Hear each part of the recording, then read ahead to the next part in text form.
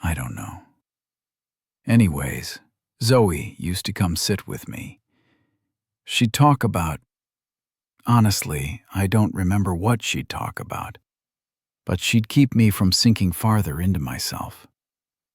Oren put the knife back into his pocket, feeling his skill make it disappear to wherever these things were stored. I think that's why I liked her so much. She paid attention to me.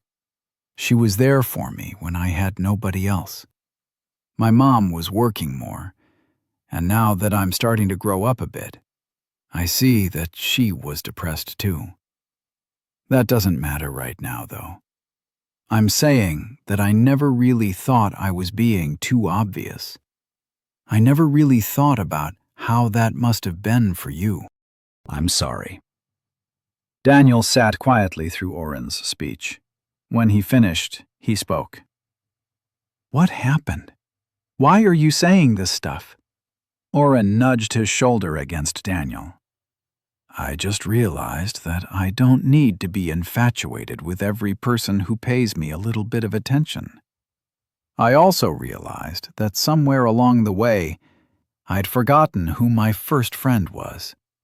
The guy who dragged me out of my house in the first place. So, if he feels slighted because somebody did something, I'm going to be on his side. Rule number 2, remember? We are a team. Daniel smiled and lightly punched Oren. Then he slowly processed Oren's words and glanced at Garrett. Emily had made her way over to the archer, and they were chatting. Maddie came over and sat by the boys. "What are you two doing?" Oren smiled at her and handed her the third apple he'd pulled out. "Growing up a bit. How'd it go?" Maddie accepted the food. "She understands why we're mad, but essentially didn't care enough to tell us. She was worried we wouldn't let her come along on the dungeon run and thought the risk outweighed the reward.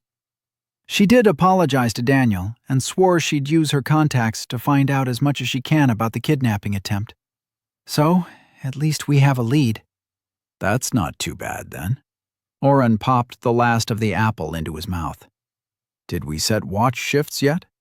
I'm almost out of mana and need a quick nap."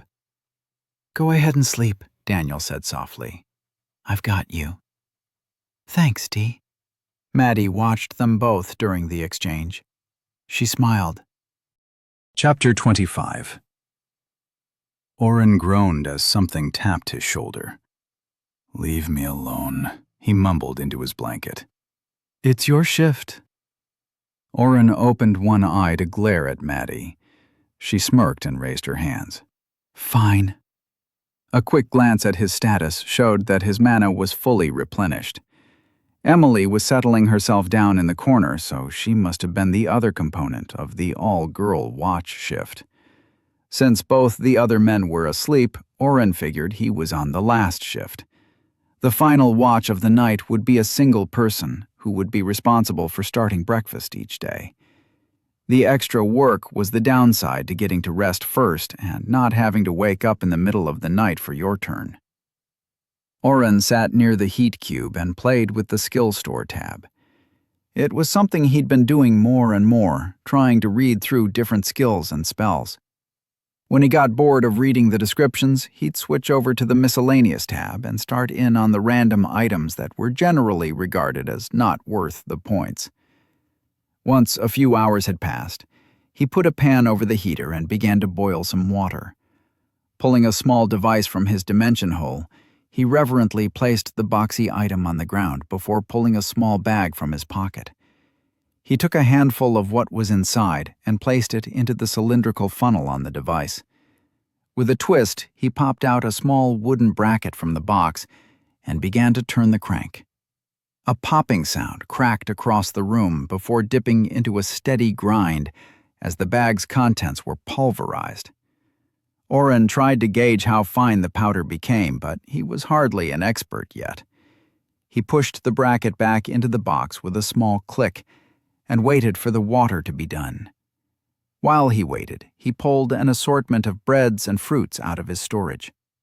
When the water was ready, he had a small continental breakfast ready for the party. He took out the single most important tool for the dungeon delve and tapped the powder into it. Holding the pan carefully, he poured the boiling liquid into the glass canister. As the water hit the ground beans, he savored the aroma that followed. He tried to put the lid on quickly, but the smell permeated the room, and people began to wake up to the wonderful smell of freshly brewed coffee. "Are you kidding me?" Maddie said in mock outrage. "It's a necessity," Oren answered. "Well, for some of us. You don't have to have any if you don't want—" "I never said that." Oren chuckled as he watched the party wake. Emily blinked with over-exaggerated movements, trying to clear the sleep from her eyes. Daniel stretched against the wall before standing up and helping himself to the food. Garrett turned over and went back to sleep. Emily noticed Oren's pursed lips. "He's not a morning person, but he'll be ready to go." When the coffee was ready, Oren pushed the plunger that strained the coffee grounds to the bottom of the golden liquid. He poured himself a small cup and sipped before letting out a contented sigh. "You bring any sugar for that?" Daniel asked. Oren put on a face of horror. "Oh no, I completely forgot the sugar. How are we going to survive?" Daniel frowned and threw a croissant at him. The pastry hit his shoulder. Oren grabbed it off the floor and saluted Daniel with his freshly obtained breakfast. "Thanks, friend." After they'd eaten their fill, Oren cleaned up the mess by shoving everything left over in his dimension hole. Daniel relented and sipped a cup of black coffee, wincing with each mouthful. Oren waited until everyone was awake to cast Utility Ward and Ward on each member of the party. Garrett grumbled something as he drank the dregs of the coffee and ate half an orange. "Everybody ready?" Maddie asked, trying to get them in the right frame of mind. Nobody responded. "I'll go through first," Daniel said. Maddie and Emily follow. Garrett and Oren behind them. He didn't wait and ducked into the doorway. Maddie threw an apologetic look back and hustled through after him. "This is going to be a long trip, isn't it?" Emily sighed and stepped in too. "Do we have time for more coffee?" Garrett asked Oren. "They'll be fine for a few minutes, right?" His smile, which had once been so enchanting, was suddenly disagreeable. Oren shook his head and headed to the doorway. He stepped through and began to drown. The group had discussed the possibility of underwater rooms and come prepared. Such floors weren't all too rare in dungeons, especially with a water persuasion, and each of them had a few water-breathing potions ready to deploy if needed. The biggest problem was knowing if it was needed beforehand, the problem that Oren was facing right now. He'd forgotten to take a breath before stepping through, and knew he didn't have enough time to fully analyze what was going on. Nobody was close enough in the murky water, and even if they were, he wouldn't be able to communicate with them in any meaningful way. He reached for his belt and began fumbling with the cache of potions he'd strapped on his hip. Luckily, he'd separated out the water-breathing potions far enough to the side that he was able to pinpoint which one he needed immediately. He disconnected one from the holder and had it halfway to his lips when Garrett stepped through behind him, jostling him. The potion slipped from his fingers and sank into the darkness below him. Oren willed the potion to lift back up into his hand. His chest began to burn with the need to breathe. Precious seconds wasted. He scratched at his belt for another potion in a panic. Long tentacles surrounded him, and something pressed against his mouth. Oren screamed as the monster attacked, barely noticing the water that filled his lungs when he opened his lips. He took a lungful of air and screamed again, bubbles rising in the water. Took a lungful of air. Garrett's arms, the tentacles, retracted from around him. The archer was downing his own potion, having fed one to Oren first. He gave a thumbs up to Oren and pointed above them. With a kick of his legs, Garrett swam toward the ball of light, blinking merrily through the water. Oren took another moment to steady himself and dog-paddled up after the man who may have just saved his life. About 50 feet up, his head broke the waterline, and he felt a cool breeze against his face. Everybody was waiting, Maddie's lights blinking like a beacon and illuminating the area all around them. They were treading water in the middle of an ocean, or at least a lake without edges they could currently see. Stars twinkled above them, with no moonlight to dim their shine. "Thank you," Oren sputtered. "If you hadn't," Garrett smiled languidly, "you'd have done the same." "What happened?" Maddie asked. "I forgot to take a breath, fumbled my potion, and Garrett had to force-feed me one of his. I thought I was going to drown." "You idiot," Daniel cursed. "Do I need to remind everyone to take a deep breath on each floor? I thought we'd gone over this." Maddie splashed water into Daniel's face. "Not the time. Oren, can you open your mat check if there are any monsters around? I'm not liking the odds here." Oren pulled open his display but forgot to tread water and sank below the waves before surfacing again. He checked and sighed.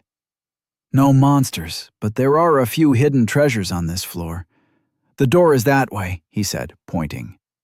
"I vote that we get out of here as soon as possible," Emily offered, struggling to keep afloat in her robes.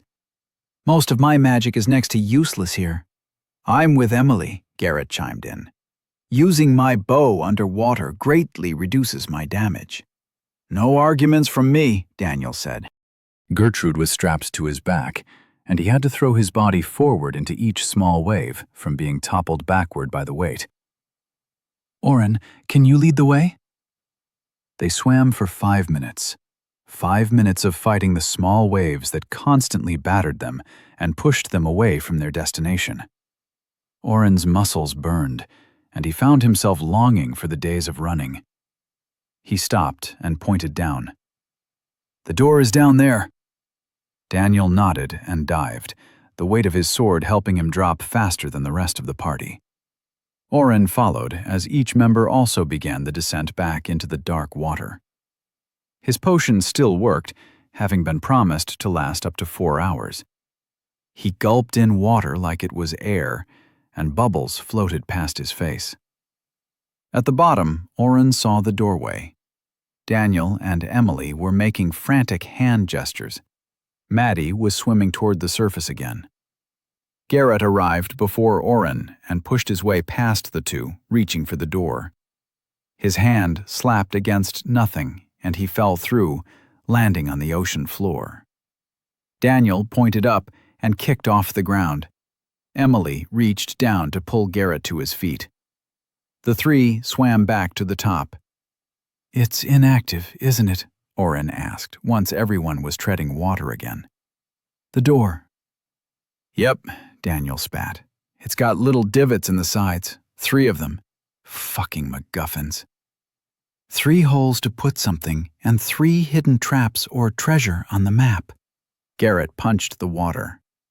"How is anyone supposed to survive this without a mapping skill? This is unfair." "It's a new dungeon," Maddie explained. "Most of the floors like this in other dungeons are well mapped out through trial and error. We're lucky we have Oren to point us toward the keys to this door. It's not all that uncommon. I will admit, the constant need to swim and fear of drowning is not ideal." "If the rest of you drink a potion, we don't have to worry about that," Oren pointed out. He pulled up his map and tried figuring out the best path to the 3 hidden marks. "We could walk along the ocean floor, even." "Let's not waste our potions if we don't have to," Daniel ordered. "Unless someone gets really tired, try to save them for the rest of the floors. We don't know if there is another floor like this, but with monsters." Maddie groaned. "You had to say it. Now a floor will be covered in water and filled with monsters for sure." Oren waved them on and began to swim. The 3 marks on his were far enough away from the doorway to the next floor that finding them without his skill would have been a nightmare. The first was only a quarter-mile away, but that was swimming against the waves that seemed to turn against them no matter the direction they picked. "Down," Oren pointed, barely able to make a sound. "There." Daniel wasted no time and dived. Emily, Garrett, and Maddie followed immediately. Oren spread his arms and floated on his back, letting the waves carry him as he rested. "Oren!" Daniel shouted from a few yards away. "Get back here!" He held his hand in the air, something clasped tight in his fist. A pearl. There was a clam the size of a horse. I tried to pry it open, but Emily just burned a hole right through the shell. This was inside. Oren double-checked the map. Sure enough, one of the dots was gone. He sighed. "The second one is half a mile that way. The other is way on the other side of the door. We're going to be doing a lot of swimming." Nobody was excited, but they soldiered on with determination. After retrieving the second pearl, they all spent a few minutes resting, floating on their backs. Oren pulled a rope from his storage, and they all held on tight so as not to float away. "You know, if you ignore the fact that we're in a dungeon designed to kill us, in a huge body of water that's fighting against our every movement, the sky is very pretty," Oren said, his hand closed around the end of the rope. "I'd rather have dry land," Emily responded quickly. "Although I will admit the stars are nice to look at." "They're almost as pretty as your eyes," Garrett murmured, moving his hand up the rope. Oren couldn't even see whom he was hitting on. What he did see was Emily pushing Garrett's head underwater as Maddie and Daniel laughed. Chapter 26. After obtaining the final pearl and swimming back to the door, they'd all tumbled out into the safe room between floors. Daniel complained they had only made it through 3 floors, and Maddie had to soothe his fears that they were traveling slowly. "We've only slept once," she pointed out. "Time is murky down here, but if we count it like that, we've only spent a day and a half. It takes a normal team that long to get through 1 floor. We are making amazing time." Garrett and Emily nodded along. Everyone but Emily was changing into dry clothes after the prolonged swim. Emily simply used a spell and her robes were warmed and dry. "Could you use that on us?" Maddie asked hopefully. "If you don't mind a sunburn. It literally burns the skin. I have a passive skill that protects me from it." Oren pulled on a dry shirt. "You know, if I got a fire, I'm sure that would protect us. Then you could do that clothes dryer thingy on us." Maddie flicked him in the head. "You are not wasting ability points. Stop." Daniel grinned at somebody else getting hit. The party rested for an hour at Maddie's behest. The constant swimming had taken more out of them than they'd first imagined. But soon enough, Daniel was giving them marching orders, and everyone lined up for the 4th floor. "We've had a poison, water, and steel level, so we could see any of them again. But most likely, we'll have a combination of 2 or even 3, Emily informed them. "The deeper we go, the stronger the monsters will be too. We were really lucky the last floor didn't have anything we had to fight off. It was too easy, to be honest." "If we didn't have Oren, how long do you think we'd be swimming around?" Daniel asked. "I think that floor would break most parties." Emily chewed her lip. "You might be right, but only for the first few groups. Once somebody figured it out, everybody would learn the fastest path through." "We've got the dangerous job of being first, but Oren did save us days of swimming around." Oren's neck warmed. "He's blushing," Garrett said with a smirk. "I didn't think he could be any cuter." "Ow!" Emily pulled back a burning hand from Garrett's side. "I've warned you already." Garrett mumbled something, but didn't respond aloud. They entered in the same order again. Oren remembered to take a deep breath this time before he stepped through. Darkness. "Hello?" he whispered. "Over here," Maddie said, casting one of her butterflies of light into the air. It hovered over their heads for a moment. Then something struck it so fast it disintegrated. "Every time," Maddie complained. Oren felt Garrett appear behind him. "Anybody have a light?" he asked. "Every time Maddie or Emily tries a spell, something attacks the light," Daniel said from a few feet away. Oren hadn't even seen him. The darkness was so complete that he could wave his hands in front of his eyes and see nothing. "I've got some torches we could try," Oren volunteered. "Or should we just try to use my map?" "Map?" "Sure, grab a torch." "I don't like this." The voices all talked over each other, leaving Oren with no clear indication of what to do. Making his own decision, he pulled 2 torches from his dimension hole. "Emily, a little fire here, please?" The fire mage snapped her fingers, letting the spark she generated light the area for a moment. Seeing the proffered torches, she snapped again near one. It went up in flame immediately. Oren crouched low, holding the torch way above his head. He waited. Nothing happened. "You look stupid," Daniel said, walking into the small circle of light and holding his hand out. "Give me the other one." Oren handed the second torch to Daniel. His friend tapped the 2 together, lighting his own. Oren pulled up his map. "That's new." Daniel grunted. "My map.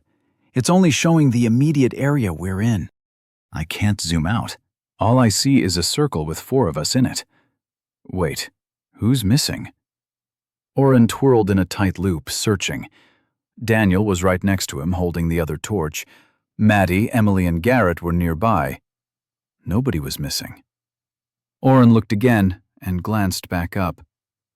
"Garrett, step more into the light," he demanded. The archer took a tentative step forward, and Oren sighed in relief. "Everyone stick close to me. If you go too far into the darkness, I can't find you. Lucky for us there are no monsters here, huh?" Of course, that's when the monsters attacked. "You just had to say it," Daniel yelled as he swung Gertrude overhead. He missed the small speck of darkness that careened into the halo of light, illuminated by Oren's flame. The other 4 party members were standing in a loose circle around Oren.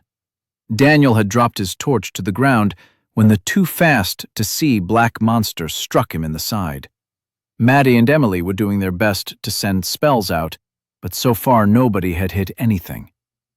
"I can only say I'm sorry so many times."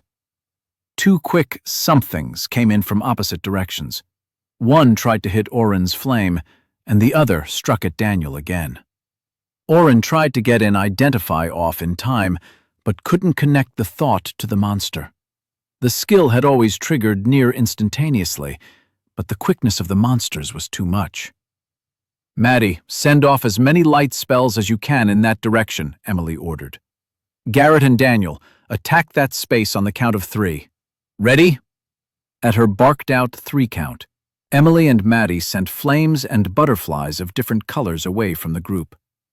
Garrett sent multiple arrows out in a torrent, and Daniel swung Gertrude side to side with a speed that defied the giant sword's mass.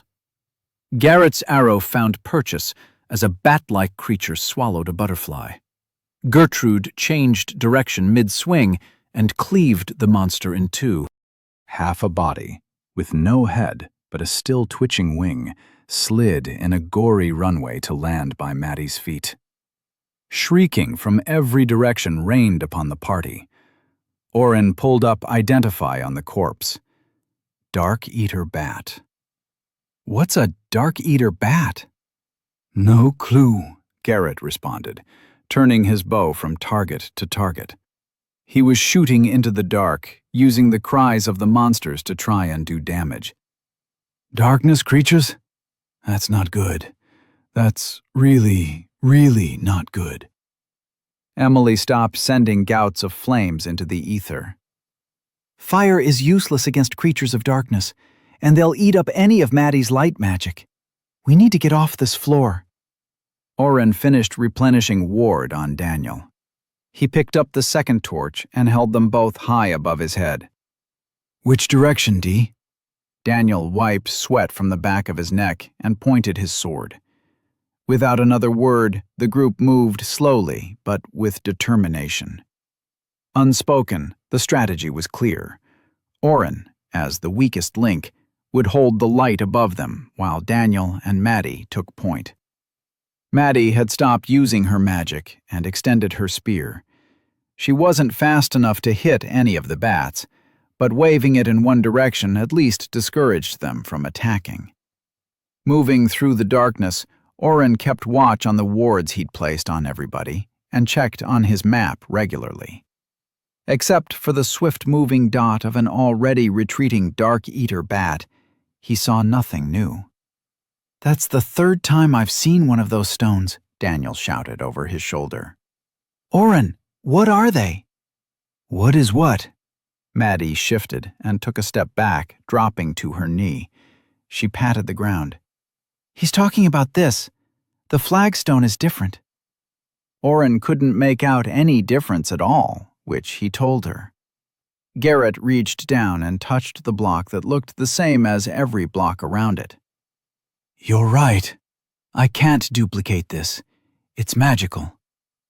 "A puzzle in the darkness?" Emily asked. Maddie nodded. "Will somebody explain what is going on?" Oren begged. Daniel swung too late at a bat. It crashed into Oren's left arm. He felt the claws scratch his forearm, but do no damage to him. His ward was nearly cut in half, but he topped it off. "Destroy it? Stand on it? Pull it out of the ground?" Maddie and Emily made suggestions, while Garrett and Daniel continued the fight. Oren just stood in the middle of a sea of darkness, waving his two fire sticks like he was directing air traffic, and feeling like an idiot that he still couldn't see what was different about this particular stone. "Oren, can you bring us back the same way we came?" Maddie asked him. The map still showed darkness around them, but the path they'd traveled was a lighter gray. They'd yet to hit the other wall, or any wall, so he still didn't know if they were in an alley or a large room. He was praying it wasn't anything as spacious as the ocean floor had been. He nodded his head backward. "That way." "All right, listen up," Maddie instructed. "Emily is going to stay here, and we are going to move back to the last stone. We are going to run for it. If nothing happens at that stone, we are going to leave Garrett at that one. We're going to try touching the stones together. Emily doesn't think we can dig them out of the floor. Any questions?" Oren gaped at Maddie. "I've got 100 questions. Split the team? That's insane." Maddie smirked. "It's nice to be the one with a plan. I'm normally you in this situation. Move out." Daniel barreled into Oren, pushing him forward, or backward. Oren only saw Emily for a moment before the darkness swallowed her. "I could have left a torch for her," he tried to say, but nobody heard him as they ran. He swung his arm to the side when they went off target until Maddie stopped and pointed out a slightly darker rock. Oren could almost see it. The stone path around them was a dark gray, but one of the pieces of the flooring was a light black instead. If that made any sense. "Garrett, you stand on this, and we'll move to the next one if nothing happens." Garrett stepped on the block, and something did happen. The bats went crazy. Before, only a handful at a time would swoop in. But now, Garrett had to cover his head with his arms as dozens began to rain down on him. "Run to the next one!" Maddie yelled as she darted off into the darkness. Oren threw another ward on the archer and tried to keep up with Maddie. He kept shouting directions to keep her on track. He didn't spare a second glance to see if Daniel was behind him. He had to trust Maddie and whatever plans she had. "Where is it?" he heard her chanting over and over as they moved away from Garrett. She slid along the floor and stomped her foot on a black stone. Oren was sure he could tell the difference now. "Oh shit," Daniel muttered from behind him. Oren glanced back and saw Daniel had fallen well behind. The halo from the fire was too small, and Daniel was well outside it. But he was still visible. Once Maddie had stepped on the third block, the darkness became only dimness. Now that he thought about it, Oren was sure he'd been able to see a little more into the darkness after Garrett's block, too. They'd lit up the cavernous room enough to make out each other. Oren could see a shape farther away that he was quite sure was Garrett. "We did it! We can see each other now!" Oren cheered. Then he followed Daniel's gaze up to the ceiling. Hundreds of dark eater bats hung upside down, blinking down at them. Most appeared to be waking up from a deep and restful sleep. Oh, shit. Chapter 27. Oren, I want you to focus on healing me and keeping that ward up, Daniel said as the bats began lazily moving their wings. Drink a potion or two if you need to, but try and keep yourself from cycling. You know how I feel about it. Daniel, what are you doing? Maddie asked. His sword held up in the air, the hero was focusing intently on something. I think it's about time that I see what this class can really do. Daniel smirked over his shoulder and nodded at Oren. Boost me to the max. Oren had replenished their utility ward when they had woken up, but had refrained from overboosting anyone. Daniel and he were the only two who could get away with that kind of short-term boosting, and it wasn't worth it, most of the time. He started spending his mana. First, he capped his own intelligence and wisdom with a few of his normal spells. That made the costs cheaper when he slapped all four on Daniel: intelligence, wisdom, dexterity, and strength. The first bats dropped off their perch and began winging their way toward the trio. Oren double-checked Daniel's ward and gave him a thumbs up. "You've got this." Daniel disappeared. With his combination of the fast-moving shooting star skill that let him move in bursts of speed so fast he looked like he was rapidly teleporting, and Gravity Strike, his powerful fight ender, Daniel bounced between targets with a vengeance. By the time any monsters made it to Oren and Maddie, dozens of corpses already littered the dimly lit room. "Oren, this can't be the solution. There's always a way through," Maddie yelled, as she swung her spear at a swooping bat. She scored a cut along its torso, and it leaked its dark blood as it cried in pain and flew away.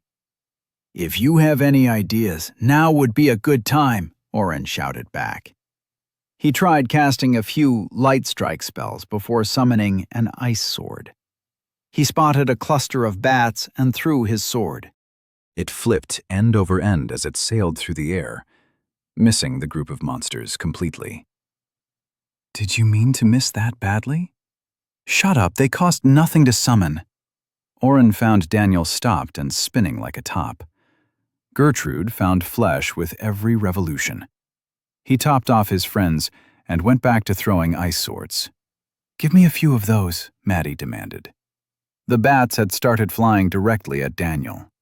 "That bastard," Oren said as he realized why the bats weren't targeting them.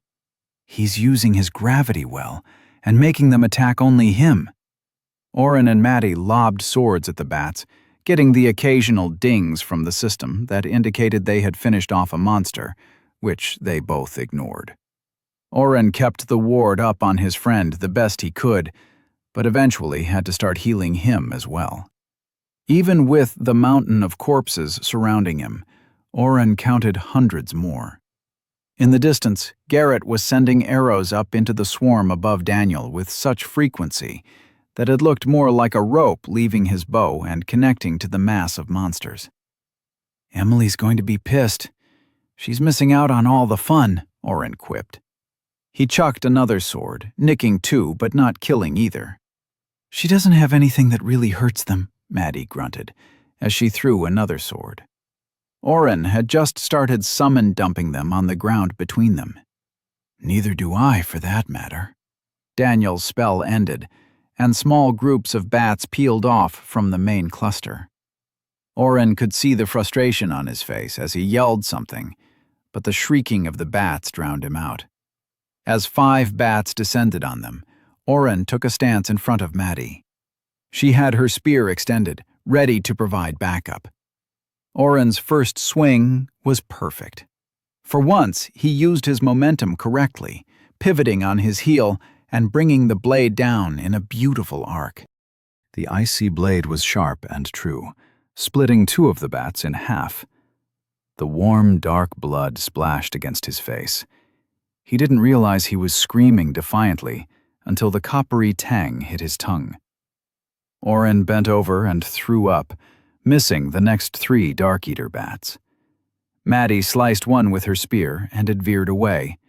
She stabbed a second full on in the face, impaling it on her weapon. The weight of the bat caused her center to drift, and the third bat landed on her with a furious shriek of talons and teeth. Oren wiped his mouth, smearing the vomit on his cloak. He tried to find an angle to hit the bat without risking hitting Maddie, but her furious laughter at being shredded was... laughter? Maddie stood with her arms spread as the bat slammed against the air around her. She smiled and pointed.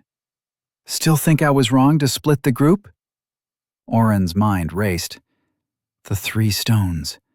The room getting brighter as they activated more. He looked over his shoulder at Daniel, who was still swinging wildly. Even with the boosted stats, his stamina wouldn't last forever. Sweat made his hair glisten as he fought savagely, killing bats with every movement. "We need to find more," Oren whispered, before turning and shouting, "Daniel, we need to find more of the special stones. They protect against the bats." Daniel shook his head and put a hand to his ear. "Go!" Maddie demanded. "I can kill them when they get close." She demonstrated by shaking the dead bat off the tip of her spear and replacing it with the one still beating relentlessly against the barrier around her. Oren darted into the melee, using Way of the Water to the full extent. He triggered sidesteps 3 times, which would have overjoyed him at the growth of his skill, if not for the corresponding decrease in his ward, as some of the attacks inevitably got through his defenses. How is Daniel doing so much better? Oren skidded to a halt next to Daniel. While dodging and trying to hit bats, he explained what they'd discovered. The room, the stones, and the barrier. Daniel pointed. "Let's try on the far side, where Emily is. We'll run for it." Oren nodded his agreement and started sprinting. "When did you get so fast?" Daniel muttered to no one. They passed Garrett, laughing maniacally as he did trick shots with his bow. He created an arrow shaped more like a sword and swiped one-handed through the cloud of bats in front of him, before loading the same and shooting it through another 4 bats. Without Daniel's gravity well, the monsters were attacking everyone now. Emily was faring much worse when they reached her. Her staff was only semi-effective against the bats. The boys watched as a bat she hit rolled over in the air before launching itself back at her. With her lower strength score, the bludgeoning tool was not as effective as it normally would be bolstered by her magic. "Are you out of mana?" Oren asked as they raced up to her. Daniel swung a few times to clear a path. "None of my fire magic does enough to be useful," she said through gritted teeth. Oren could see tears of frustration behind her eyes. "They can't get to me, though. I tried to yell out, but you all ran away too fast." "We figured that out," Oren said, summoning another ice sword and handing it to her. "This might help. Sharp end goes into the bad thing." Emily took the sword. "What's the plan?" "The lights came up when we got to Maddie's block. We're off to find the rest of them." Emily seemed relieved to take a break. Daniel was going ham on the bats around her. "What if there's only 3? "Then we kill all the bats." Emily raised an eyebrow. "Bravado? Or are you doing that thing where you don't think right again?" "Neither. I'm scared shitless. But I have this guy and his sword," Oren said, pointing to Daniel. Another dozen bats dropped from the darker part of the ceiling. "Fuck. D, let's bounce." Daniel didn't wait and started his mad dash away. I mean, he could have waited for me, right? Emily shook her head at the younger boy and raised the sword he'd given her. Ice? Why'd it have to be ice? Go ahead, Daniel said. Step on it. They'd found the fourth block after 2 minutes. Running with a maxed-out dexterity took some getting used to, but Oren thought the wind in his hair felt, well, actually like shit. His face was wind-burned, and his eyes hurt. We should get goggles or glasses. What the fuck are you talking about? Daniel roared. Get on the thing! For running! Goggles for when we are running at full speed. I'm sure there is a speedster class, something like the Flash. Somebody has to have invented that. Remind me when we get back to day, Oren rambled. Oh, and no, you get this one. Daniel stepped toward Oren. So help me, get on it now. Oren danced backward. Listen, I can heal myself and cast ward. It makes more sense for me to go find the last one. Even if I can't find it, I can survive a lot longer than you. Daniel glared at him. You know I'm right? Go, before I change my mind. Oren surprised himself and gave Daniel a quick hug. Don't die. Daniel squeezed back and then pushed Oren to the side. He swung Gertrude at a bat that had almost clawed up Oren's back. Daniel stepped on the darker stone. The room lit up more. The hundreds of bats were ravaged. Oren picked out Emily and Garrett, along with what might have been Maddie in the far, far distance. He trekked on. It's gotta be close. Each trigger seems to be about a half-mile apart, I think. How fast do we run with 100 decks anyway? Oren's thoughts continued to tumble over each other. The adrenaline and fear worked together to have him think about anything but the fact that he was alone, well away from his friends, and facing an army of flying demon bats. Not demons. Tony had told him all about demons. These were just big, ugly bats that weren't affected by light or fire magic. Something that would have been nice to know before coming in here. Oren's eyes caught a small shift in the light on the ground. He ducked instinctively. 2 bats passed over him, their attacks narrowly missing. He threw his sword. The hilt struck one, but other than a slight dip in its flight, didn't do much damage. He pulled another one out of whatever magic factory made his icy blades and held it out. Come and get it. Oren would later tell of his artful dodges and graceful swings, the perfect symphony of battle, where he felled 2 beasts on his own in a moment of inspired swordsmanship. How the first bat's shriek warmed his face, and small specks of spittle dotted his chest as he held it back with deft strokes of his sword. How the second bat fell after the snicker-snack of his weapon robbed it of both wings before it hit the ground. He told these lies because he knew that nobody would believe that the 2 bats collided in mid-air in their rush to get to him. He made up the battle, because who would listen to a story where the 2 monsters skidded across the stone floor and stopped right at his feet for an easy poke to the head with the sharp end of his sword? After his intense and not at all made-up battle, Oren leaned against his sword to catch his breath and saw another dark stone on the floor only a few yards away. He made his way to the gray-black brick and stepped on it, activating a brilliant flash of light across the ceiling. The bats, still in the air, wailed and flew higher toward a single dark hole in the ceiling. When the last bat fled into the darkness, the hole closed with an audible pop. Chapter 28. Oren watched the last bat fly into the inky black hole in the brightly lit ceiling. As the darkness receded, the roof sparked with waves of light. The ripples centered back where the rest of his party was located. With the final flicker, a ray of bright white light shone down in the distance. Is everybody okay? Oren yelled, hoping Daniel would be able to hear him. He didn't have to wait long for the response. Come this way, the door is over here. Daniel's voice carried with a slight echo, and Oren could make out the small figure of his friend waving his hand over his head. Oren took a tentative step off his marker. He waited for the lights to dim or the bats to return, but nothing happened. He made his way toward his friends. All four of them were already waiting when Oren arrived. "Took you long enough," Maddie joked, pushing a shoulder against him. Emily was standing by a door made of light. She spared a quick glance at Oren before trying the handle. As soon as it turned, she stepped through and left the floor. "She's a bit spooked at not having a good way to fight against those bats," Garrett said by way of apology. He smirked at Oren and opened his mouth to say something more. "It's fine," Daniel said, pulling Garrett's gaze and attention. "Go on through. We'll be right behind."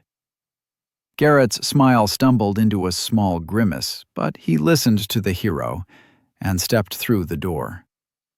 "That was a cluster," Daniel sighed. "Before we go to the next floor, we should have a serious discussion about whether it's worth continuing. I don't know anything about darkness magic. That is what Emily called those creatures, right?" Maddie shrugged her shoulders. "It's a rare magic type, usually only found in some of the more restricted classes. Theoretically, I know it's a bad matchup for me or for someone with fire magic." "That's almost half our party that would be useless against another floor like this or darkness monsters. That old fart who told us we were going to die mentioned something escaped when the dungeon break happened. Maybe it was something like one of these bats." Oren took in the look on Maddie and Daniel's faces. "What? Old fart?" Daniel asked. Maddie stifled a laugh, turning it into a snort. "You know what I mean. He already accounted for not having all the data, and even when he gave us bad odds, we came in. My vote is we don't quit. In an emergency, I can boost everyone up, and we can just pay the consequences for a few days in the next room between floors." "The consequences?" Maddie sputtered. "I'm not sure I want to go through that again." "It's a fail-safe," Daniel bargained. "I also think we should keep going, but I'm not the one who has trouble against those things." Oren and Daniel turned to Maddie. To her credit, she didn't cower or hesitate. She held her head high as she answered, "Let's destroy this place." Emily and Garrett were setting up camp when they entered the room. "So?" Garrett asked, as he rolled a sleeping bag out on the floor. "What's the verdict?" "What do you mean?" Daniel asked in return. "What are you doing? We just slept." Emily had a blanket over her shoulders and her eyes shut tight. She cracked one eye open to stare at Daniel. "He's asking if we continue or turn back. Either way, I used too much mana in that room and need to rest. I won't be of any more use today. Not that I was of any use in the first place," she finished bitterly. "Stop that right now," Oren thundered, surprising himself. "Nobody knew what we were heading into, but from what I saw, you kept your cool and fought on. You didn't give up and took out how many of those things?" Emily muttered something, but Oren didn't hear it. "How many?" he asked again. "She took out 37. I took down 89, Garrett boasted. "Emily, I only took out 26, Maddie said, kneeling beside the fire mage. "I had to use my spear and wait for them to get close. I was terrified too, but we made it." "What about next time?" Emily closed her eyes again and rubbed the blanket across her face. "If Oren hadn't given me that sword, I don't know what I would have done. I broke my staff against one of those things. I'm not used to physical confrontation.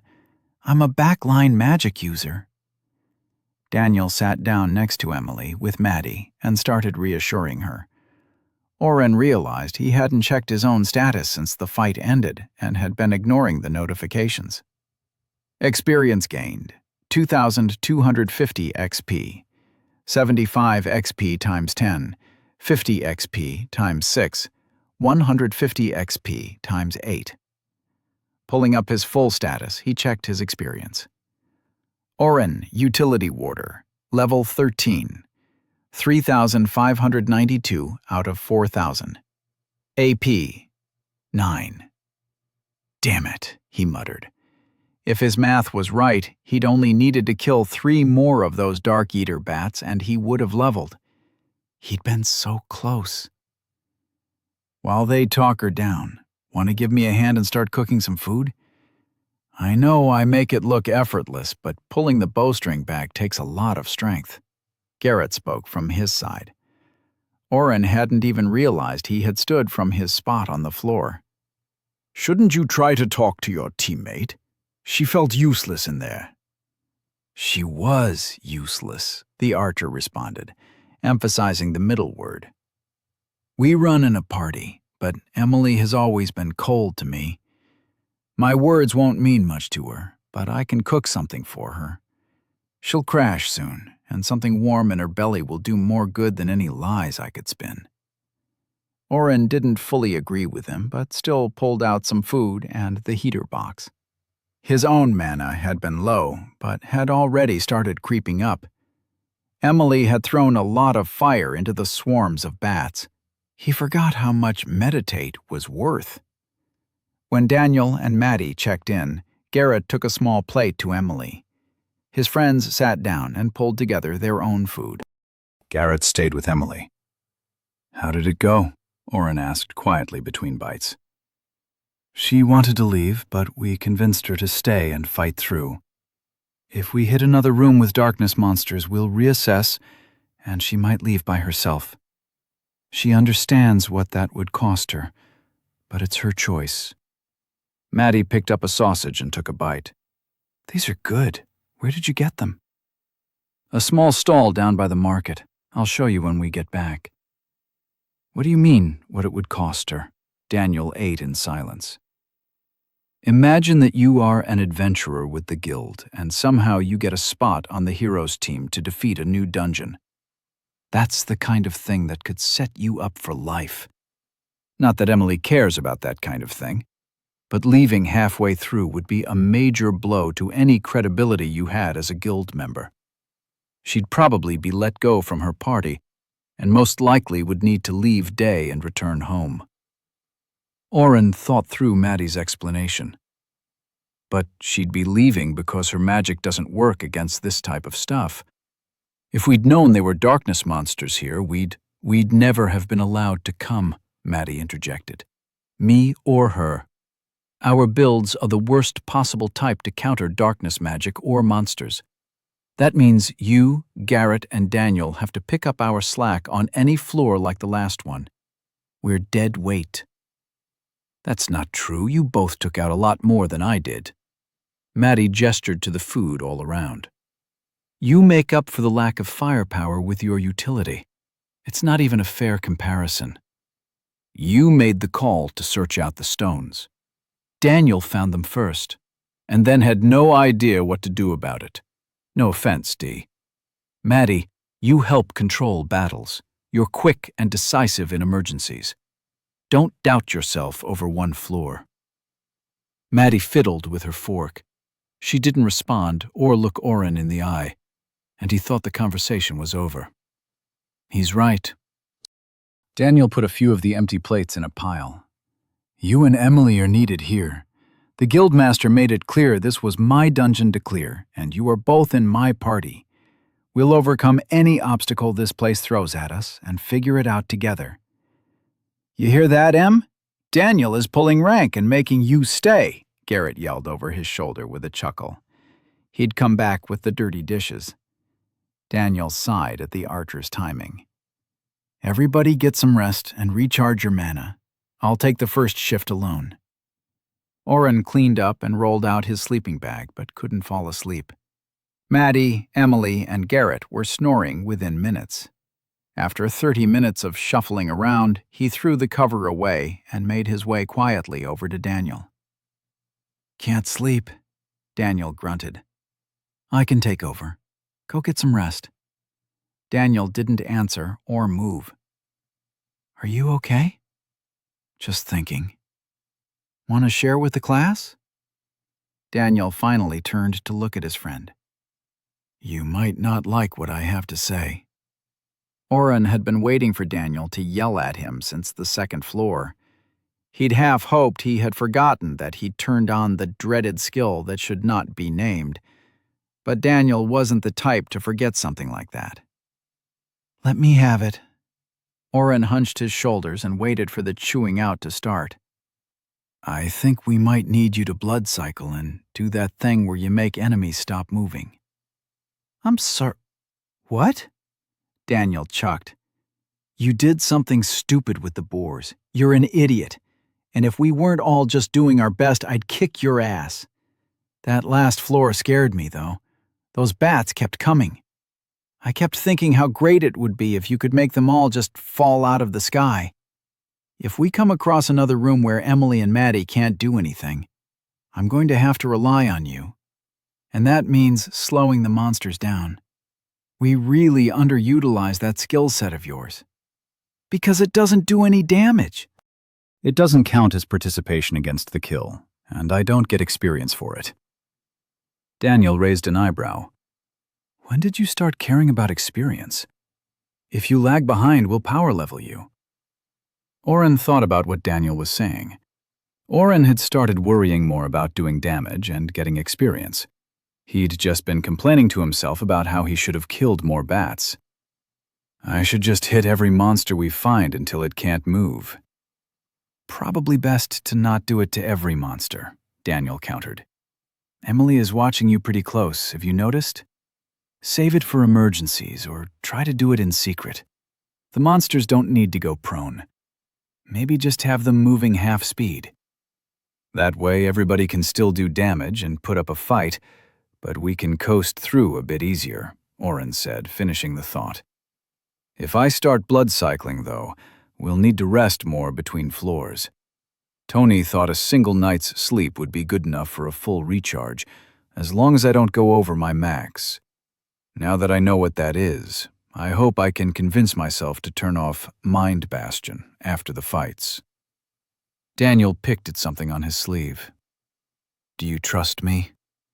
Oren scrunched up his face. What do you mean? Of course. If I say to drop Mind Bastion, do you trust that I have a good reason? I think so. Daniel finally got the piece of bat flesh unstuck. The blood had dried, gluing it to his shirt. No, not I think so. I want you to convince yourself that logically, no matter what, if I tell you it's a good idea to stop blood cycling, you'll listen. Oren saw what Daniel intended to do and smiled. Yes, I trust you. If you think I should stop cycling, it's probably for a sound reason that I just haven't figured out yet. Daniel smirked back. Do you think it'll work? Oren put out his closed hand. Daniel quickly rapped his knuckles against the proffered fist. Only one way to find out. Chapter 29. Once everyone recharged their batteries, the group got ready to move on to the 5th floor. Daniel clued Maddie into his plan to try and control a blood-cycling Oren. While she had obvious concerns and voiced them, she eventually said she trusted their decision. Why do I feel like she still expects us not to do it? Daniel muttered as Maddie moved toward the other two. She's doing that thing my mom does, Oren whispered back. You know, the whole, I'm not going to tell you not to do that, but I'll be very disappointed if you do thing, Daniel grumbled as he handed Oren the last of the cleaned-up camp. Garrett and Emily had been singing Oren's praises all morning. Sleeping and eating as comfortably as they had been was not something anyone expected in a dungeon run. Emily was very clear that Garrett should not get used to luxurious living. As it turned out, the 5th floor of the dungeon was a mixture of the steel and poison categories they'd run into so far. When Oren stepped through the doorway, 15-foot-tall plants with metal-coated teeth snapped at him. Luckily, the door had a safe zone just out of their reach. The plants resembled a mix of Mario piranha plants and Venus flytraps, besides the obvious size difference. They also had waving green branches with razor-sharp leaves that tried to reach the party. The grinding noise of their steel teeth clanging together sent chills down Oren's spine. An ichor dripped from the open green mouths and sizzled on the dirt ground. He tried an identify. Steel-tooth dewdrops.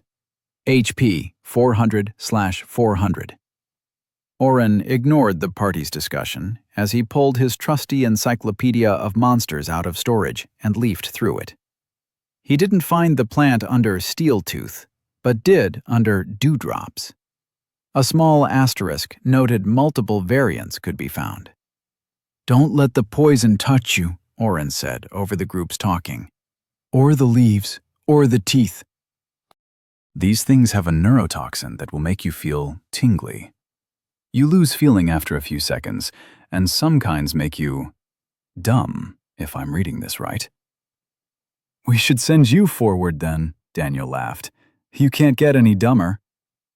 "Some reports indicate cognitive dysfunction, including trying to climb into the plant's open mouth," Oren read aloud. "That doesn't sound like something I want to try, so no thanks." "We could stand back and just attack," Maddie suggested. "It doesn't seem like they can move." "They're stationary according to this," Oren said, holding his book up before making it disappear in a pocket. "My map shows only about 50 of them. Maybe we should just—" Flames gushed up from the ground all around them. Oren hunched, pulling his cape over his eyes at the bright light. He was about to use water reservoir to soak them all when he heard Garrett's laughter. "Damn, Emily, those bats really pissed you off." Emily's telltale red vines had crept out and up the nearest dewdrops. Oren watched as the HP on the nearest dozen dropped rapidly. Daniel exchanged a glance with him and shrugged. Garrett was lobbing a few arrows, but mostly enjoying the flame storm of death. In 20 minutes, Emily had cleared the entire room mostly by herself. Oren made sure to hit just enough with a few light strikes to level up. Experience gained, 500 XP, 100 XP times 5. Level 14 obtained, plus 10 AP. When the last dewdrop wilted into dust, a door appeared in its place. "Remind me not to piss off the fire mage," Daniel joked. Emily turned her gaze on the hero. He held up his hands in surrender. She raised an eyebrow and smirked. "Fireflower mage," she corrected. Daniel bowed at the waist. "I stand corrected. Remind me not to piss off the fireflower mage." And just like that, the 5th floor was defeated within the hour. Emily declined another rest and took a mana potion. They were standing in the room between floors. Oren hadn't been the only one to take advantage of Emily's burning crusade against plant life. Garrett had finally hit level 20 and had requested 30 minutes to go over his status.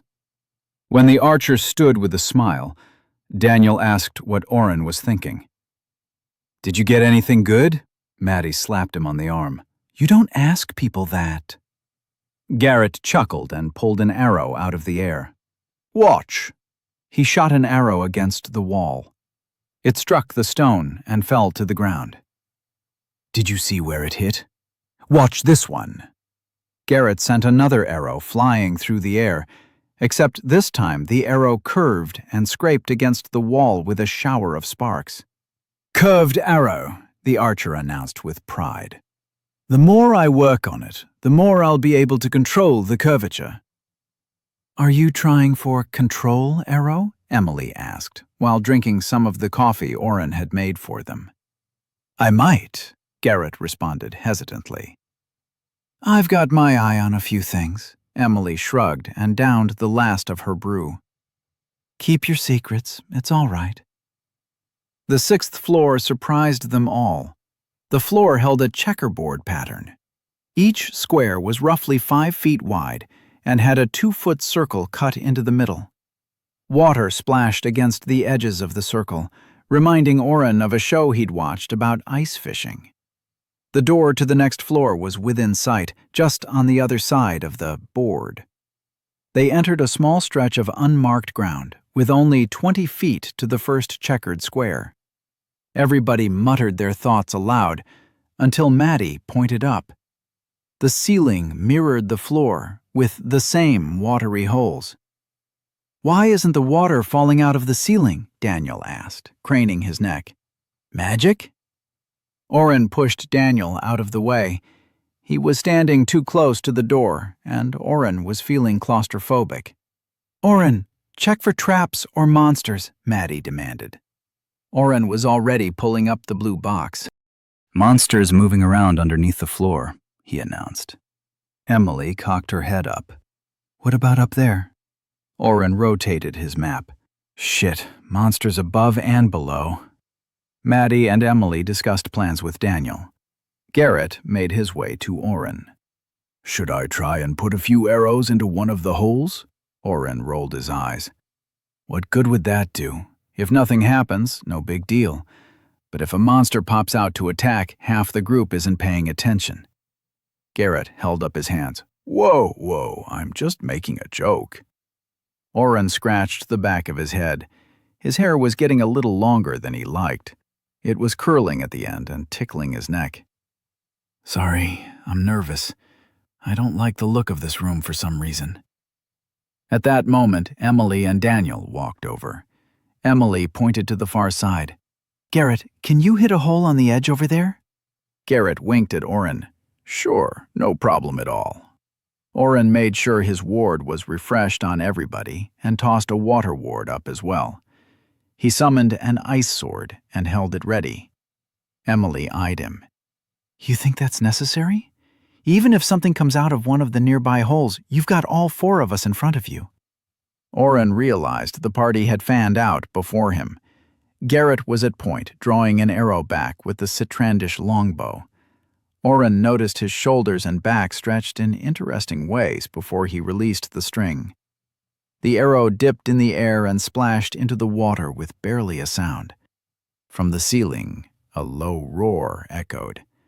A beast of scales and fangs fell from the corresponding ceiling tile and dropped like a stone into the same spot where Garrett's arrow had landed. The blue and silver of its hide sparkled as it dived, more of its body coiling out of the hole in the ceiling. Just as the serpentine head struck the water on the floor, it stopped growing. It was the exact length of the room's height. "Was that a snake or a dragon?" Daniel said in surprise. "Oren, how many of those are there?" "I can't count them. They move too fast and swarm over each other. But I think more than 10 and less than 20. "Did you get a chance to identify it?" Maddie asked. "Sorry, no. I was too surprised. It was kind of beautiful, right?" Emily, Maddie, Garrett, and Daniel turned to stare at Oren. He blushed. "What?" Daniel smiled. "Nothing, buddy." Garrett repeated the shot, but nothing happened. He sent an arrow into the ceiling tile the monster had fallen out of, but the waters stayed still. He even tried shooting a few random squares in rapid succession, but no more of the monsters appeared. Their charming tramp blew through his teeth in frustration. Oren chucked his sword. It turned end over end before skidding to a stop on the edge of a central pool. "Why did you do that?" Daniel asked, keeping the smile from his face. "I thought maybe the things are smart and realized that an arrow didn't necessarily mean foot." Another of the monstrosities erupted from the pool of water that Oren's sword had barely touched. Nobody saw where the sword went. They were all agog at the 40-foot snake monster flying up into the air. Halfway through the air, it twisted and entered a different hole in the ceiling. "It didn't go into the one directly above it," Emily pointed out. "We all saw the same thing," Garrett retorted, earning himself a slap to the back of his head. "Ouch," Oren was smiling. "Got it." "What is it?" Maddie asked. Oren was already leafing through his book. "Steel-armored faceless worm. Found it," Oren read aloud. Spaceless worms have been hunted to near extinction due to the refined use of their scales. These monsters can grow up to 20 feet long and can bite cleanly through an adult male's arm. The worms have a venomous bite. However, the scales absorb the monster's surrounding toxins, increasing the overall toxicity of venom. No two spaceless worms have the same venom, leading to crafters using the scales for a variety of uses. It has 5 stars. 5 stars isn't too bad, Daniel said, trying to lighten the mood. There's nothing about variance. The author thinks they get to half the size we just saw. I'm going to take a guess and say these worms might be a little more than 5-star monsters, Oren countered. He's right. Emily stepped in front of Daniel and put her hand on his chest. This isn't a room where we want to fight. We just need to figure out the pattern. Huh? Oren and Daniel spoke at the same time. It's obvious, Garrett said, as he sat down and started scratching a grid on the stone floor. The worms move through the holes in a pattern, and we need to figure out how to get through without any of them coming out. Emily walked over and put her hand on Garrett's head. He's learning. Garrett shook her off. I've spent enough time with you and Tin. You don't just keep me around for my dashing good looks. Maddie sat and pointed out the pool the arrow had hit and started talking with Garrett. In a few seconds, Daniel and Oren were being ignored. What do we do? Daniel finally asked. Emily glanced up. Start throwing stuff in the pools and let us know what happens. We need more data. Oren and Daniel spent a few minutes throwing more of his swords. The worms didn't respond again. Daniel finally had the idea of throwing real food, which pained Oren. After the first tiny piece of chicken hit the pool and a worm appeared, he couldn't argue against it, though, especially when the second, third, and fourth pieces also brought out worms from the floor below and the ceiling above. There are 64 squares, Oren complained. That's going to be all our food if we have to try each one.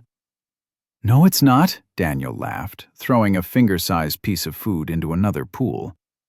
I know you overpacked. I saw how much you brought. We can always throw coffee beans. You wouldn't dare! Daniel laughed again while Oren started to think of ways to kill the hero before he tried to do something unforgivable. Chapter 30. After 3 hours of testing, talking, and throwing away more of Oren's food stores, Emily and Maddie solved the pattern. Oren tried to listen to them explain, but it was like watching a video on how to solve a Rubik's Cube. No matter how many times he tried to wrap his mind around the ever-revolving logic, the girls couldn't get him to understand. You know, it's nice that you suck at something, Maddie teased. Oren flipped her off. What is the plan, though? Garrett asked. He hadn't even tried to listen to them explain how certain locations on the board had been used as predictive models to do something. Oren's brain hurt. What do you mean? Emily responded. We know how to make all the monsters go into the ceiling. Then we just walk across. If you think it's going to be that easy, I've got some beautiful land to sell you in Veskar. Prime real estate, truly. He has a point, Oren agreed. We don't know if only the water triggers them. Nobody has tried standing on the squares. What if they all drop out of the air at once? Daniel hefted Gertrude and swung her once. Then we fight and try again. I'd really like to avoid fighting one of those big worms, Garrett countered. Worm, not worm. That's what I said. Emily rolled her eyes. We can test what happens when we stand on the square once we get them all in the sky. Then we will send one person across at a time, or maybe 2. We can figure that out later. Garrett had the best long-range aim, so he spent the next 30 minutes playing a complicated game of basketball with chunks of food. Oren was stingy until one of the small pieces of bread missed and almost rolled into the wrong pool of water. I need more weight, Garrett complained. Oren relented and brought out some strawberries he'd squirreled away, as well as a bushel of apples. "How much food did you bring?" Daniel asked incredulously. "This is ridiculous." "Yeah," Maddie agreed, her lips stained by the strawberries she was chewing. Once every worm had been displaced from below, Daniel took a tentative step onto one of the squares. When nothing immediately happened, he walked the edge until he was halfway across the board. "Follow the same path," Emily ordered, pushing Garrett out as the second test subject. Garrett reached the midway point just as Daniel stepped off the checkerboard. He waved from the other side. "All good over here." Maddie went next. "Once she's across, I'll go. Stick to the same path and wait for me to get halfway. Don't break whatever design we've figured out here," Emily said, not taking her eyes off Maddie. "Why am I going last?" Oren complained. "You can make yourself fast and try to outrun those things. My fire will probably just piss them off more." Oren couldn't argue with her reasoning, but still hated being the final moving piece of the plan. He watched Emily take her first step as Garrett joined Daniel. Everything went according to plan. His teammates were waiting for him on the other side. He joined them without incident, and they entered the doorway. "Good job, everybody." Daniel walked straight across the room. "You all ready?" "You don't want to take a break?" Oren asked. "We can spare 5 minutes." "No, let's just push through and take out the next floor. I've got a good feeling." The 7th floor proved to Oren that Daniel's good feelings were not worth listening to. "So many spiders." Oren fell against the wall, exhausted.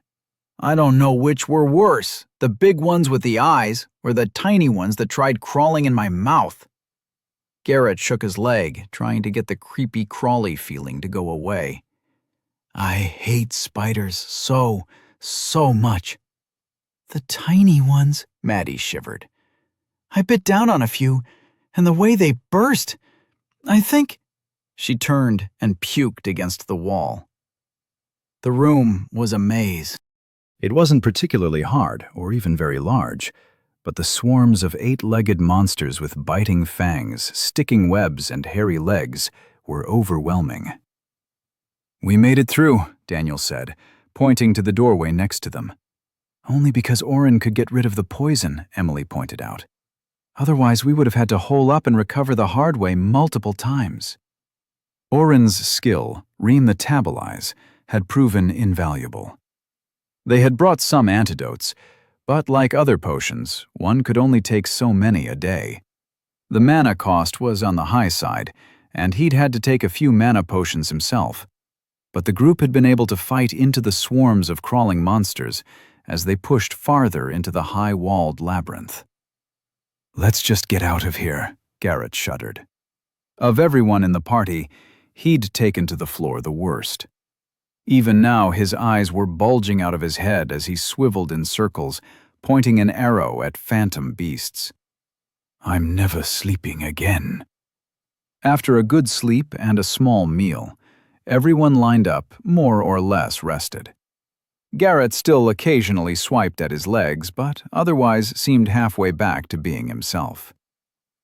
"Was it just me, or was breakfast a little scant this morning?" he complained. "Half rations until the last floor," Oren announced. "We wasted too much with all the worm testing." Daniel snorted. "You have more than enough left. You're just punishing us." Oren ignored him and stepped through first. The room was another large dome with a metal pedestal in the middle. The walls around him reached up vertically before beginning a gentle curve to the center, giving the impression of being in an egg. "Where's the other door?" Daniel asked as he stepped in behind Oren. Maddie, Emily, and Garrett appeared and glanced around. "No monsters." "Oren, check for traps." Maddie kept her spear extended. "I already did. Nothing." Daniel approached the pedestal, the rest of the group pushing in slowly behind. The pedestal looked like a bird bath that Oren's dad had brought home once. That one had been made of stone. His dad had put it in the front yard and talked excitedly about all the birds that would soon be using it. Then he'd gone out to mow the lawn and run into it with the riding lawnmower. It broke into 2 pieces and thereafter lived in the garage waiting to be fixed. Oren had finally trashed it a few years ago. This one didn't have water in it. Instead, a liquid like mercury nearly overflowed the top lip. "Do we break this?" Daniel wondered aloud. Emily and Maddie joined him. Garrett turned his back and watched the rest of the room. Oren tried using Identify on the metal pedestal, but got nothing in return. "Let's stand back and I'll hit it with a few spells," Emily suggested. She took a few steps back and raised her hand. "Nah, I'll just break it in 2. Daniel raised his sword high. "At least wait for us to get out of the way," Oren said, pulling Maddie away. Daniel rolled his hand in a hurry-up motion and then re-gripped Gertie. He swung horizontally at the base. His sword rang against the metal with a low, hollow thrum, but did no visible damage. The liquid in the cistern didn't even ripple. Daniel frowned and raised his hands over his head, bringing his sword down hard on the surface. Oren watched as the liquid splashed from the reverberations. Some splashed on Daniel's hand. The hero screamed. "Daniel!" Oren yelled, rushing to his friend. The boy backed away from the pedestal, dropping Gertrude. The flesh was bright red, but the drops of metal had hardened and fallen off his skin. Daniel kicked the metal discs in anger and held up his hand. "That fucking burns!" Oren used a cure spell, and the skin went through the rapid changes of healing. He was focused on Daniel and didn't turn back until he heard Emily's gasp. Oren spun and saw something pushing its way out of the pedestal. A flicker of movement caught his eye, and he glanced down to the base.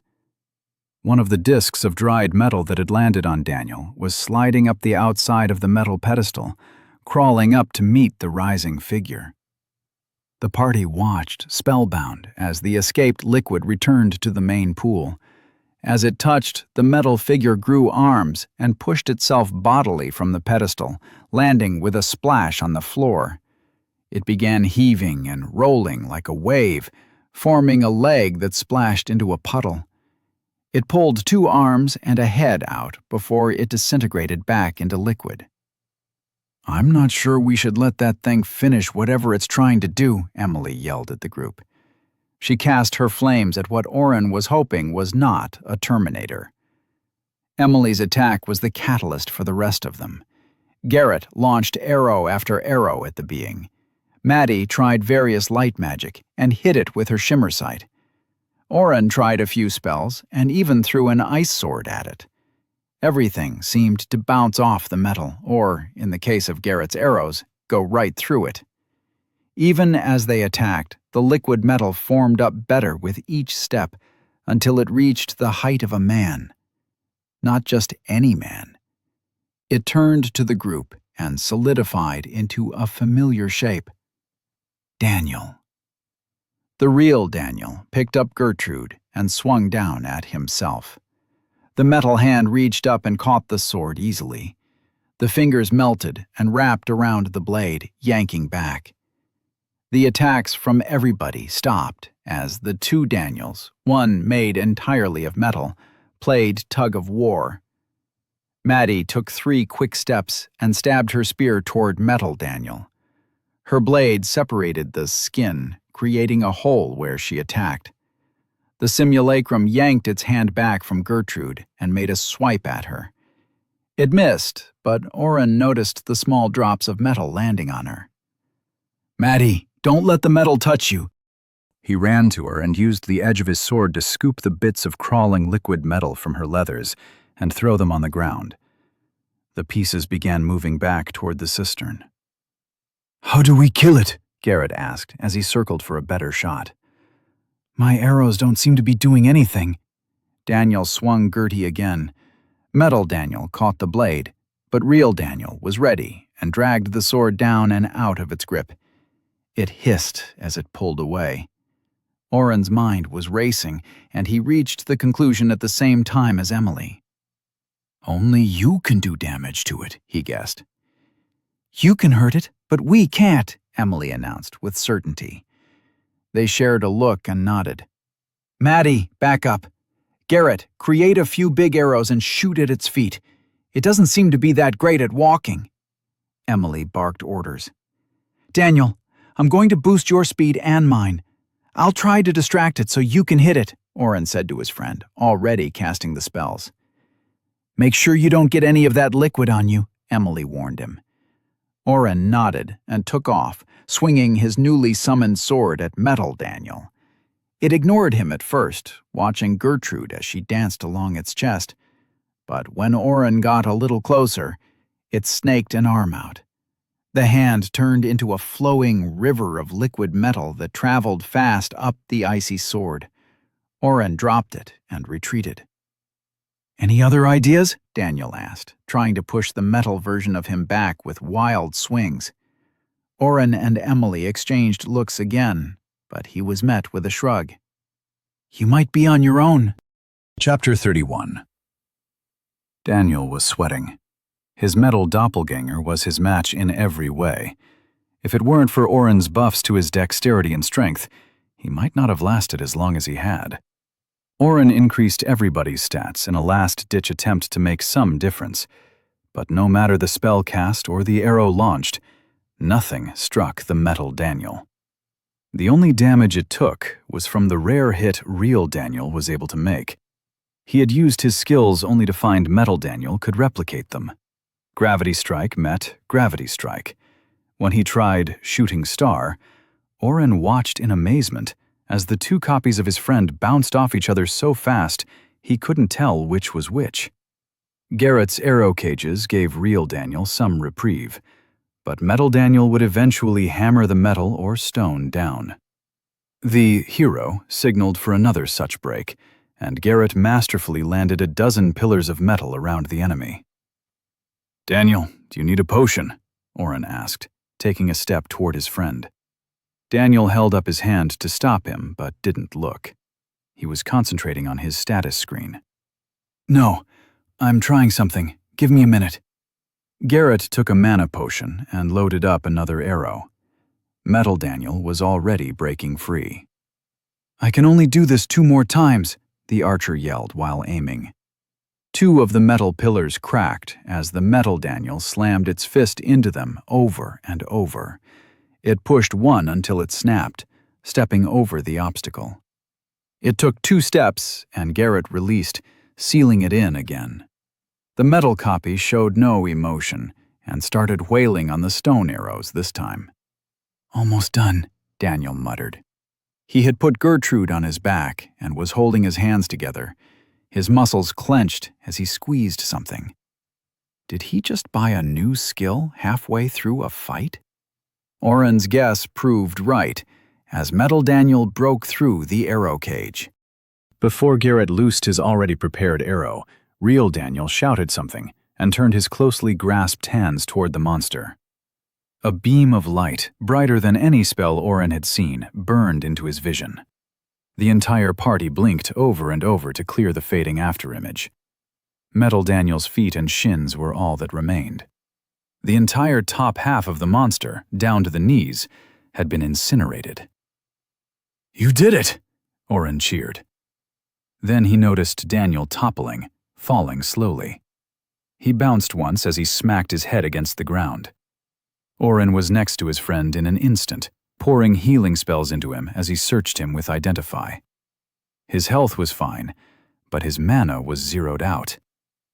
Oren boosted his friend's will, giving him enough mana to groggily come to. "Is it dead?" Daniel's eyes were slightly crossed, but he focused them on the still burning feet. "You did it, buddy. Just relax." "Oren." Maddie's voice did not sound relaxed. Oren turned and saw the metal legs melt into a puddle. The massively depleted pool of liquid pulled its way to the pedestal. Oren threw a light strike at the liquid. It hit. "Kill it, quick!" he demanded.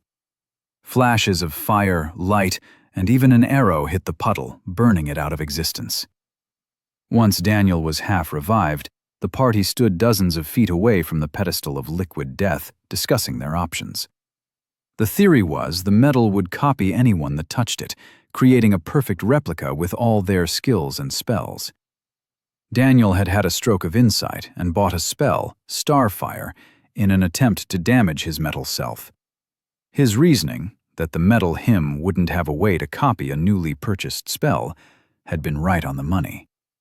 The genius was undercut by his terrible math skills, as he held the spell going for a second longer than he had mana to maintain the flow. "I killed it, though," Daniel said with a smirk. He was still sitting, with the telltale half-closed eyes of someone with a mana headache. "You defeated the copy, but we killed it," Emily corrected him. After Daniel had destroyed enough of the creature that it lost its shape, the rest of them had finally been able to do damage to the thing. Oren pulled up his status, checking his experience again. Oren Utility Warder, level 14, 1,692 out of 5,000. A P, 19. The creature had rewarded him with almost 1,000 experience. If there was an easier way to kill the metal monster, he would have suggested farming some easy levels. "Does anyone have any idea of what to do?" Maddie said. She kept the frustration out of her voice, but she was pacing. Nobody answered. After a minute, Daniel brushed the ground and lay back, stretching out. "I don't think we are supposed to keep fighting our copies. I mean, I had to spend a lot of ability points on that spell. There should be a way through the floor without us all having to take on our own selves, right?" Emily nodded in agreement. "Yes, dungeon floors are never undefeatable. Sometimes it does take a few months for somebody to think of a way through, but even the biggest dungeons are usually defeated because it requires higher levels to defeat the enemies on the later floors. There is something we are missing here." "We're missing the door off this floor," Daniel complained. "Wake me when you figure it out." Emily stared at Daniel for a full 10 seconds before shouting, "That's it! You're a genius! We're missing the door!" Daniel opened one eye. "What? I mean, of course I am, but what?" Emily twirled, grabbing Oren's arm. "Do you have a cup or a big spoon?" Oren pulled away, rubbing his arm as he dug into his dimension hole. He found a ladle and held it up. Emily snatched it and stormed toward the pedestal, everybody shouting in caution. Ignoring them, Emily carefully lowered the soup spoon into the metal. She took a large helping of the mercurial liquid and gingerly walked toward the entrance door. Whenever they entered a new floor, the doorway they entered through remained. It was an escape they wouldn't use except in the most dire of circumstances, as it would make them exit the dungeon. Usually, they completely ignored the door. On this floor, the frame was against the wall, but on some floors, it would be a free-floating door frame. Reaching up to the top of the frame, Emily poured the metal on the stone outcropping that encased the wooden door. The metal cooled instantly, hardening but covering a large portion of the door. Emily eyed the growth and returned for another scoop of the metal. "Is this a good idea?" Maddie questioned. "What if we get stuck in here and can't use the door?" "Do you have any better ideas?" Oren responded. "It does look like it's doing something." Emily had to return for 10 full spoonfuls of the pedestal metal before the door was covered from the top to the floor. As the last drops spread over the small circular handle, the entire metal door shivered. A low groaning sound came from the door, and Emily stepped back, raising her hand to cast a spell. Daniel was on his feet, with Gertrude already pointed toward the door. The metal wobbled and rippled. Then the entire doorframe moved. It started slowly, only a few inches, before taking off like a shot. The metal frame rocketed around the edge of the room, coming to a stop on the complete opposite end. Everybody waited. Emily clapped her hands in joy and strolled across the room, completely unfazed. She turned back when she reached the metal door. "Well, come on then." Other than Daniel drinking a mana potion in the room between floors, the party continued right to the 9th level. They all sighed in relief as they stepped into the large expanse. Fields rolled into the distance, and a sun beat down from above. After the maze and small rooms they'd been encountering over the last few days, even the fake daylight of a dungeon floor was a welcome change. Daniel was happiest of all when they found the monsters in the distance. He let Oren sneak close enough to use Identify, making sure to keep his camouflage up the entire time. The 6-legged creatures were a cross between an antelope and a really large weasel. The beasts had the slick coat of a weasel, but the body and long twirly horns of an antelope. "They're called spernak," Oren said, as he canceled the skill. He'd been tempted to mess with Daniel, but everybody was too on edge. "I know them," Garrett announced. "They're tough and have nasty teeth and claws covered in disease, but shouldn't be too much of a challenge if we play it slow and smart." "Slow sounds like Daniel's speed," Oren said with a smirk. Maddie hit him in the back of the head. "Hey!" "Anyways," Garrett continued, "deeks are fast and slippery. The trick is to hit them on land from the side while somebody distracts them. How many are there?" Oren pulled up his map. "More than 30, less than 50. They keep moving, and these planes are pretty big. I can't see the entire thing." "Looks like we have a choice then," Maddie said, letting her spear hang from her side. "Fight through or try to sneak?" "Deeks have a so-so ability to track by scent," Garrett contributed. "Are you seriously double-checking what I said? Where's the trust?" Oren was trying to be subtle, but the beast compendium was too big to hide. "Trust but verify. Sorry. Everything he said is right, but they're also really good swimmers. I didn't see any water around here, though." Garrett shook his head. They decided to fight whatever they came across naturally as they searched for the next door. The spernak, or deeks as Garrett called them, gave a good fight, but between Daniel's attacks, Garrett's arrows, Maddie's stun spells, and Emily's fire, even groups of 4 went down in a relatively quick fashion. Oren kept an eye on his map and was able to point the group away from the large lake with dozens of the deeks. Garrett had assured them they could take the monsters out on the dry land, but he gave them much worse odds in the water. And the spernak could transition between water and land quickly. While swimming, they used their powerful tails to churn the water and move faster. Oren's book also warned they had some manner of water magic, so investigating the lake would be a last resort. The party spent 4 hours exploring the floor. Maddie was the first to figure out the unique aspect of the 9th floor. "We're going in a circle." Oren checked his "No, we're still moving past the lake. It's behind us, that way." Maddie's gaze followed Oren's finger, but she still shook her head. "That's not possible. Look ahead, right there. Do you see the 2 dead deeks by that rock? Those are the first ones we attacked. I sat on that rock to rest after." Oren looked in the direction they were walking.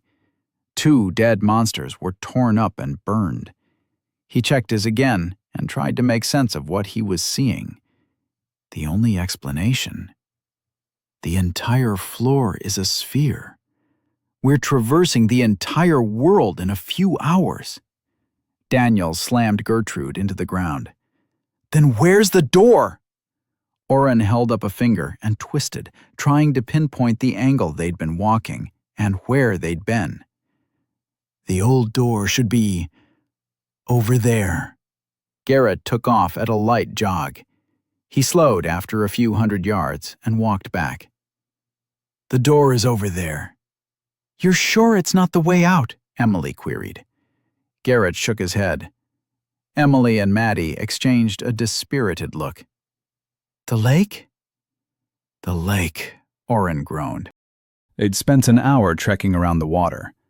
The last time he'd counted, There were still about 20 deeks playing around the lake. Daniel lifted his sword and slapped it on his back. Let's get to it. 3 more hours passed as they drew the slippery, hexa-legged beasts in groups of 2 to 4. The last half-dozen charged as one group, but some quick instructions from Maddie and a few well-placed shimmer sight spells culled the attack enough that the party had no trouble taking them all down. Garrett brought an extra-large arrow down through the head of the last deek. Directly in the middle of the lake, a small arch appeared. Only 1 floor left, Daniel bragged. Good job, team. Chapter 32. Even though they had already rested before the 9th floor, nobody argued to move on right away. With the 10th floor boss coming up, they would need every advantage they could muster. Daniel was feeling the drain of his fight as well. Oren took pity and moved back to regular rations, pulling out a small cake he'd been saving for after they defeated the entire dungeon.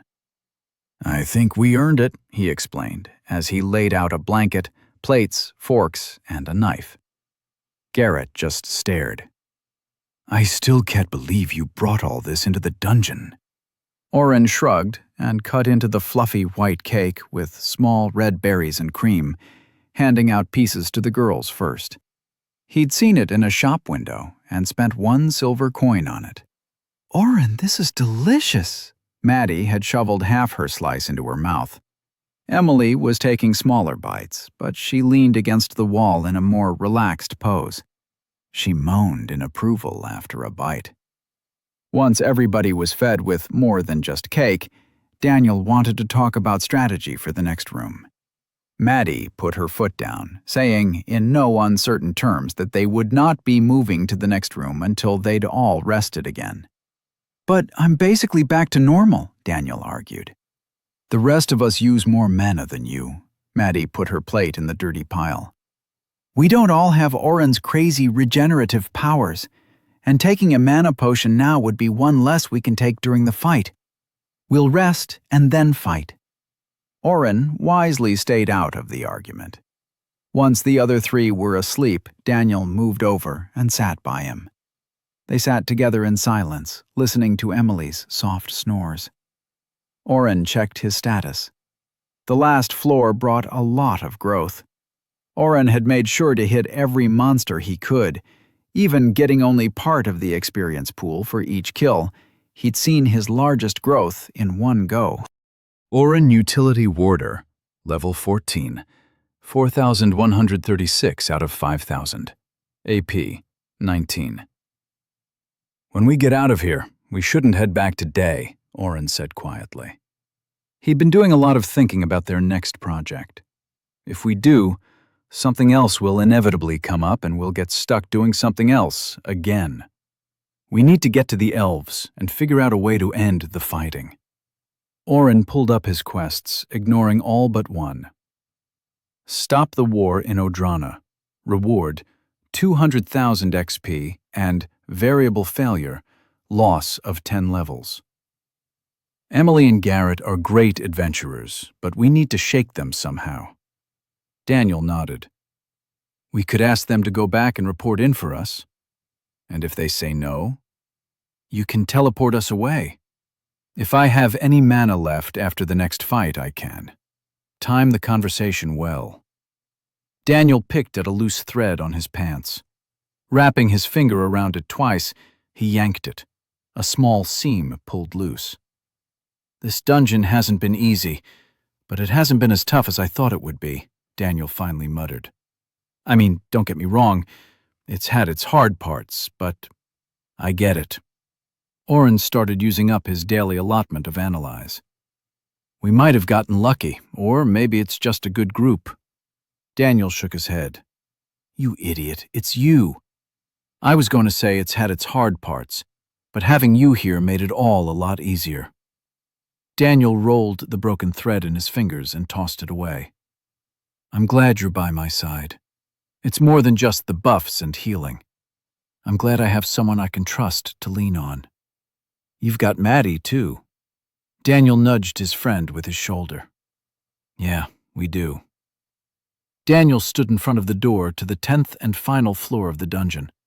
They'd already discussed multiple strategies for whatever they had to fight. Emily confirmed that most 10th-level bosses were single entities, usually stronger than anything found before that point. Oren had cast Utility Ward on the party before increasing his own intelligence and will to the maximum. He'd also spammed Increase Strength and Increase Dexterity on Daniel. Garrett had his Citrandish bow out and was getting more curved arrow practice in. He'd already spent an hour sending his missiles flying at various angles around the room. Emily and Maddie were having another hurried discussion about magic. Oren was glad Emily had opened up so much to the team, but the amount of knowledge she'd been sharing with Maddie was what was showing real results. Maddie's slow-moving shimmer sight could be launched more like a high-speed baseball now. Even her butterflies were able to move in clumps, obscuring a monster's line of sight on the party. "Hold your breath and hope it's not a water level," Daniel saluted with his sword and stepped through. "Why would he jinx us like that?" Oren complained as they all walked through. The party arrived in a forest. The trees clumped tight enough to block their view for more than a dozen yards in any direction. Garrett tapped one tree with the tip of his bow. It rang hollow with a metallic note. "Iron trees," Garrett noticed Daniel's confused face. "Trees of iron. The dwarves made them. They usually only grow along the mountainsides, and never in this number." Oren already had his map up. "There's something headed this direction, but it keeps skipping." "Skipping?" Daniel raised an eyebrow as he readied Gertrude. "It's like it's jumping around. Coming from that way." Oren pointed south of the door. Daniel nodded. Emily's hands began to glow, and Garrett had an arrow knocked. "Maddie, try to blind it. Then everyone go wild. Oren, if you can hit it, try and slow it down."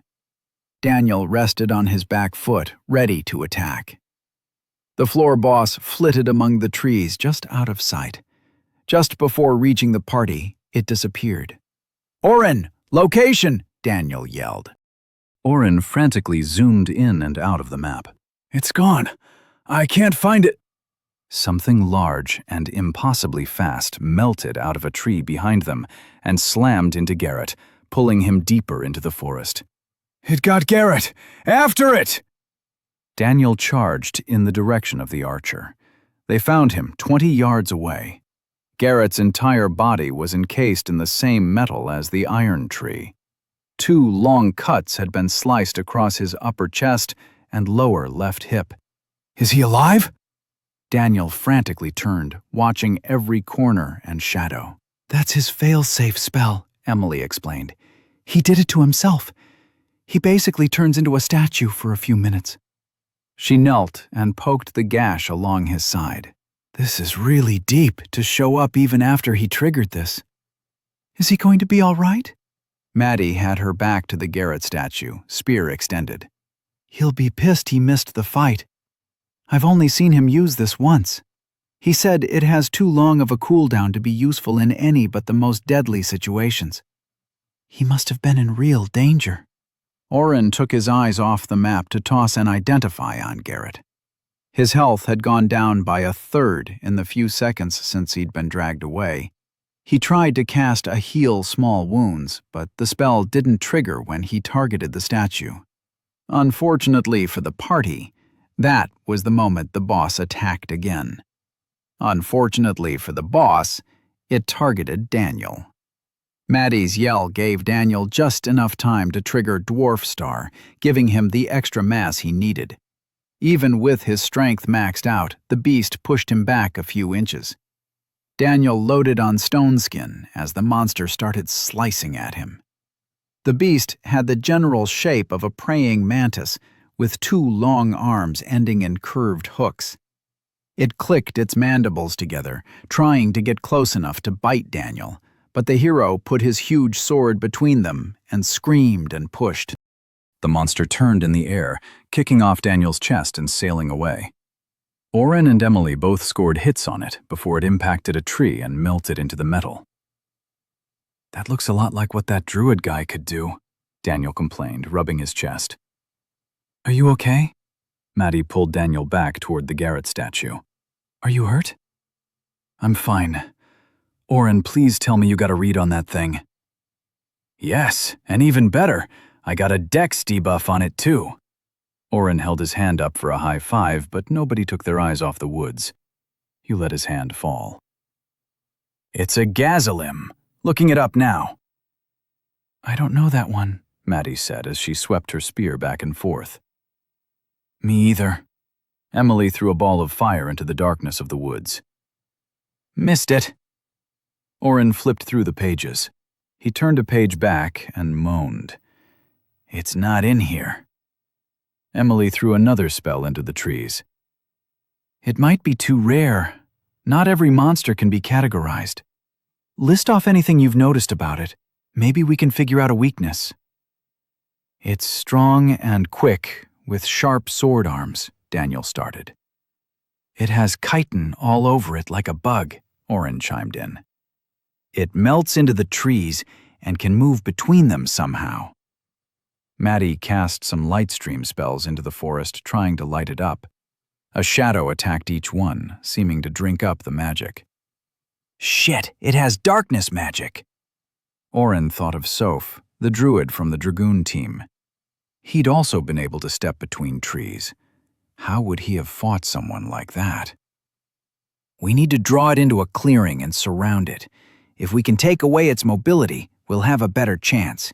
It's using hit-and-run tactics to take us out one by one. It just made the mistake of going after Daniel first. Or, well, second. Oren glanced guiltily at Garrett. I'm going to focus on hitting it with as many inversed dexterity spells as I can, and then do the same for strength. If we have any luck, that will take it out. And if not? Daniel asked. He'd been there when Oren's spells hadn't fully taken down another member of the Dragoon team, Bin. They'd had a theory it had something to do with higher constitution stats, but didn't exactly have someone high-leveled to test the theory on.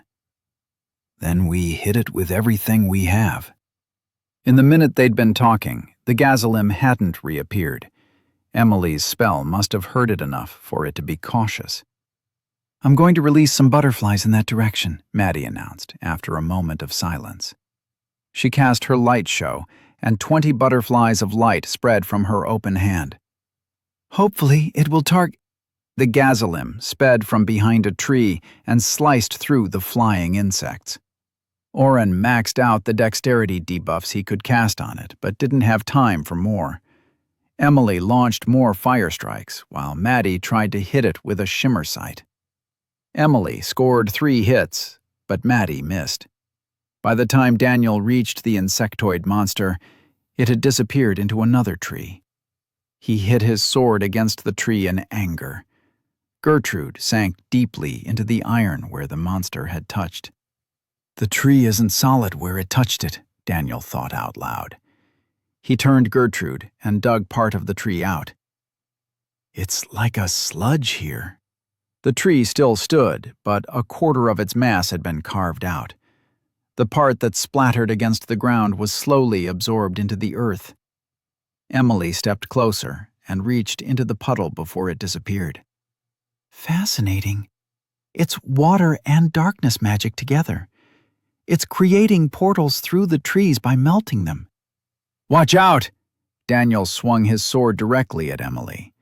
The fire mage wisely ducked as the gazzolim dropped from a branch above. The flat of Daniel's blade connected with a solid hit and knocked the boss off target, but it was still able to shove one sharpened arm down into Emily's body. As Daniel struck it over and over, pushing it back, Emily curled into a ball. Flames sprouted from her, licking up the iron trees to either side. Oren, Emily's hurt! I know that, you idiot! Oren yelled as he ran to her side. The fire burned him, but it would take a bit to get through his ward. Emily, I'm here. I'm going to heal you, okay? She didn't respond with words, but the flames retreated, and she moved her arms from around her center. Oren saw the deep stab wound and almost threw up. The monster's bladed arm had hit Emily a few inches to the right of her belly button and sliced cleanly and very deeply. Oren could see her ribs and moving slimy parts inside through all the blood. Oren cast his spell at level 3. With his will at 100, each spell was 10 times more powerful than it should have been. 400 healing per spell is a little OP, he thought, as the extra healing hastened the closing of the wound and fixed things inside the mage. Emily gasped and opened her eyes. She waved a blazing hand wildly, pushed herself to her knees, and coughed. Then, with literal fire in her eyes, she screamed and ran at the monster, still batting Daniel's strikes away. "For fuck's sake, I just finished healing you," Oren complained, as Emily threw herself at the 10th floor boss. Chapter 33. Emily bear-hugged the gazzolim from behind, pinning its arms to its side. The fire in her eyes grew to cover her face, spreading down her neck in a flash and encompassing both her and the dungeon boss in a searing white flame. The monster chittered in real pain for the first time and thrashed. "Hit it with everything you've got!" Emily groaned through gritted teeth. "I can't keep this up for long." Oren worked quickly. He reduced every stat he could, hit the oversized insect with a few quick spells, and summoned, "And that girl is on fire," Daniel sing-songed. He raised Gertrude straight up and activated his gravity strike. Motes of gray swirled around the tip of his sword. Oren watched as the sword moved through the air like it was honey. The slow movement doubled in speed, and when he blinked, the fight was over. Daniel's attack cut the gazzolim in half from the top of its head to the middle of its chest. Emily had let go and jumped back at the last moment. The flames covering her body guttered once before flickering out completely. Oren opened his mouth to speak. He didn't know if he was going to chastise Daniel or Emily for their reckless attacks or shout congratulations. He didn't get the chance before the ground below the dead boss began to glow. Lines of squiggly runes circled the body. The gazzolim sank into the ground, and a black ball rose a moment later to hover in the air between them. "Is that the dungeon core?" Daniel stepped forward and reached to touch the ball. It spat flickers of blue, green, silver, and black, and the hero pulled back. "Should we wait?" Daniel glanced at the still frozen party member. "How long until Garrett comes out of that?" Emily rapped her knuckles on the archer's still form. "He'll be around in a minute or two. I'm not sure what would happen if you destroyed the core while he was incapacitated." "Would you all mind terribly if we waited?" "Is touching it going to destroy it?" Oren found himself standing closer to the ball. Something about it entranced him, called to him. "No, you have to squeeze it," Emily was knocking on Garrett's head. "Wake up, you useless!" Oren stopped listening. He reached out with a finger to brush the glossy black sphere. The colors jumped in little arcs, swirling back into the dark center. He heard voices in the background as he connected with the core. "Welcome, Administrator. Would you like to absorb this core for 10 Administrator points?" "What the what?" Oren fell back and landed hard against a tree. His heart was pounding against his chest, and Daniel was already standing in front of him. "Oren! Oren, what's wrong?" How could he even answer? The core wasn't supposed to do that. What were administrator points? Oren felt Maddie and Emily looking at him. Nobody even noticed as Garrett took a deep breath and began to slap flakes of metal off his arms. "Oren! Answer me! What happened?" Daniel had both of Oren's arms gripped tight, but he was having trouble getting his friend to look him in the eye. "I can't explain it." Oren looked meaningfully around at everybody. Thankfully, Daniel caught on quickly.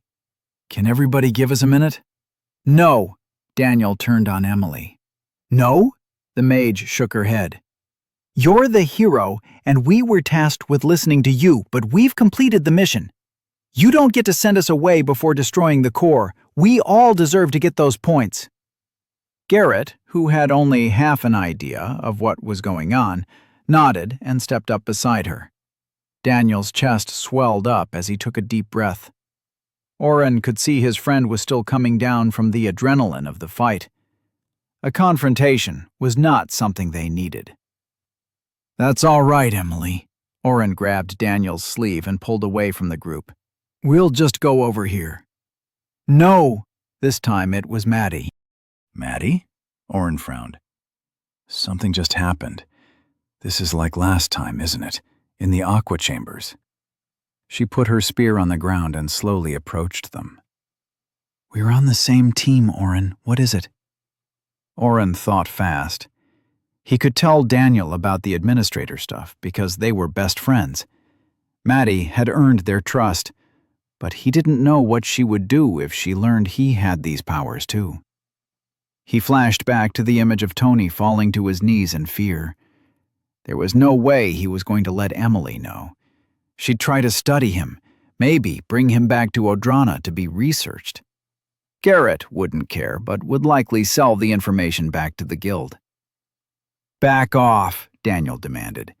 His voice was quiet, but held steel he hadn't directed at anyone in the party before. Oren and I need to talk. This is still my party, and I'll decide. Daniel, stop threatening people. Give me a minute to think. To his credit, his friend shut up and crossed his arms. He could try dropping Emily, Maddie, and Garrett. A few debuffs to their strength or dexterity, and they'd be unable to move.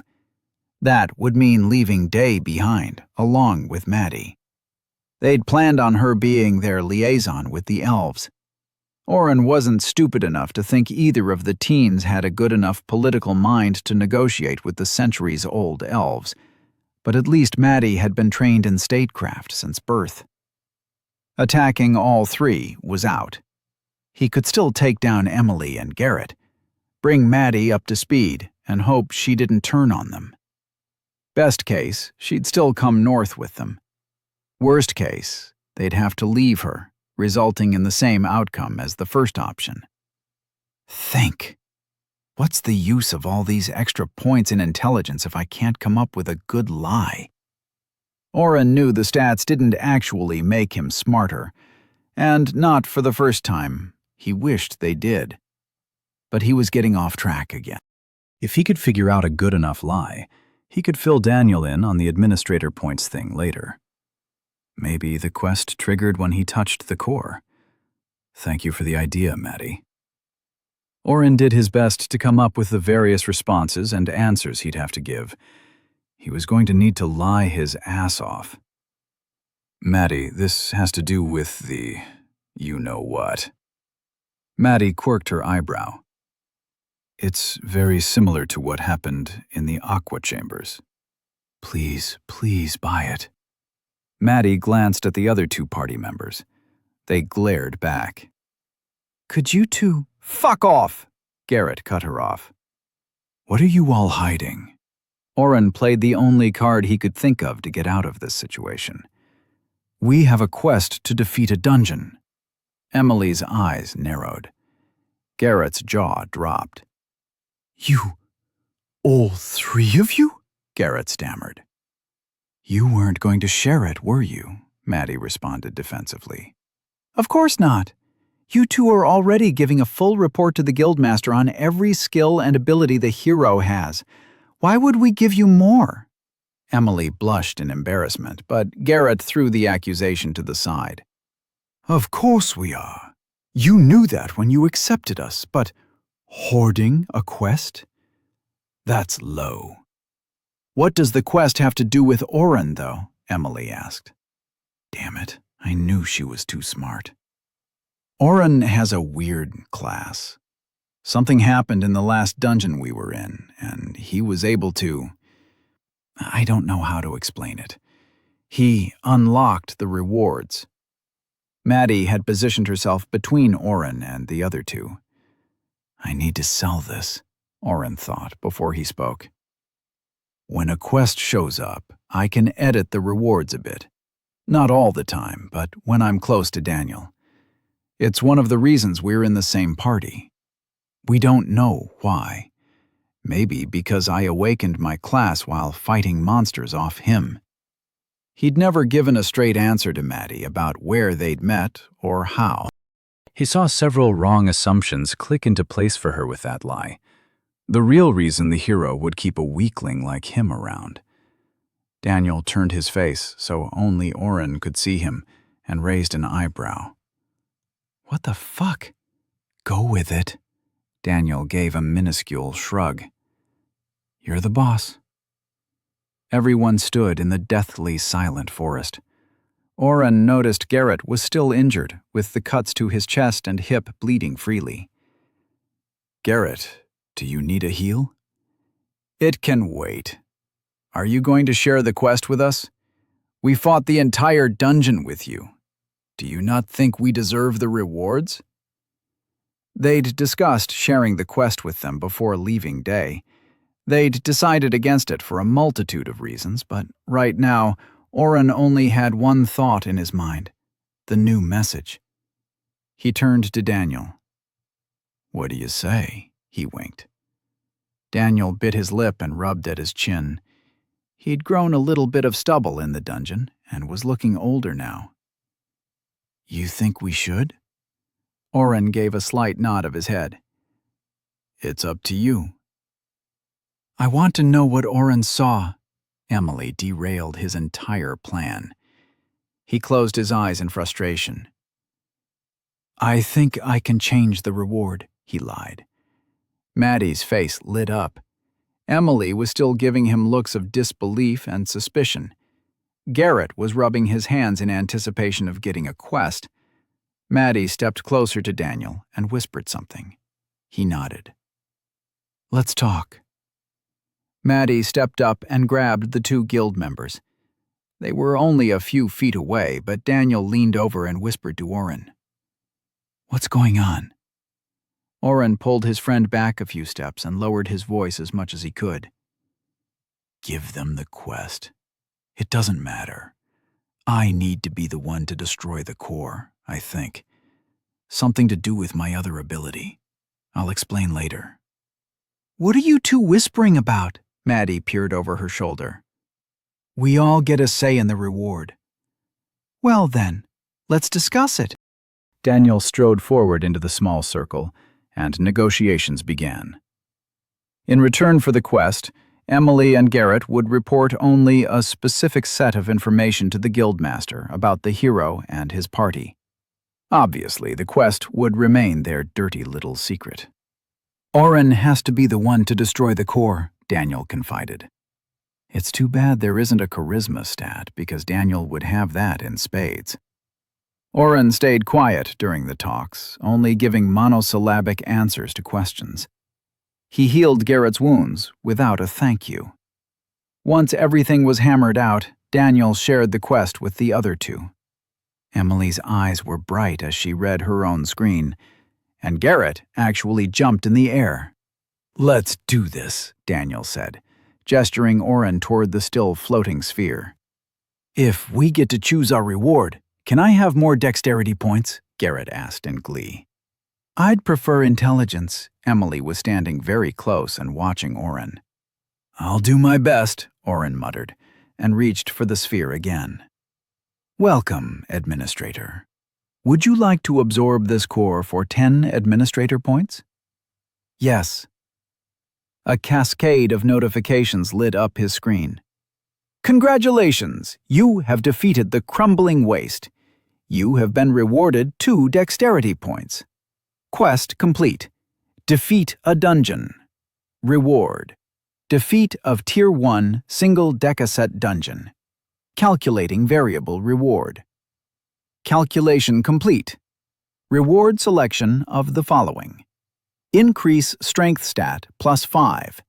Increase dexterity stat +5. Increase constitution stat +5. Increase will stat plus 5. Increase intelligence stat plus 5. Oren almost cried in relief that the quest was allowing a selection.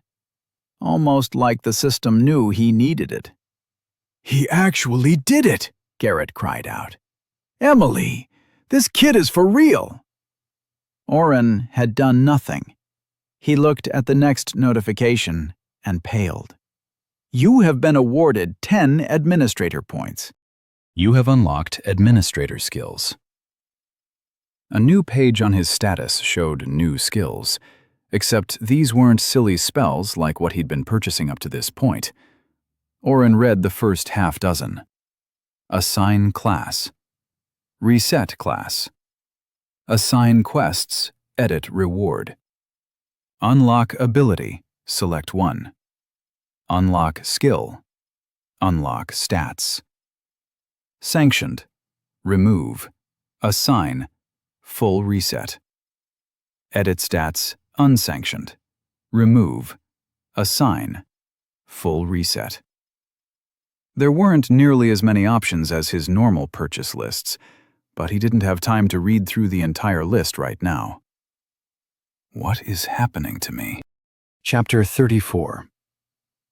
Oren put the new, confusing part of his system on the back burner and turned to the immediate rewards. His dexterity had gone up by 2, finally breaking into double digits.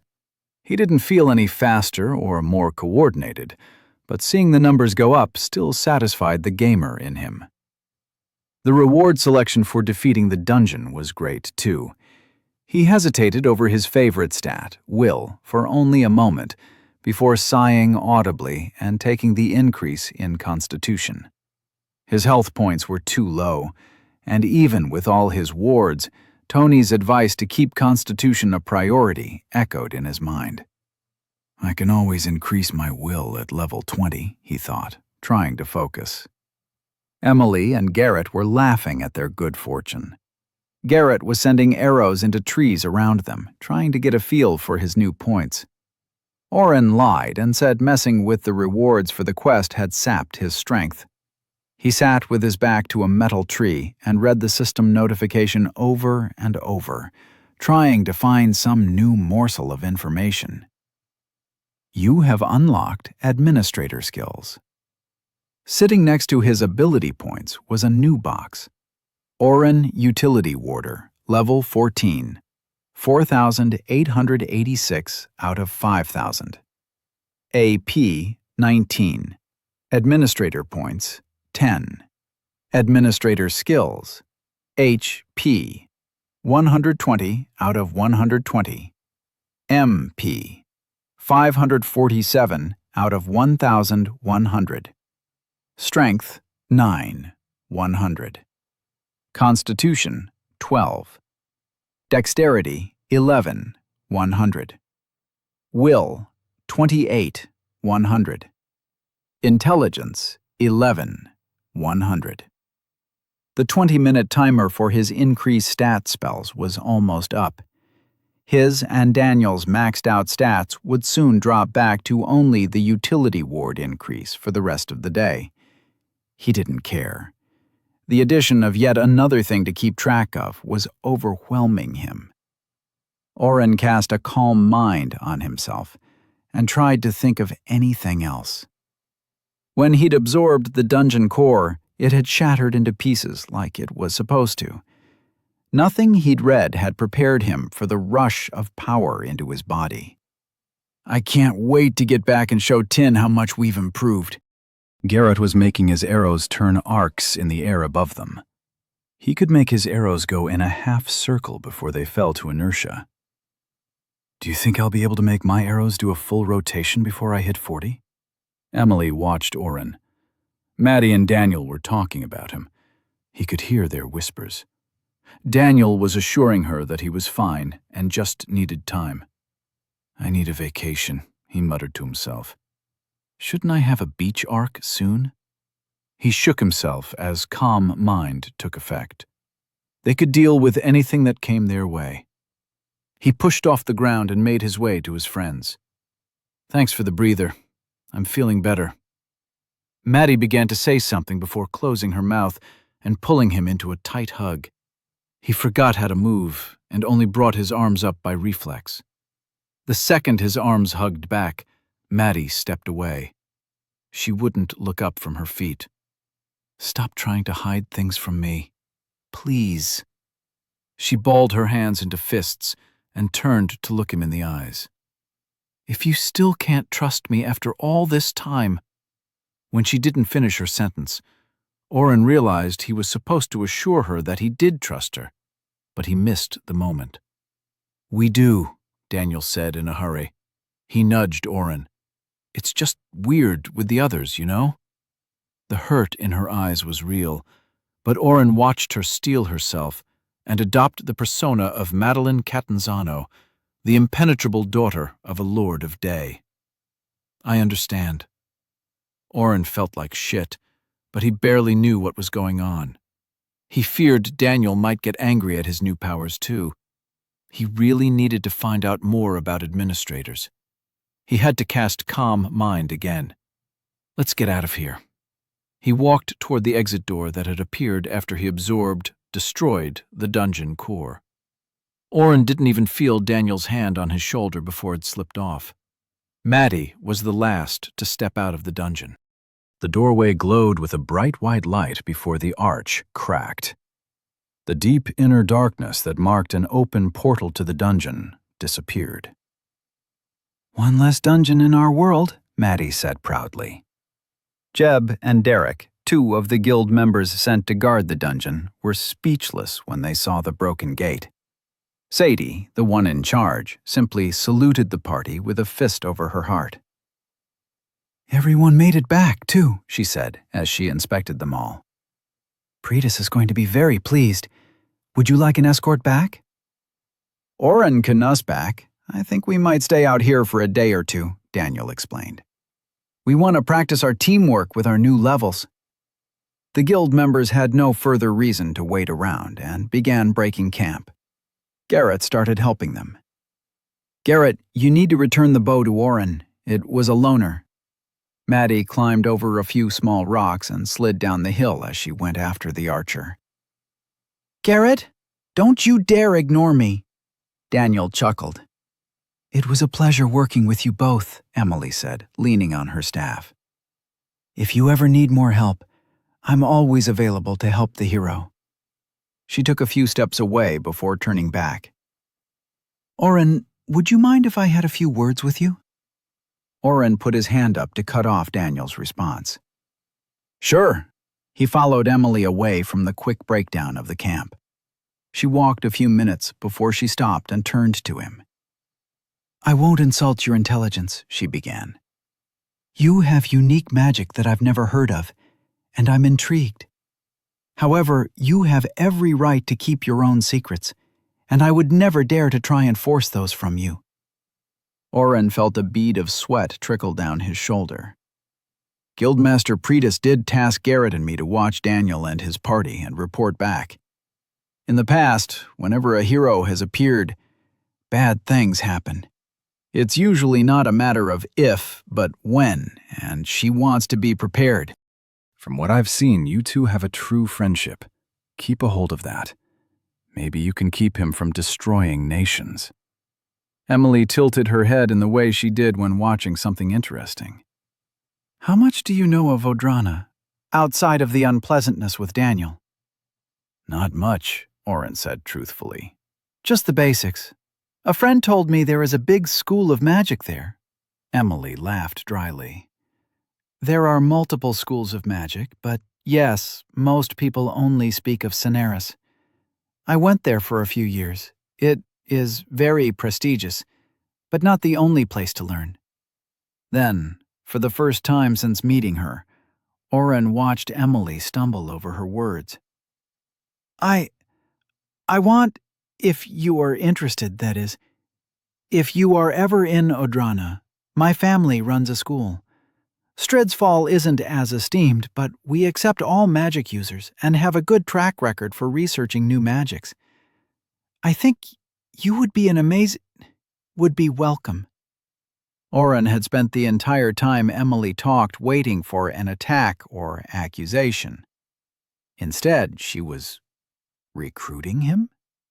Obviously, you don't have to say anything or accept. I don't technically even have the authority to grant you acceptance, but I'd like to write a letter on your behalf in case you ever do want to, or have the time. The things you did in that dungeon were incredible.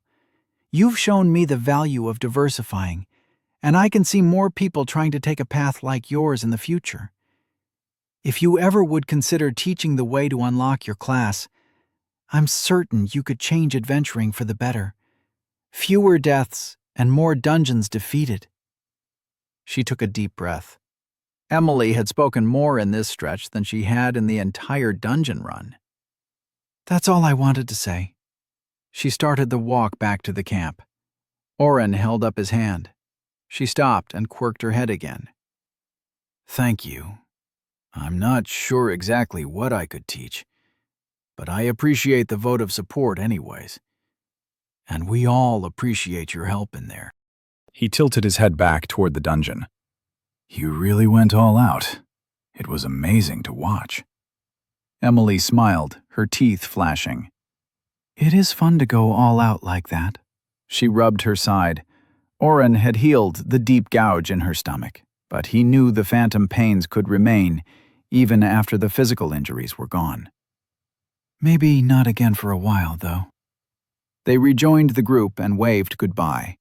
Soon, it was just Maddie, Daniel, and Oren. Are we really training? Maddie asked playfully. Which way to the elves? Daniel asked in return. Maddie handed the Chitrandish bow to Oren for safekeeping. They headed north, discussing their plans as they walked. Maddie wanted to make an announced visit, shouting that the hero was visiting the elves to help with their war. She believed diplomacy would be the best route, leaning into her years of training to take over for her father. Daniel, instead, wanted to sneak along the border and make a scene.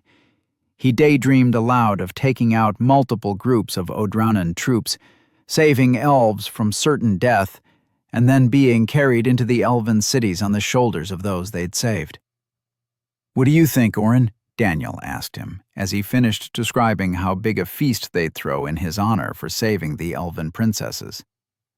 I think it won't matter what we plan. Oren focused on something in the air. What is wrong with you? Oren tripped and smacked his knee hard on the ground. Daniel bent to help him up, but stiffened when Oren whispered something. Are you okay? Maddie asked, stopping and turning back toward them. Yeah, go ahead. We'll be right there. Daniel waved her away. Maddie harumphed, but kept walking. Are you sure? Daniel whispered. They keep flitting in and out of my range, but yes, Oren said, pushing himself to his feet. We're being followed. Daniel moved to put his hand on Gertrude's handle, but Oren tripped into him again, catching his arm. They don't know that we know they are here. We don't know that. We don't know that they know that we know? Oren smirked as he messed with Daniel. You're an idiot. We should tell Maddie and set an ambush or something. I've got a plan, Daniel smiled and pushed Oren forward. I'm glad you're back. You've been weird since the dungeon. We can talk about that later. Oren pushed one problem out of his mind in favor of the most urgent one. Whoever it is that's following us is making a beeline for Maddie. Chapter 35. Oren increased Daniel's speed, as well as his own, about halfway to max. He felt a momentary twinge of regret that they'd had Maddie walk ahead, but the stalker had been following them for some time. He'd had no idea they would suddenly strike once one of them was alone. The tall grass to either side of the long abandoned path they'd found heading north swayed with the wind they generated as they ran. A dark thought crossed his mind. Did I have an idea this would happen and send Maddie ahead as bait? Oren shook his head and ignored his own question. It didn't matter right now. With their dexterity boosted so much, both Oren and Daniel were already bearing down on Maddie. The enemy spot on his slowed its approach and flickered between the red of an enemy and the neutral gray of a non-threat. That's never happened. Maddie peeked over her shoulder at them with a smile and eye roll. Seeing the two of them running at her in a dead sprint, she must have thought they were racing. I mean, we do compete a lot. Oren slid to a stop and popped a ward on everyone. Daniel drew Gertrude from his back and circled. He glanced at Oren, who nodded his chin to their right. Daniel wasted no time and bellowed, "Whoever or whatever you are, come out!" Maddie's spear extended to its full length, and she set up in a fighting stance, ready to lunge or cast a spell at a moment's notice. An elf stood up from a crouch about 50 yards from them. He'd moved closer in the moments Oren had taken to cast his spells. He raised both hands over his head in a placating gesture. "I would seek food, if you have any to spare." Oren tried to use Identify, but the skill fizzled. The elf turned his blue eyes to Oren. "I mean no harm. Are you three from Day? Perhaps we could trade information." Daniel whispered under his breath, "Maddie, what should we do here?" Maddie stood up from her crouch and let her spear clink down to its smaller size. She stepped in front of Daniel and waved her hand, summoning the elf forward. She spoke out of the corner of her mouth. "Be alert. I would say he's a scout out surveying the Odranan army, but he's too far south and west unless they've pushed more than my father knows. Something is wrong with this." Oren nodded. "He's been following us for an hour, maybe more." Maddie's face transformed from her relaxed and happy persona to the strict and confident daughter of Silas Cottonzano they'd met all those months ago on the road to Day. If Oren didn't know any better, he'd have bet she had a skill or spell for being so imperious. The elf kept his hands in the air as he slowly walked forward. Oren noticed his armor, all leather, was decorated with a leaf motif. He had a bracer of knives in different sizes on a belt around his waist, and a bow that looked familiar on his back. It's a Satrandish bow, Oren realized. The elf also had weapons holstered on either hip. On the left, he wore a sword that swept out in a crescent along the blade. Oren mistook the weapon on the right hip for a mace, until he noticed that the spiked head hung from a short chain. Oren had just made out marks down the side of the staff portion of the weapon, when the elf turned his body into the tall grass a bit more to hide the weapons from view. "That's far enough," Maddie called out. "Why are you following us?" The fake look of surprise on his face was good, Oren had to admit. "I just caught sight of you a few minutes ago, and was seeing if you appeared friendly before approaching. I'm sure you know that our forest is under attack. I can't be too careful." "You've been following us for much longer than a few minutes," Maddie said, all traces of mirth gone from her eyes. She exuded confidence and strength, and Oren was very glad she was on his side. The elf dropped his hands from the air, but before he spoke, Maddie's spear grew out. Daniel shimmered as he activated a skill, and Oren summoned an ice sword. He slowly raised his hands again. "Sorry. If I was following you, it was not intentional or known to me. Like I said, I just noticed you and, buddy, I've got the map skill and have been watching you dance around us as a hostile. Give it up. Who are you?" Oren spoke over him. He readied an inversed, increased dexterity. This guy had the appearance of someone who moved quickly. The elf laughed. He tilted his head back and laughed at the sky. "Maddie, try and daze him if you can," Daniel muttered under his breath. "Oren, do your thing. You guys ready?" "Wait, no need to attack." The intruder kept his hands up. "I'm laughing at my own failure, not you." "What failure?" Maddie asked, clenching her hands around her spear. "This is the last time I'll ask. Who are you?" The elf crossed his arms in salute quickly before raising them high again. "My name is Leonthan. I was sent to gather information on the new hero. I swear on the ancient trees of Citrand that I was only going to test your fighting prowess and abilities. I would not have left any injury to you or yours. My mistake was not fully investigating your party members. I thought the boy was a follower, not someone with functional skills. This boy is the same age as the hero, Oren muttered, but nobody was listening to him. I pledge that I will bring you no harm this day, Leonthan continued. May I approach? Maddie? Daniel didn't lower his sword, keeping it pointed at the elf. Elves value promises. If he says he won't hurt us, he's telling the truth about that. For today only, Oren muttered, again being ignored. He'd read enough stories with supposed truth-tellers who could misdirect better with a few carefully crafted words than an elaborate lie. He won't hurt us today. But once night falls... What's that, oh? He promised not to harm us this day.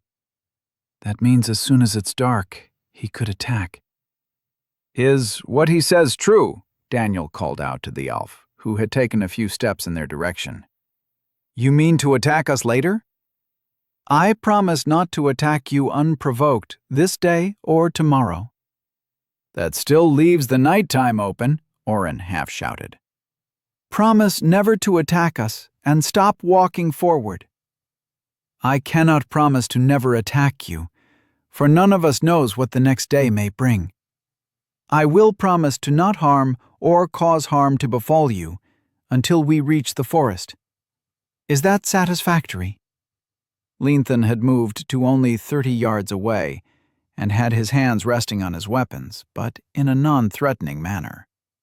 Oren waited for Maddie or Daniel to answer, but when he looked at them, both were waiting for him to respond.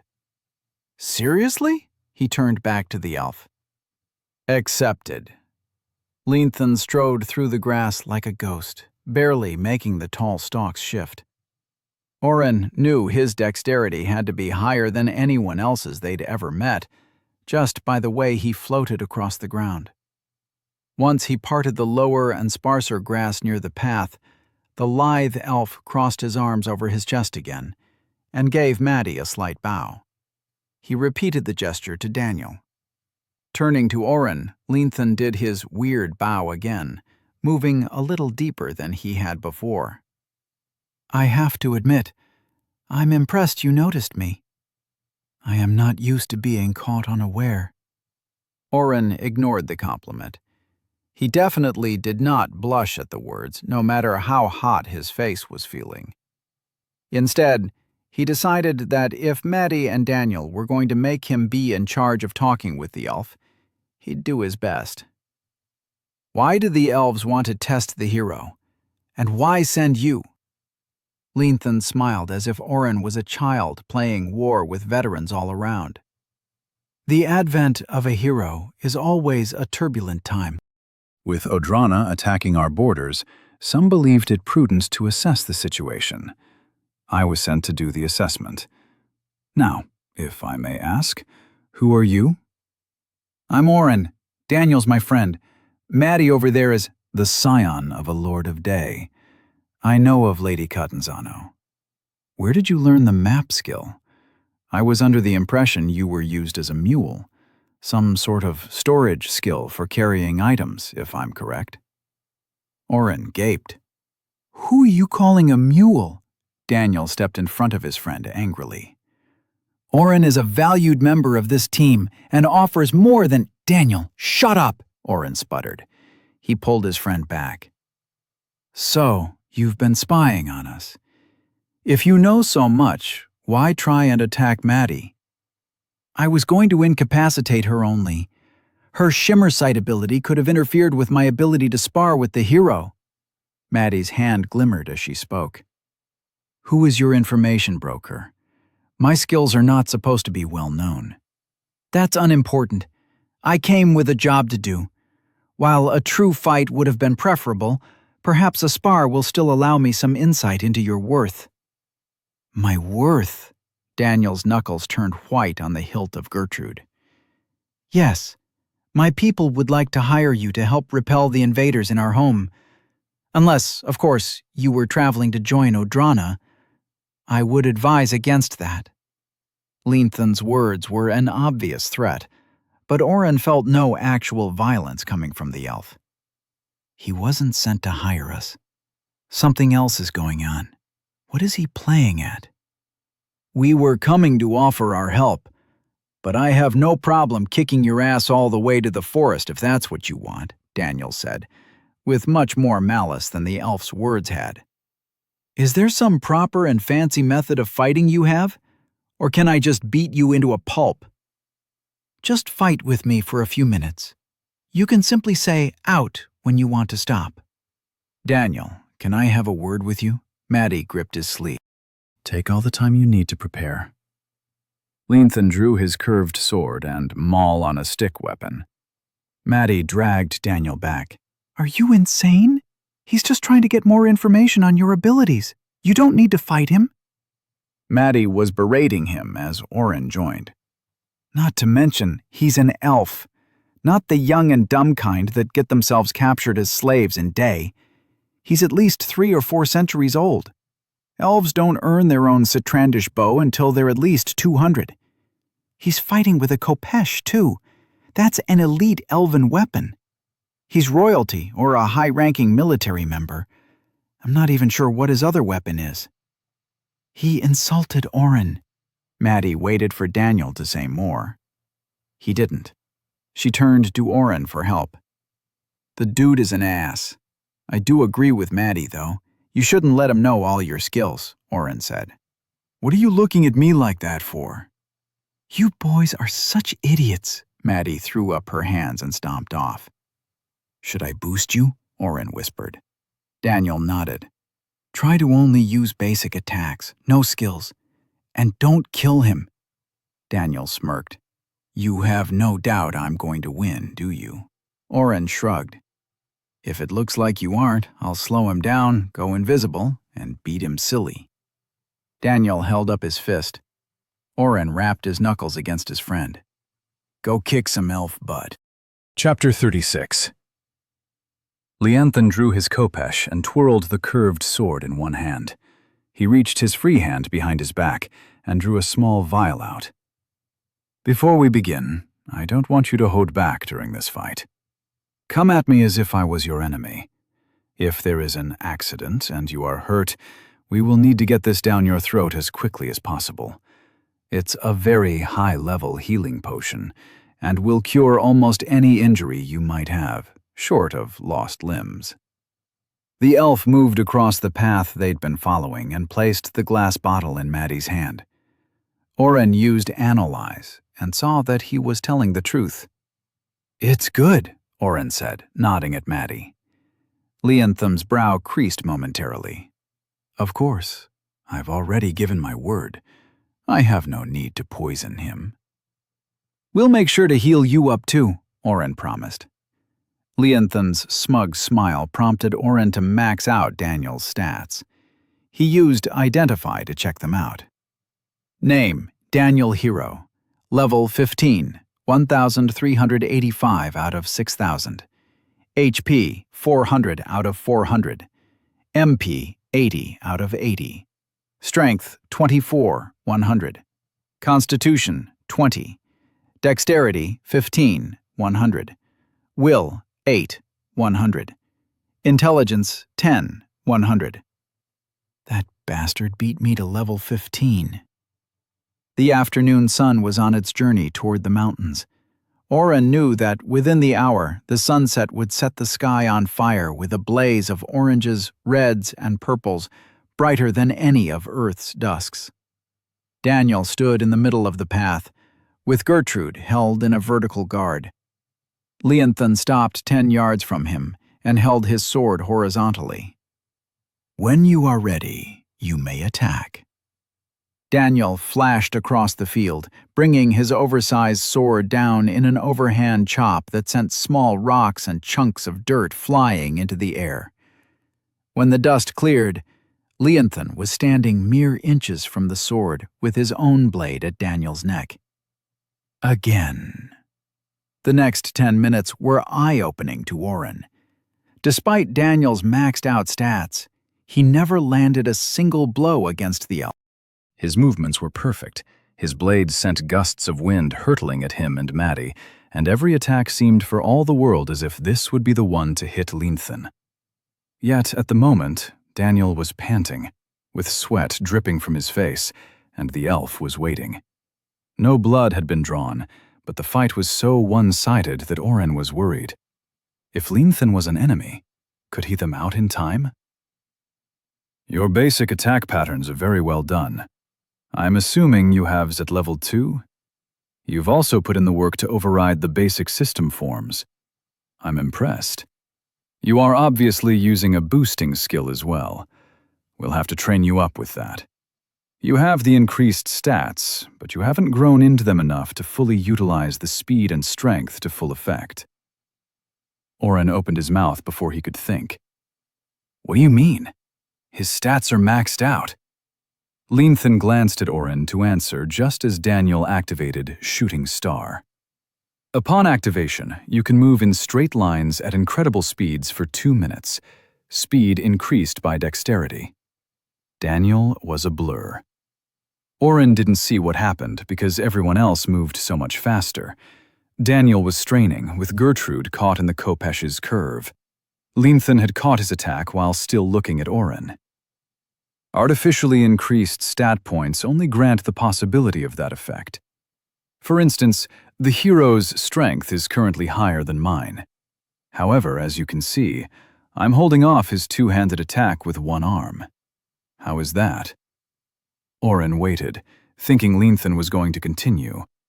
When he didn't, Oren realized the elf was trying to teach them something, while holding off Daniel's attack.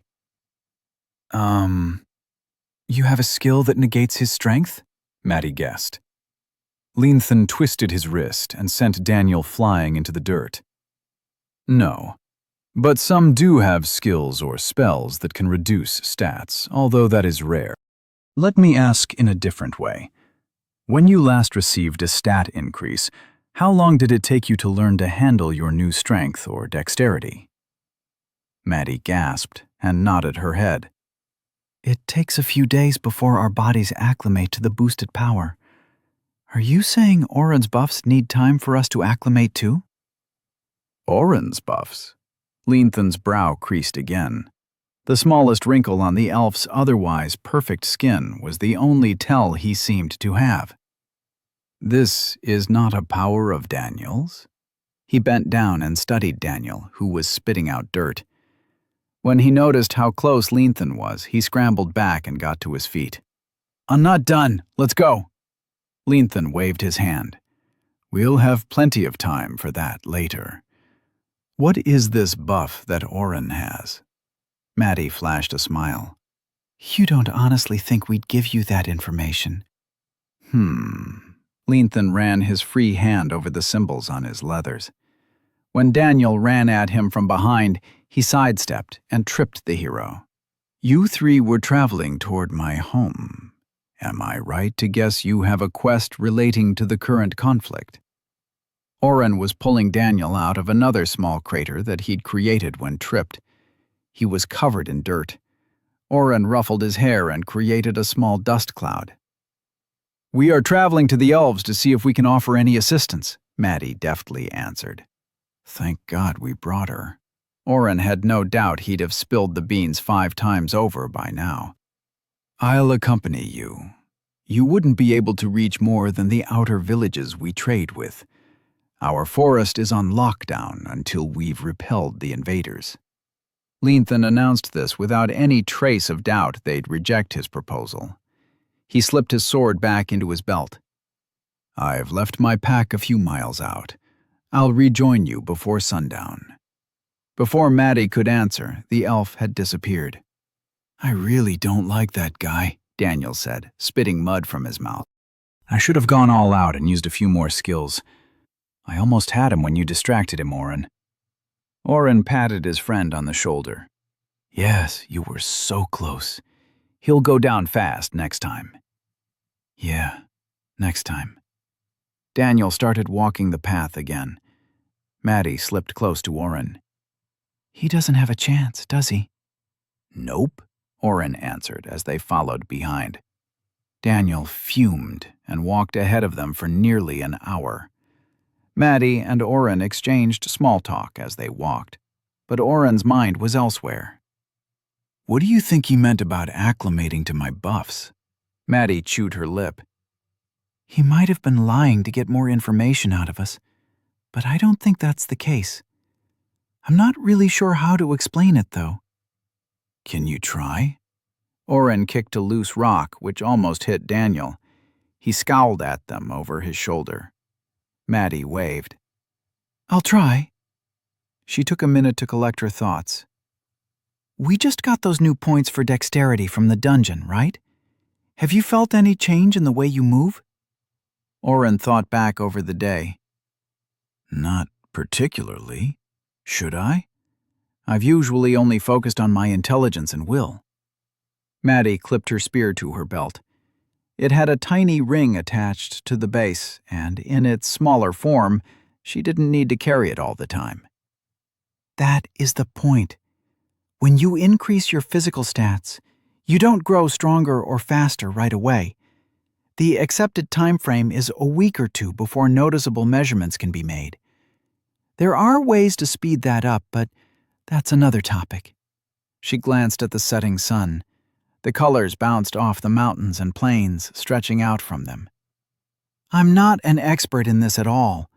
My father strongly discouraged me from taking any path that might lead to a self-boosting class, so it was not something I looked into heavily. I think Leonthan was talking about synergy with the buff. So, I need to buff you guys more and let you practice? That's not too bad. We can do that. I'm not sure it'll be that easy, Maddie sighed. That will help a little, but it's the difference between living with a few extra points every minute of every day and being buffed for, 10 or 20 minutes? You could use utility ward on us every morning, but then what would happen? What if you leave or something happens to you? Would we get so used to it that it could have a negative effect? They walked for a few more minutes. Oren bent and scooped up a few small rocks. He threw one at Daniel, missing him just slightly. Maddie chuckled. Oren handed her half a handful. They spent some time messing with Daniel until he turned around and confronted them. Maddie's laughter cooled any anger he had before he actually yelled at them. Should we set up camp? Daniel searched the area until he pointed to a divot in the tall grass. We could set up there. I really wish Oren could just teleport us to his village. We could avoid camping and walking and camping and walking, Maddie complained. It's not there anymore, Oren said tearfully, trying his best to sell the lie. I couldn't. I don't want to. Hey, it's okay. Some light camping will be good for us. Daniel put his arm around his shoulder. He muttered, Too much. Tone it down. Oren coughed and started pulling a tent out of his dimension hole. Maddie gave him space and didn't mention his village again.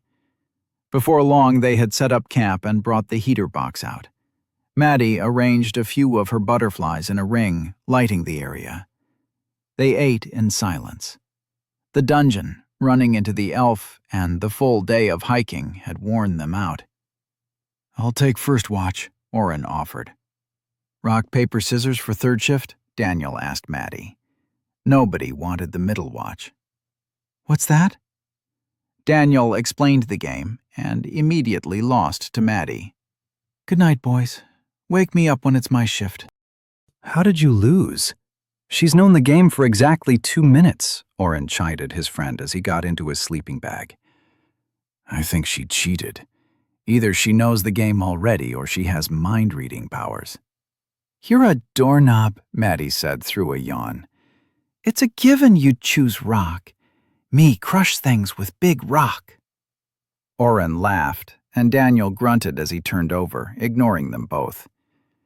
Maddie's butterflies eventually disappeared as she fell asleep, or their internal timer ran out. Oren didn't know which. He kept his eyes from closing by rereading his new administrator options over and over. Each new skill had a price next to it, and some cost hundreds of administrator points. He had 10 to work with. He probably should have tried to walk with Daniel and talk to him about them today, but he could do that tomorrow. A rustling from the grass in the distance alerted Oren before he saw anything. He summoned an ice sword and stood between his sleeping friends and the noise. He approached the patch farther away from the camp. If you're a monster, you picked the wrong camp. If you're human, just walk away. What if I'm an elf? Leanthan stepped out from the grass, hefting a bag as big as his body over his shoulder. Can I come closer, or are you going to stab me? Oren lowered his sword. Come on in, but be quiet. They're both asleep. The elf made no noise as they crept back. He rolled out his own blanket and lay on his back, watching the stars. Not going to offer to take a watch? Oren taunted. Nothing out here will attack us tonight. I struck a few beasts at random intervals in a circle around us. We should be safe until dawn. He closed his eyes. Oren watched the elf as his breathing seemed to slow. Like we'd just take your word for it, he muttered. He spent his turn listening and watching, but nothing else stirred. When he woke Daniel, he had to hurriedly explain the elf sleeping in their midst. Then he curled up and went to sleep. The morning sun woke Oren before Maddie did. She was talking with Leanthan, who had supplied a few scrounged-up eggs and a loaf of bread with fruit strewn through it for breakfast. They look chummy, Oren said to Daniel. His friend was rolling his sleeping bag up and grunted. Did you sleep well? Didn't. Didn't sleep well or sleep at all. Oren noticed the dark circles. Daniel grunted again and tossed his tied-up sleeping bag to Oren for storage. Can you make some coffee? Oren's face split into a grin, and he pulled out everything he'd need. Of course. What kind do you want? I have... As Oren gave options, Daniel just raised his hand and shook his head. I just need the caffeine. Oren's smile wilted. At least appreciate the coffee. I want lots of sugar, too. Oren's lips turned down into a grimace. How did we ever become friends? Chapter 37. After breakfast, and the horrible abomination that Daniel called coffee, the group started back on their northward path. This trail is acceptable for another 3 days, and then I shall lead. Leanthan didn't speak much to the party after his cat-and-mouse duel with Daniel. Oren appreciated this. He could tell his friend wanted a rematch. Oren had to stop himself from trying to figure out the elf's level. His curiosity about what heights Leanthan had reached was tempered only by the knowledge that the elf could easily destroy him. The elf had a habit of drifting off into the grass only to return after 10 or 20 minutes, acting as if nothing had happened. Oren thought he might be scouting until Maddie pointed out some blood on his boots. He was hunting while guiding them forward. Whether the prey was monsters or humans from Odrana was anyone's guess. During one of Leanthan's forays, a murder of crows pivoted in the air in front of them. Oren wasn't paying attention to the flock and only glanced up when something glinted in the sky. They weren't crows. The birds were black, but had an iridescent sheen sparkling across their feathers. They were also getting much larger as they approached. Incoming, straight ahead, Oren said, putting his friends on guard. He made sure to cast ward on both of them and himself. He drew himself a sword of magical ice and got ready for the battle. As the 20 horse-sized birds of prey squawked and dived at them, something flashed from the grass and bounced between the different birds. 6 of them fell to the ground lifeless before the rest realized they were under attack. 4 more lost wings and spiraled to the hard ground before the remaining half took flight. Leanthan landed in front of them. His khopesh was dripping blood. In his left hand, he held his other weapon. The wooden handle was separated from a spiked ball by a chain. Oren watched as the chain retreated into the shaft, pulling the ball taut against the handle again. Magical. Like Maddie's spear. Two of the giant birds thrashed in their death throes, still fighting the inevitable. "If any of you desire it, the kills are yours," Leanthan said, pointing at the remaining monsters. "The experience isn't much to me." He left, disappearing back into the tall grass. "Seriously, who the fuck is this guy?" Daniel moaned. He turned to Oren and Maddie. "I'm pretty early into my current level. Are either of you close to leveling?" Maddie nodded. "Just a few hundred. I almost asked if we could hunt something on the way." Daniel looked at Oren. "Same, to be honest. Maddie can kill one first. If she needs both, she can have it. I can wait." Maddie shook her head. "We'll each take one." For all the back and forth, the actual killing was more difficult. Maddie approached one and tried to stab it with her spear, but the one-winged bird snaked its head around and yanked the weapon from her hands. It then let out a screech that left her ears bleeding and required Oren to cast a healing spell on her. "Sonic attacks," Maddie said, working her jaw as she tried to pop her newly healed eardrums. "I'm going to blind it. Oren, can I borrow your sword?" Hitting the bird with her spell was easy. Rushing forward to hit the beast's neck before retreating out of range multiple times was not. By the time Maddie finally ended the beast's life, she was sweating. She perked right back up when she killed it. 900 points, she murmured. "You guys, they're worth 900 points of experience." With her level confirmed, Oren made his way toward the other bird. Daniel and Maddie went to retrieve her spear. "Sorry about this," Oren whispered to the wide-eyed monster. It had lost half of each wing and was clawing at the ground, trying to right itself. Oren wasted no time and debuffed its dexterity and strength. The monster slowed by half, but still clicked its beak toward him each time he approached. "Screw this." Oren used Identify. Greater Shadow Stormhawk, HP 204/1500. "I'm not spending 2,000 mana to kill you with Light Strike." Oren read through his different spells and skills. He wasn't going to throw swords at the monster either.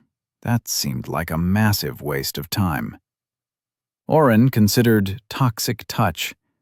Toxic Touch, your touch becomes toxic. MP cost variable to toxicity. He hadn't tried this spell yet.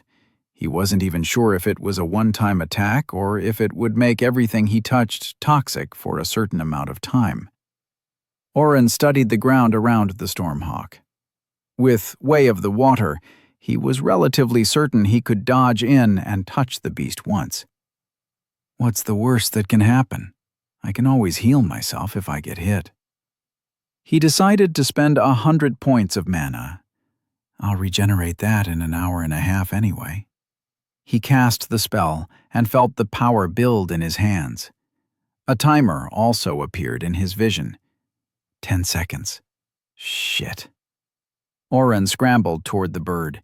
His approach was perfect, if a bit hasty. The Stormhawk swung a talon at him, and he dodged underneath. The bird overcorrected its attack, forgetting the loss of its wings, and fell on its back. Oren placed his hand on the bird's chest and prepared to jump back when he heard Daniel yell. "What the hell are you doing?" Oren turned his gaze toward his friend on instinct. The Stormhawk pushed off the ground using its wing nubs, let out a screech of pain, and snapped its beak on his leg. Damage taken. HP 100 out of 120. Oren's mind bastion clicked on at the pain, and he assessed the situation at lightning speed. His ward had been completely destroyed. He hadn't reapplied his utility ward this morning, so that was only a ward of 380 points. That meant the Stormhawk had done 400 points of damage with its beak. The talons were traveling toward him now, and with his leg being held, he was going to take another hit. His hand had left a green, putrid scab against the beast's chest that was slowly spreading, but he didn't have time for another attack. Just as the bird's talons were inches away from his stomach, Oren threw his body back, wrenching his leg. He dealt damage to himself in the form of a sprain to his ankle, but he kept his insides inside. While the Stormhawk tried to right itself, Oren had time to blast another 100 points of mana into another toxic touch. He placed his hands directly on the bird's head. It screamed inhumanly and thrashed for a moment before going still. "Oren! Oren? Are you alive? Please, Maddie, get a healing potion. His leg is clamped tight in this thing's mouth." "Fuck! What did you do? I'm so sorry. Oren?" Daniel's screams seemed so far away and pointless. Oren knew his health was fine. He could heal himself, and everything would be all right. He was more interested in the new notifications. Experience gained, 900 XP. Level 15 obtained, plus 10 AP. Daniel was still yelling. Oren sighed. "I'm fine. Just open this thing's mouth." Daniel paused and stared right into Oren's eyes. "It's over. Drop it." Oren nodded and let go of Mind Bastion. He promptly passed out from the pain. When he awoke seconds later, his jaw hurt and he was missing another few points of health. "Daniel, that was completely unnecessary and—" "Oren, heal yourself. Right now," Daniel cut Maddie off. His leg hurt so much. He looked down and noticed the bone was sticking out. Oren threw up on Daniel. His friend didn't even try to wipe away his sick. "Heal it. You can do it." Oren pushed his mana into the spell and felt some of the pain retreat. Like someone dehydrated coming across a glass of fresh water, he pushed more and more healing spells into his body. "That's enough, Oren. Don't overdo it." Maddie's voice was behind him. He recognized her hands on his shoulders. She must have pulled him back while Daniel pried open the strong beak of the very dead Stormhawk. Taking a peek at his leg, Oren moaned in relief. His flesh was still closing, but the bone was no longer visible, reset inside the muscle and sinew his healing had fixed. He checked his status. Oren Utility Warder, level 15, 786 out of 6,000. AP 29. HP 120 out of 120. MP 56 out of 380. Strength 9. Constitution 12. Dexterity 11. Will 28. Intelligence 11. "Thank you both," he sighed, falling back into the grass. "Daniel, next time I'm beating up a big dumb monster, please don't distract me." Oren needed to keep his eyes closed for a minute and rest. He heard Daniel stomp away, but Maddie crawled closer. "You realize what you did was stupid, right?" "Yep. Don't go near the big half-dead bird thing." "You know he was terrified for you." Oren nodded. "You know you're an asshole for blaming him?" Oren opened his eyes. Maddie was kneeling and bent over, so her head was upside down to him. "He yelled right as I was fighting it. It distracted me." Maddie flicked his forehead. "You turned away. If you are going to walk into the middle of a fight, don't let us distract you. Don't let anything distract you. You just got very lucky. If I hadn't blinded that thing and Daniel hadn't hacked half its body off, you'd be dead." Oren frowned. "You guys attacked the dead monster?" Maddie's brow furrowed. "It wasn't dead." "Did you get experience?" Maddie's vision glazed over as she checked her own status. Her grip on his shoulder tightened. "You killed it? What did you even do? We just saw you dodging and standing near it. I tried out Toxic Touch. I'd say it was super effective against bird types. What does that mean? Oren kicked himself. Nothing, just that the poison worked really well against that monster, I guess. I hit it twice, but the second time was straight to the face. Maddie stood up and moved around him. He sat up on his elbows as she inspected the bird's corpse. That is disgusting, Oren. Oren rolled over and pushed himself up. His leg was tender, the freshly healed skin stretching and itching. He made his way over to Maddie. He had to agree, the sight was not pleasant. The spot around the bird's chest was hard to make out, as Daniel's sword had bisected the avian monster's middle. The head was a mess. Sunken flesh on either side of the beak was bubbled, rotted, and pus-filled. The smell alone would have driven the Oren of Earth away. Now, he just admired his handiwork. I think I can see its brain. Maddie left him, muttering something that distinctly sounded like boys. Leanthan didn't appear again until near nightfall. No more monsters crossed their path, and after Oren apologized to Daniel, the party had made good time. As they sat around the small heater box, Daniel was trying to get Leanthan to tell him about the ongoing war response, to no avail. Most of Leanthan's answers to any questions were a variation of, "You'll find out later." Oren was pondering something different.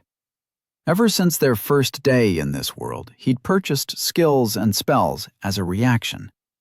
He had tried a few times to plan things out, but circumstances always conspired against him. He had wanted to take up alchemy, and maybe even convince Brant to do so as well.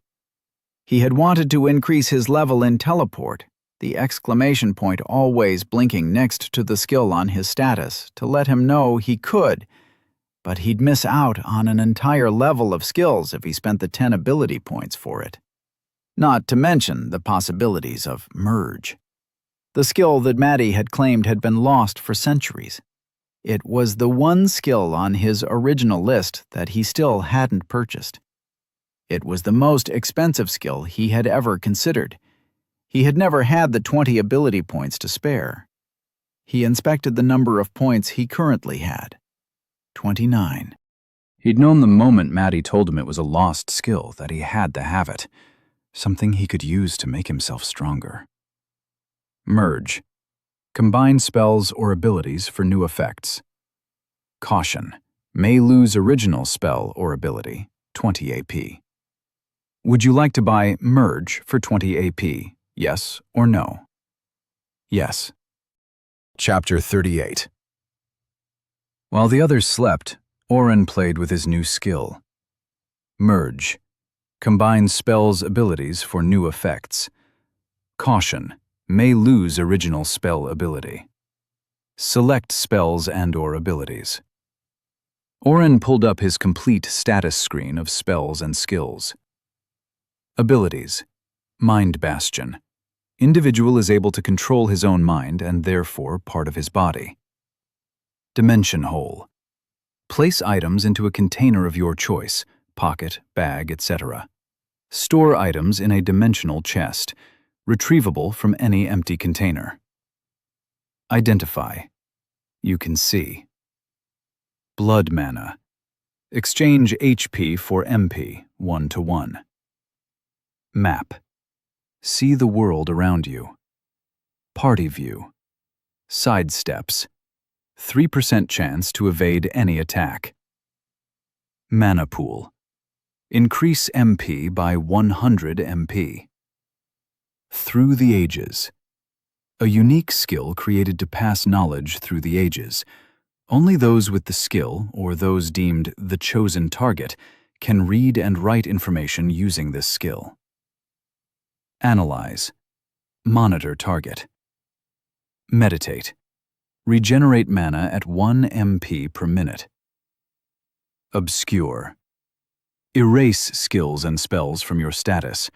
Prevents closer inspection from identify, detect, and similar skills. Way of the Water.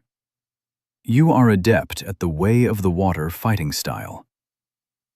Merge. Combines spells' abilities for new effects. Caution. May lose original spell ability. Spells. Calm Mind. Negates mind magic to a degree.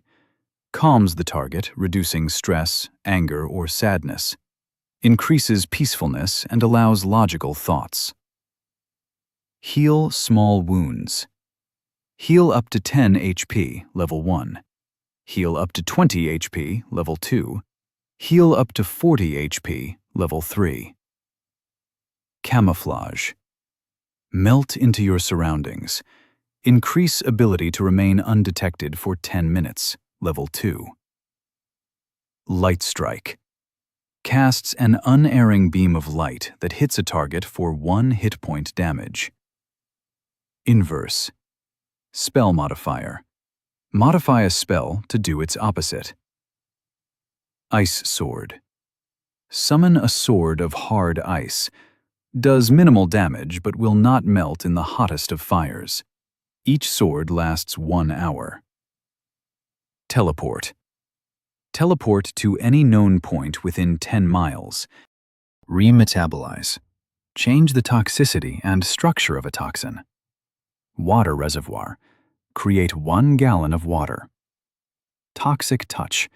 Your touch becomes toxic. Increase strength.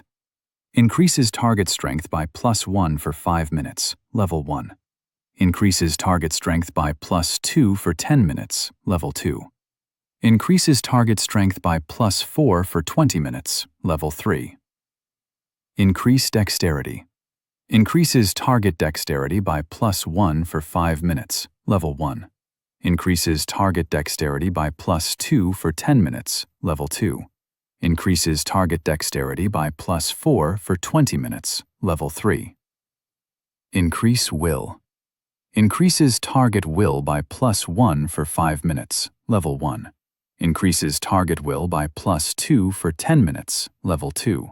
Increases target will by +4 for 20 minutes, level 3. Increase intelligence.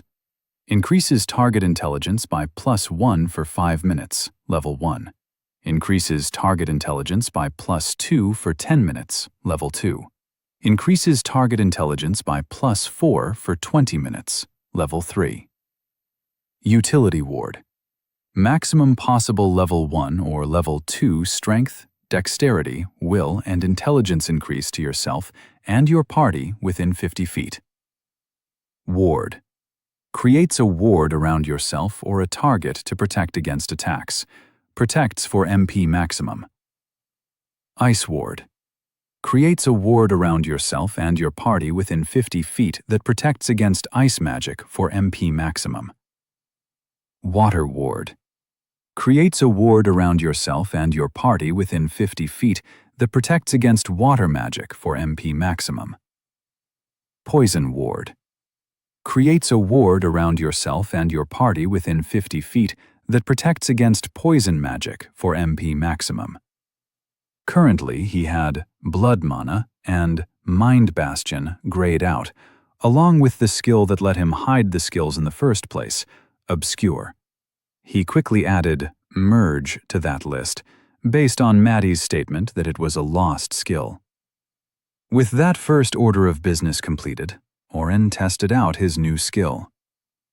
I use Inverse and Increase Dexterity the most to slow down enemies. It seems like the kind of thing Merge was built for. Let's try it. Oren selected the 2 spells. The blue box appeared. Merge, Inverse, and Increase Dexterity? Compatibility, 100%. Chance of original spell loss, 0%. Variations, 1. Decrease Dexterity. Decreases target dexterity by +1 for 5 minutes, 5 MP. Cooldown, 24 hours. Accept? Oren paused. He read the words, then read them again. So, it tells me if the skills are compatible and if I might lose the original spells. What does variations mean? And a cooldown? Is that for the debuff spell that I'd create, or to use merge again? The debuff spell that he would create cost the same as the buff spell, so he wouldn't spend the mana price for the inverse spell modifier with each cast. Less mana spent meant more mana in the tank.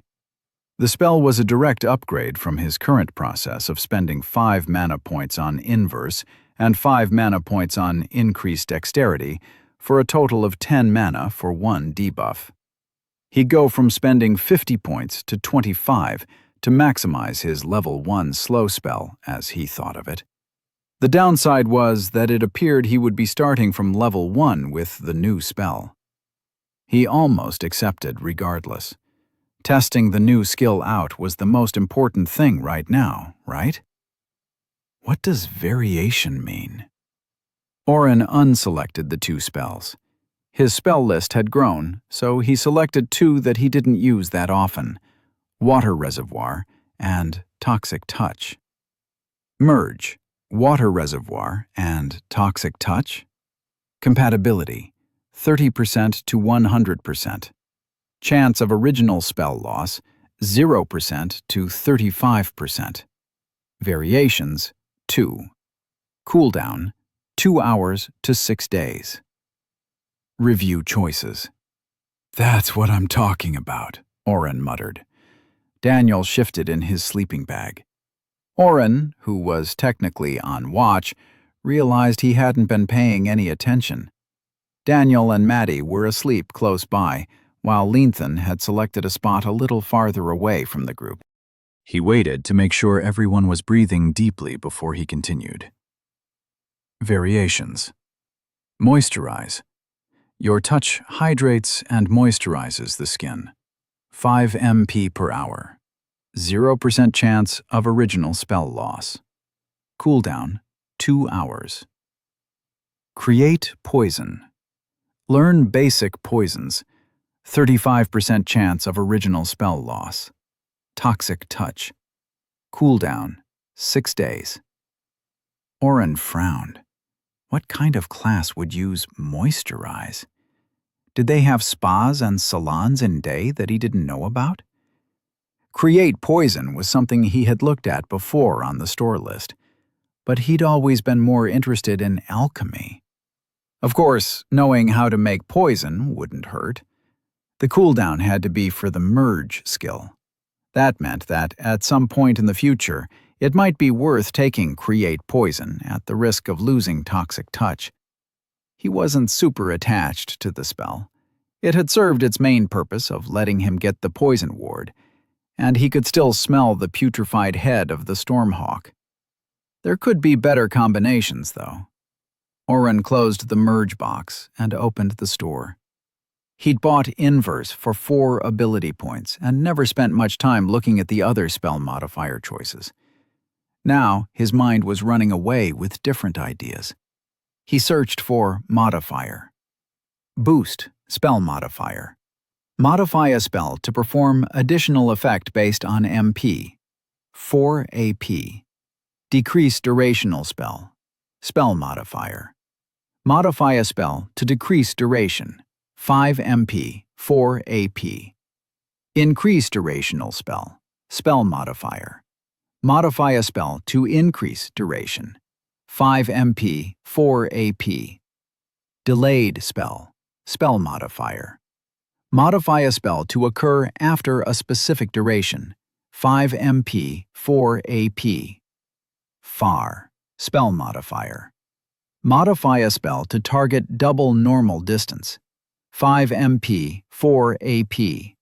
Fast spell. Spell modifier. Modify a spell to move fast as thought. 5 MP, 4 AP. Slow spell.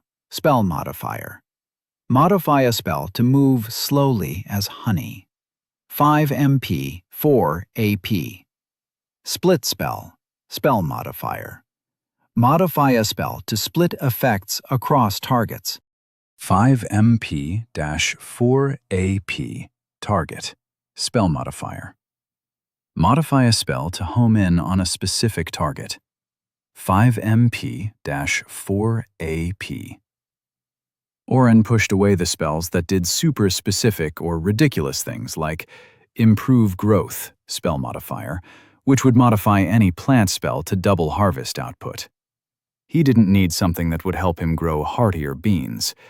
He wanted something that would give him more bang for his spells. Boost and Light Strike might give him the ability to dump mana into a spell that could do actual damage. The question was whether he was willing to spend almost half of his remaining ability points on a spell modifier. I should be more strategic with this. There is no rush. We have to get to the elves and find out the situation in the forest before we make any plans. That didn't stop him from continuing to play with the Merge template the rest of the night. When Maddie woke up to relieve him from watch, he made an impulsive decision despite his earlier convictions. Merge, inverse and increase dexterity? Compatibility, 100%. Chance of original spell loss, 0%. Variations, 1, decrease dexterity. Decreases target dexterity by +1 for 5 minutes, 5 MP. Cooldown, 24 hours. Accept? Yes. Leanthan had 2 rabbits dressed and cooking over a low fire he'd built in a shallow hole when Oren woke the next morning. Breakfast, the elf pointed. We move faster today. There are human patrols about. Oren ignored him and put a pot of coffee on the heater box. He also pulled out a few pastries he'd squirreled away and handed them to his friends. After a moment of deliberation, he offered one to Leanthan as well. May the trees shade you, the elf said, covering his forehead with his hand. This is appreciated. Their pointy-eared, surprised companion bit into the fluffy croissant and raised his thin eyebrows. Most appreciated. Oren sat near Leanthan as he waited for his coffee water to boil. I have a few questions, if you wouldn't mind. Leanthan continued to turn his spit of rabbits. I know that every time Daniel asks you a question, you tell him to be patient and wait. But we are trying to end the war between Odrana and the elves. Can you at least tell us why you two are fighting? Leanthan snorted. We do not fight the humans. We simply repel them from our forest. They will continue to throw their lives away, and we will continue to defend ourselves. If the council spoke, our greenest fighters could wipe the plains of the Odranan stench in a fortnight. Oren noticed Maddie watching from the corner of her eye. What do they want?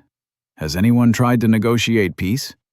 Leanthan sliced a piece of meat off the probably cute once bunny and tasted it. He chewed and then removed the rabbits from the fire, handing one to Oren.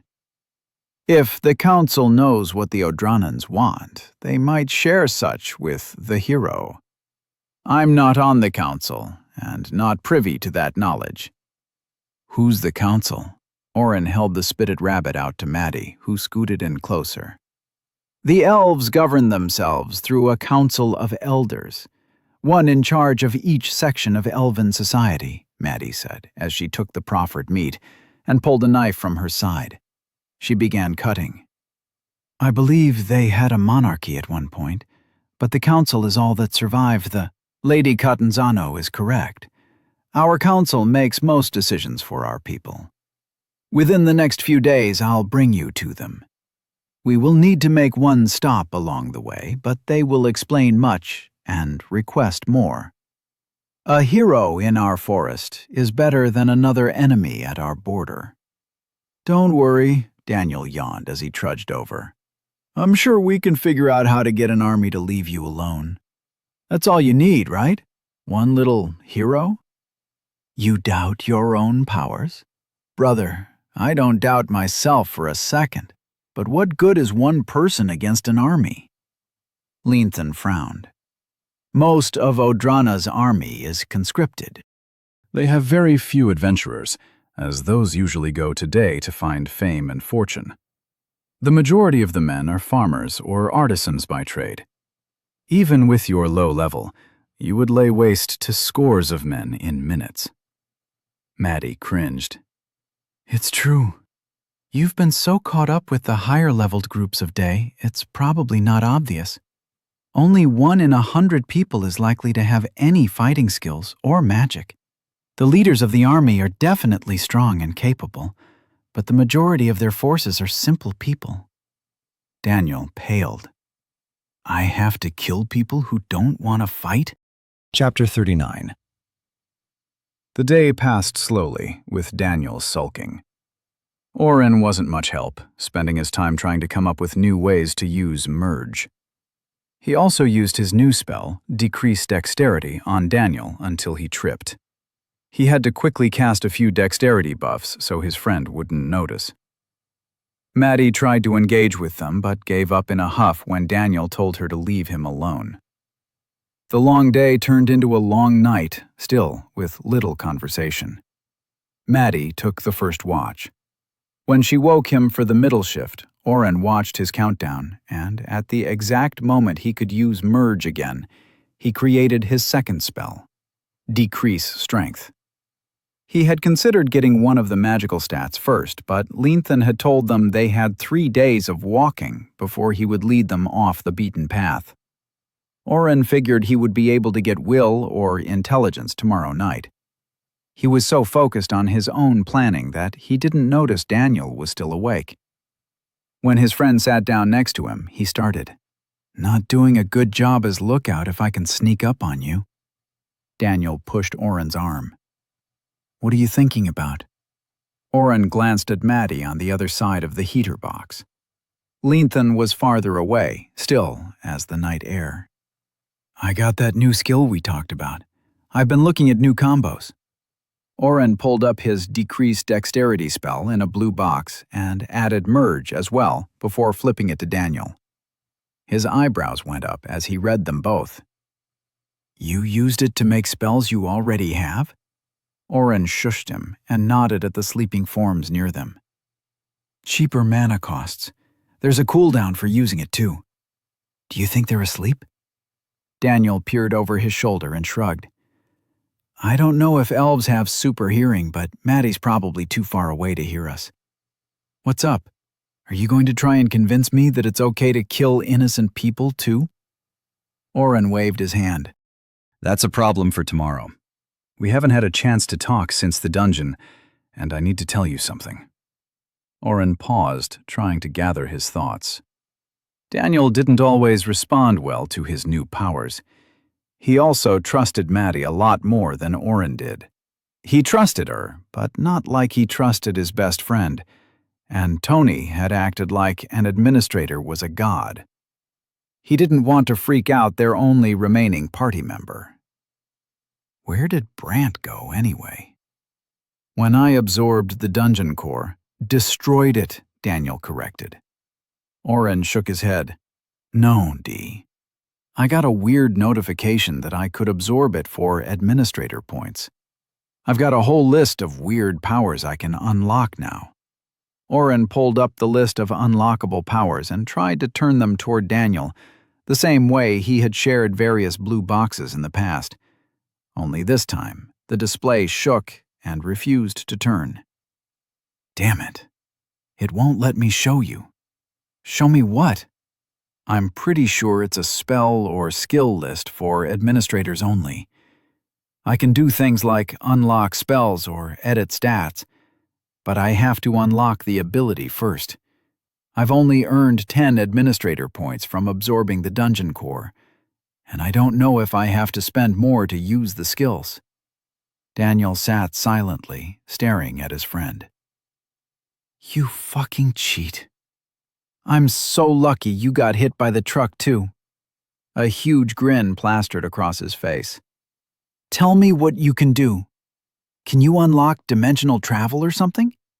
Oren groaned. Thanks, I guess. I can change or assign classes, assign quests, edit rewards, unlock spells or skills, and edit stats. There are a few other things too, but there isn't a description of what they do. Like? Oren sighed and pulled the purchase list back up. Some of the abilities had strange names, and he hadn't been able to figure out what they were. Imbue is one. Scry is another, but I think that's got to be like identify or analyze. I didn't even mention that the edit stats have something about sanctioned and unsanctioned. Sanctioned by who or what? The system? Oren scrolled a bit more. Some of these are just weird. Change race? That seems like a recipe for disaster. Create relic? Isn't that what Maddie called super powerful old magic items? Daniel ran his fingers over the thickening stubble around his chin, deep in thought. How many of these things can you unlock? 1. Maybe 2 if I just do the assign and reset class 1s. I don't think those are as important to us. Assigning more quests would be helpful, especially if you can edit the rewards. That's 2 separate abilities. Daniel ran his hand through his hair. I guess we'll need to absorb more dungeon cores in the future. I was leaning toward the unlock skill or edit stats abilities. If I could use it on you or Maddie, it would open up more versatility in your abilities. Imagine if I could just unlock teleport for you, or spear proficiency at a higher level for Maddie. Bypass all the training and get the results. Oren picked up a broken twig in front of him and started picking at the bark. Edit stats might let me get you guys up to max without even having to cast spells. You could be stronger and quicker than Leonthan. Permanently. What if it isn't permanent, or you can only give a few points? Daniel countered. Quests would let us do the same thing. We get you through another dungeon and you'll have the points to edit the rewards too. Good point. Oren pulled the last of the stick apart. The white flesh of the wood underneath shone in the moonlight. I've been going crazy keeping this to myself. I'm glad you didn't think I was a weirdo. Stupid Oren, complicating things all over again. Daniel put his hand on Oren's shoulder and squeezed. We'll figure out what's going on with you. After we deal with this little war problem, we can go back today and talk with Tony. You said he knew something about administrators. We'll track down someone who knows more and figure out your powers. Maybe Maddie. Let's not involve her, Oren cut him off. The way Tony acted when he found out, I almost regret telling him in the first place. If it scared him that much. You know you'll have to trust her at some point. That's what friends do. Oren threw the piece of wood into the distance. I trust her, but you don't have to tell your friends every one of your secrets. Daniel grinned. I know all your secrets. No, you don't. Last year, you wrote my sister a love letter. Oren felt fire on his cheeks. No, I didn't. Daniel poked him in the ribs.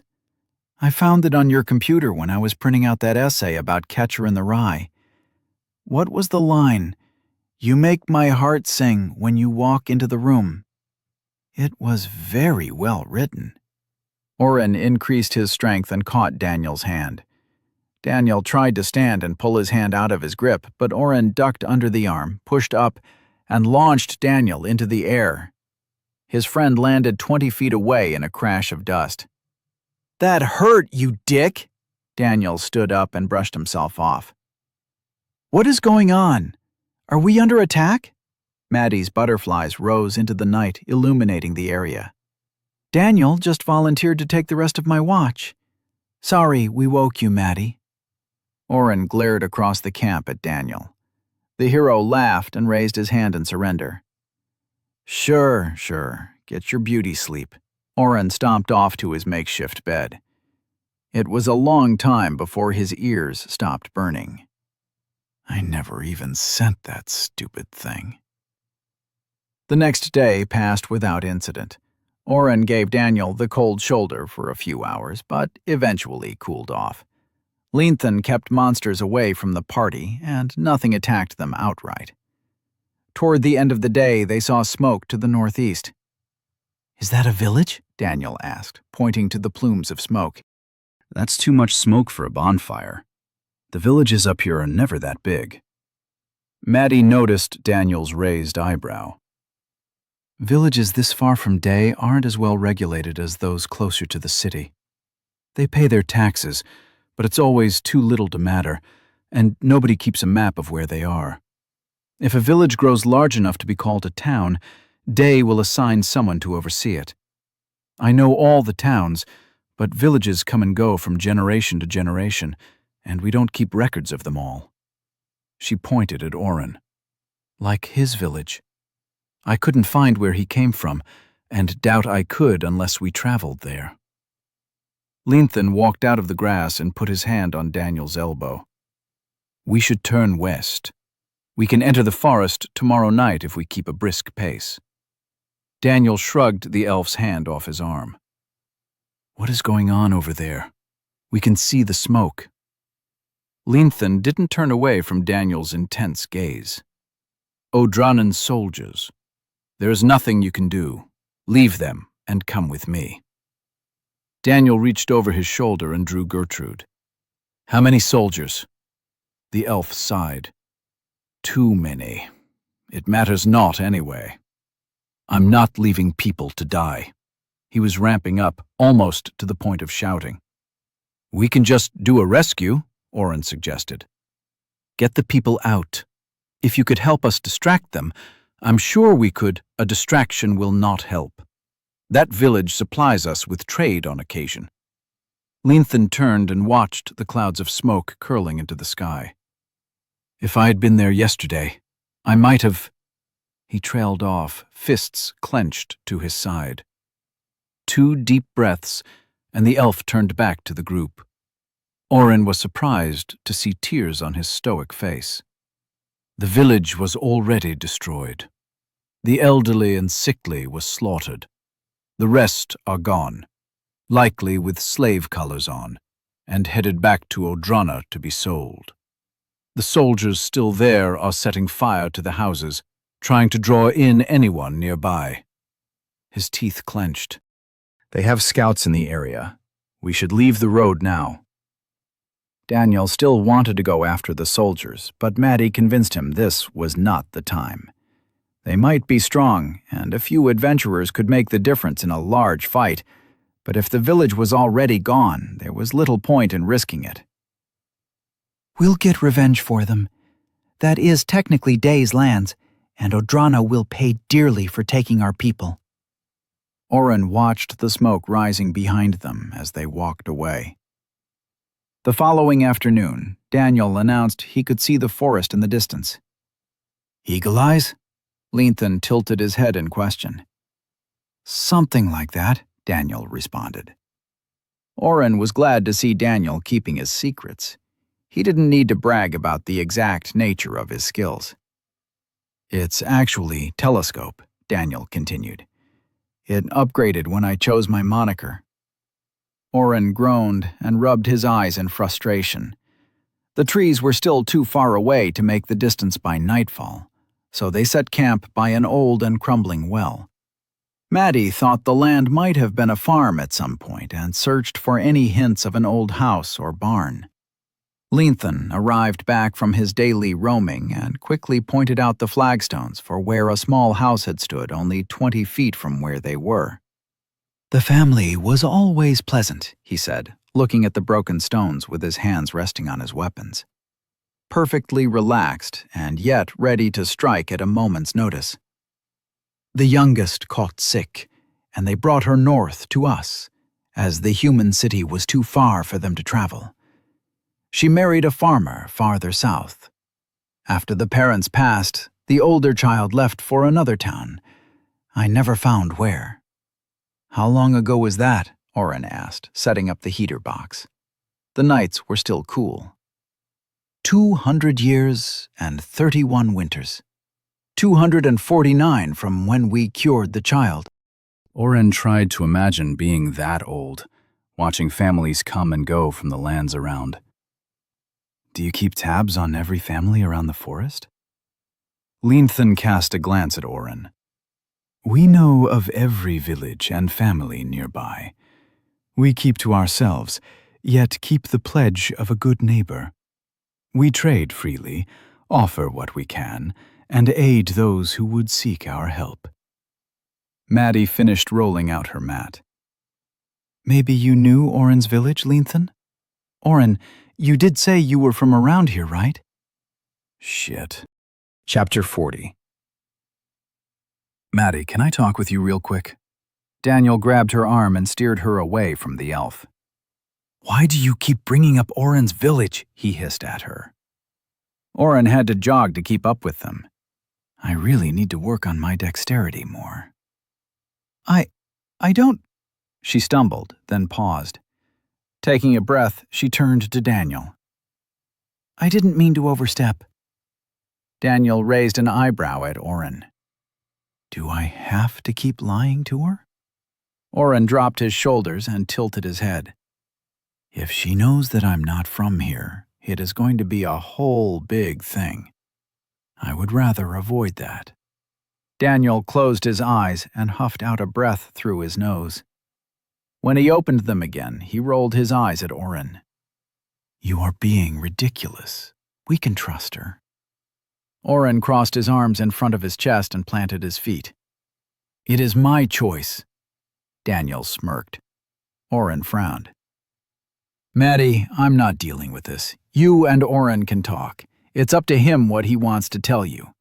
But if he doesn't want to talk about something, I think it would be in everybody's best interest to let it go. Daniel left abruptly, walking back to Leanthan. Maddie glanced sheepishly at Oren. I'm sorry I keep bringing up your village. It's just... you were one of the only friends I have. When Oren didn't respond, she rushed forward, stumbling over her words. When I was 12, an ambassador from Veskar brought his daughter with him. I guess he wanted to show her the world a bit. She was a little older than me, but my father thought it would be a good learning experience for me, so he gave me a job. I was supposed to show her around, keep her entertained, that sort of thing. Maddie wrung her hands and wouldn't meet Oren's eye. We spent the entire day together. We laughed and talked about our parents and what they demanded of us. I thought we were becoming close. We went to my favorite salon and got our hair made up. I even brought her to one of my favorite restaurants for dinner. Oren had no idea where this story was going, but he was glad she wanted to talk. He was weaving together a new piece of the elaborate lie that had become his past. His village was going to be located near the mountains. They were self-sufficient and rarely talked with the elves. Why were we targeted by Odrana, though? They didn't stay in one place and were attacked on the move? Maybe herders of some sort? Oren had never watched a documentary or read a book on farming practices, so anything she asked would need to hold up to further questions down the road. I'll need to talk with someone who is an actual herder of sheep? Maybe cows? I didn't know that in Veskar, certain foods are taboo to eat. I ordered for us. It was a disaster. Maddie's eyes went distant as she remembered the night. Her father was shouting at my father that I had tried to do it on purpose. My father had to give concessions for a trade route because of me. I failed in the task he gave me, but I also lost a potential friend. All because I didn't know something that I should have. Maddie raised her head and captured Oren's eyes with hers. I know the villages farther from Day have customs and traditions that we don't practice. I'm scared that I might offend you in some way and lose you. It's one reason I tried to investigate where you came from in the past. She raised a hand when he opened his mouth to ask more about that. I found nothing. Nobody knows anything about you or your village beyond what you've told us. I said that was one reason, but I'm going to be completely honest with you. You are a mystery, Oren. You have a class that nobody has ever heard of. You can do something to change the hero's quest rewards. I'm not stupid. There is some secret that you have, a secret that you don't want to share. I don't know if you are the grandchild of a hero, if you have a relic, or perhaps your village has some lost knowledge from ages past, but I won't ask you to share your secret. I won't ask about your family anymore. Trust me, I know how touchy that subject can be, and all I can do is apologize." She held her hand out. "I really hope I haven't messed up too badly. Still friends?" Oren took her hand. All his life, he'd only had one friend. Daniel had looked past his quirks and stuck around, but he'd had partners for school projects who forgot his name before they turned in the assignment. After his dad left and his mom started working more, the only attention he'd gotten was from Daniel and his family. Half the reason he had been in love with Daniel's sister was probably because she knew he existed. He'd realized that in the dungeon when Garrett's shine had started to wear off. In this world, given a new chance, Oren was starting to find himself a bit more. Sure, he was still just the sidekick to his best friend, the hero, but he'd saved Daniel. Hell, he'd saved him a few times. He'd made new friends, Tony, Amir, and Brant. Maddie. She wasn't the perfect friend. She'd threatened him and Daniel, played with their lives, and treated him as expendable. But she was doing her best to make up for past acts. She valued his opinions on strategy, came to him to help curb Daniel's more annoying habits, and stuck by his side when shit hit the fan. She'd stood up to the hospital for him. She was out here with them trying to stop a war with no real plan or ideas, just the blind faith that they would figure it out. She wasn't the perfect friend, but she was his friend, and she was trying to do better by them. Maybe I should do better too. When Maddie grasped his hand, he pulled her closer into a hug. It was awkward and quick, and he let go as fast as he could. "I'm going to trust you," he started, gesturing for her to shut up this time. "I'm going to trust you, and I don't do that often. Daniel is the only one who knows." Oren double-checked that Leanthan was far away, talking with Daniel. When Daniel arrived in this world, he wasn't alone. "How much did you tell her?" Daniel asked, sitting down close to the heater box. The little device was keeping up quite well. It warmed a small area, like a fire, but without the bright light to give away their position. Oren appreciated more the lack of smoke drifting into his face every few seconds. "That I'm from your world, but definitely not a hero." "That it?" Oren watched Maddie turn over in her sleeping bag. "I didn't think she could handle more than that right now."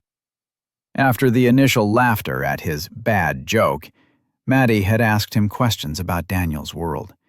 She'd grilled him for 5 minutes before abruptly walking away and berating Daniel. Oren realized that she was trying to catch him in a lie. "I think she wanted me to be from here. She complained that there are no records of two heroes ever coexisting at the same time. I tried convincing her that I'm not one and somehow just hitched a ride with you, but sometimes I think you were meant to come too." Oren spun to see if Daniel was joking. "What?" "I'm serious. I would have died right away without you here. I don't know who or what brought us here, but it's like they knew I'd need you." Oren rolled his eyes. "You'd have been fine." "I'd be stuck in a tree getting eaten by a tentacle monster." "Like I said, totally happy and fine." Daniel tried to push Oren over. "Asshole." They sat in silence. Leanthan had left after a quick dinner, promising to keep any Odranan forces away, but the boys had still decided to keep watch. Daniel was supposed to be sleeping, but had wanted to talk first. "You think she'll be okay?" Oren scratched at his hair. He needed a haircut. It was starting to curl at the ends and tickle his neck. "She didn't try to hit me, and she did say thanks for finally telling her, although there might have been a touch of sarcasm in her voice." Daniel chuckled. "She is snarky." Oren nodded. "You going to sleep? Leanthan thinks we can make the forest tomorrow. You and Maddie are going to have to talk with this council of theirs and figure out if we can help." You think I'm taking another middle shift? You go to bed." Oren laughed and used Daniel's shoulder to push himself straight. Worth a shot. The night passed, and morning arrived without interruption. Oren had completed his set of decrease stat spells overnight, and eagerly awaited the chance to try something new. The 24-hour timer for his decrease intelligence spell taunted him. Morning, Maddie. Oren squatted by her mat and handed her a cup of coffee. She glared at him, but accepted the peace offering. I just wanted to check and see. How are we good? Maddie sat up and sipped her coffee. Oren decided she wasn't going to answer and straightened up. His back was already turned when she huffed. We're good. He smiled and sat down again. He pulled a few of the berry jam pastries she liked the most out of his storage and handed one over. He winked. Don't tell Daniel, she snorted. He'll smell them soon enough. Eat fast. Oren asked her about Elven culture and listened to her answers as they settled back into their old routine. If you've known Daniel for so long, why did you leave him that time? Coffee burned his nose as he coughed. What? Maddie sighed and rubbed coffee off her blanket. After you two started doing quests for the guild, Daniel came back into town alone. My father recruited him and got him to agree to let me join his party. You had disappeared. You know when. It was right before you broke into my house. Oren cleaned himself up, tossing an extra blanket to Maddie to use as a towel for the mess. We got into an argument and I stormed off. I came back for him. Maddie poked Oren in the arm. I'm not blaming anyone. I just don't want you two to split up again. Being in a group with the two of you is liberating. I was so envious of how close you became with him in such a short time, but now I know that you've both been friends for years. It makes so much sense. I can't believe I didn't see it before. It's just such a weird thing for two people from another world to be here. I'd need to ask my father if something like this has ever happened before to be sure, but I'm almost certain. What? Oren crunched his nose as he tried to find the words. We trust you. We don't fully trust your dad. That's a shitty thing to say to a friend, but it's true. The look on her face shifted between angry, amused, and disappointed, but her voice didn't betray any emotion. He's my father. I'll always trust him. Oren looked into his empty mug. Can I ask you not to tell him about me? Would that be a problem?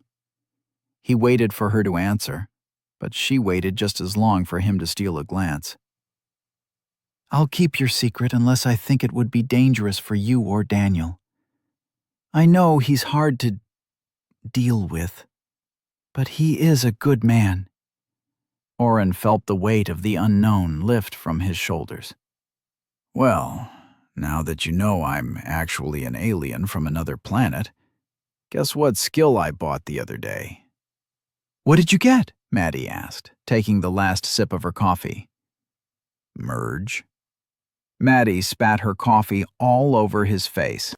Chapter 41. Disgusting, Oren complained, wiping the semi-warm liquid from his face. He rubbed his hand against the grass. You're being serious, aren't you? Maddie placed her mug on the ground with a trembling hand. Don't mess around about this. I'm not messing with you, but could you aim your spit away from me next time? He used water, let a stream of water trickle from his hand. The spell let him create up to 1 gallon, but he could do it at whatever speed he wanted. Washing his hands before the coffee dried and he had to deal with sticky fingers all day was a top priority. Maddie pushed her blanket off completely and stood up. She started pacing. Oren straightened up off the ground and waited for her. She turned multiple times and lifted her finger to shake at him, but could only mutter dark whispers.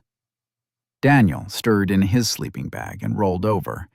He opened one eye and glared at them. Too much noise.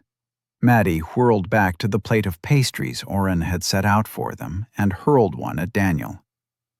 You didn't take the middle watch. I did. If I'm awake, so should you be. Daniel brushed the dirt off the food and chomped down. What's up with her? Oren shrugged. How long have you known? Maddie stomped over to Daniel.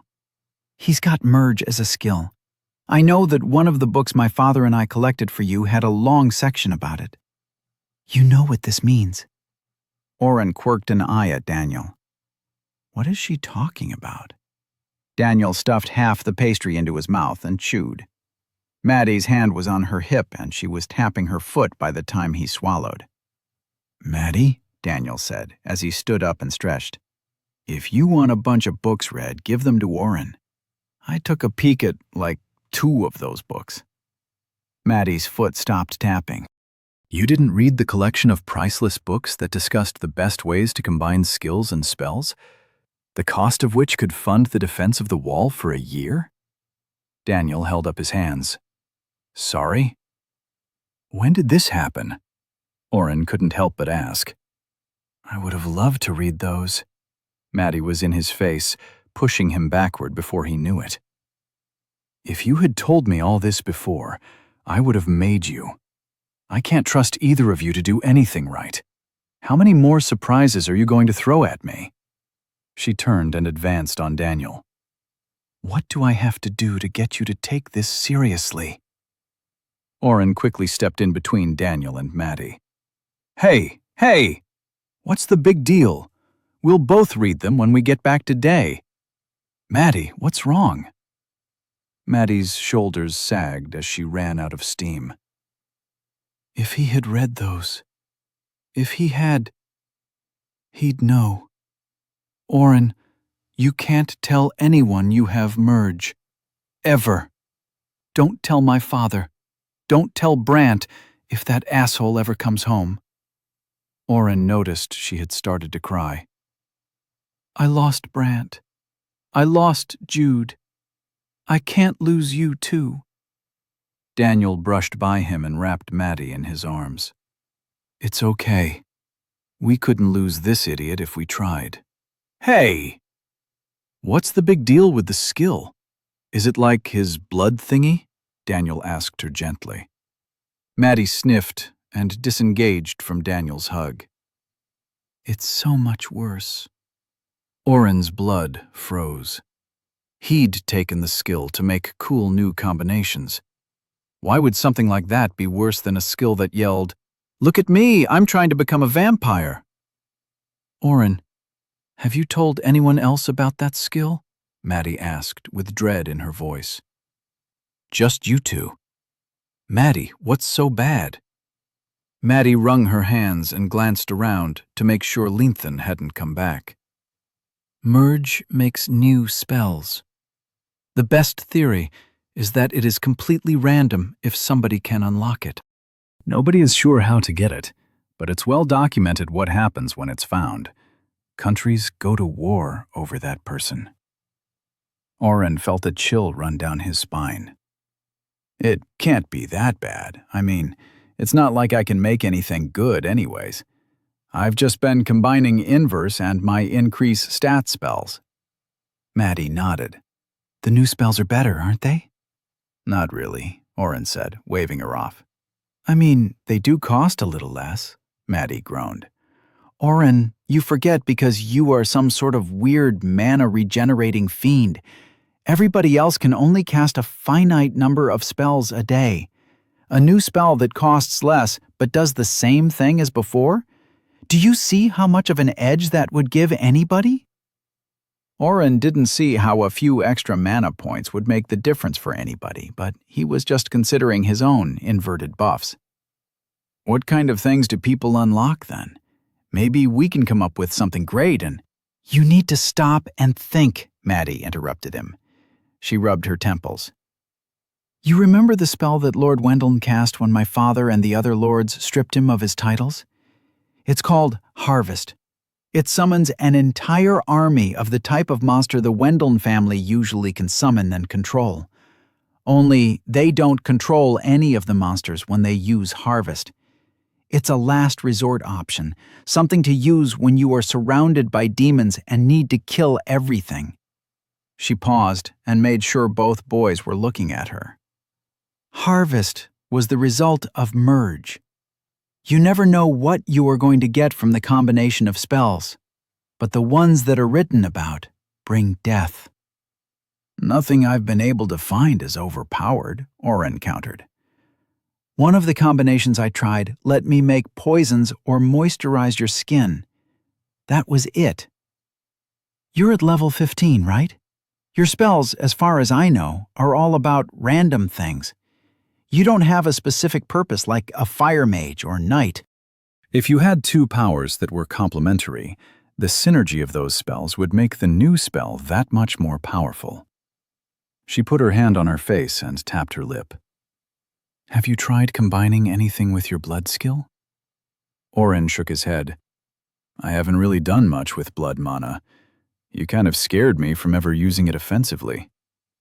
Try it. See what you would get. Oren nodded and pulled up Merge. Merge. Blood mana and light strike? Compatibility, 80%. Chance of original spell loss, 10%. Variations, 1. Mana drain. Connects to the target and drains 1 MP for every 1 HP you sacrifice. Cooldown, 4 days. Accept? Oh, that's actually cool. Mana drain would let me use my own health to drain someone's mana. Maddie shook where she was standing. That's not a spell I've ever heard of. If you created that, there would be a chance it could populate in someone's store. A new spell that nobody knows suddenly appearing is the way most find out someone has Merge. Oren quickly exited from the skill. So don't create new spells, got it. Maddie frowned. No, that wasn't the point I was trying to make. What did you combine your blood skill with? Light Strike. The most simple attack spell there is. Try something else. Oren sighed and tried again. Merge, blood mana and heal small wounds? Compatibility, 60% to 100%.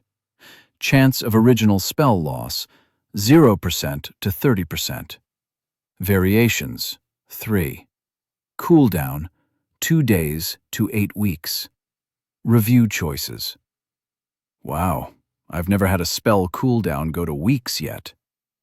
Maddie's face went tight. What is it? I'm looking now. Variations. Create small wounds. Damage up to 10 HP, 5 MP. 0% chance of original spell loss. Cooldown, 2 days. Recharge. Restore up to 10 MP on another. 5 MP. 5% chance of original spell loss. Heal small wounds. Cooldown, 5 days. Sap. Steal 10 HP from target. 5 MP. 30% chance of original spell loss. Heal small wounds. Cooldown, 8 weeks. Oren read the list aloud. Recharge sounds weird, Daniel complained. Why would you spend mana to restore someone else's mana? They could just drink a potion. If it worked like I'm guessing it would, the only limit to how much mana Oren could restore would be how much he cycled his own mana. You're also forgetting that Oren's cost to cast that would be next to nothing, and he'd be giving way more than just 10 mana per cast. Now imagine Oren standing behind an army of mages. They could cast spells at an enemy for hours, all because of one spell. I think sap would be worse, Oren whispered. Why? What would be worse than you juicing up an army of fireball-slinging magic users? Daniel asked. Oren closed his eyes and imagined taking sap. He could steal 10 points of health from someone for the cost of only 5 mana. And then he could turn himself invisible with camouflage, and nobody would know where he was. He could boost his intelligence and will to 100, making the spell cost half a point of mana, probably rounding up to 1 MP.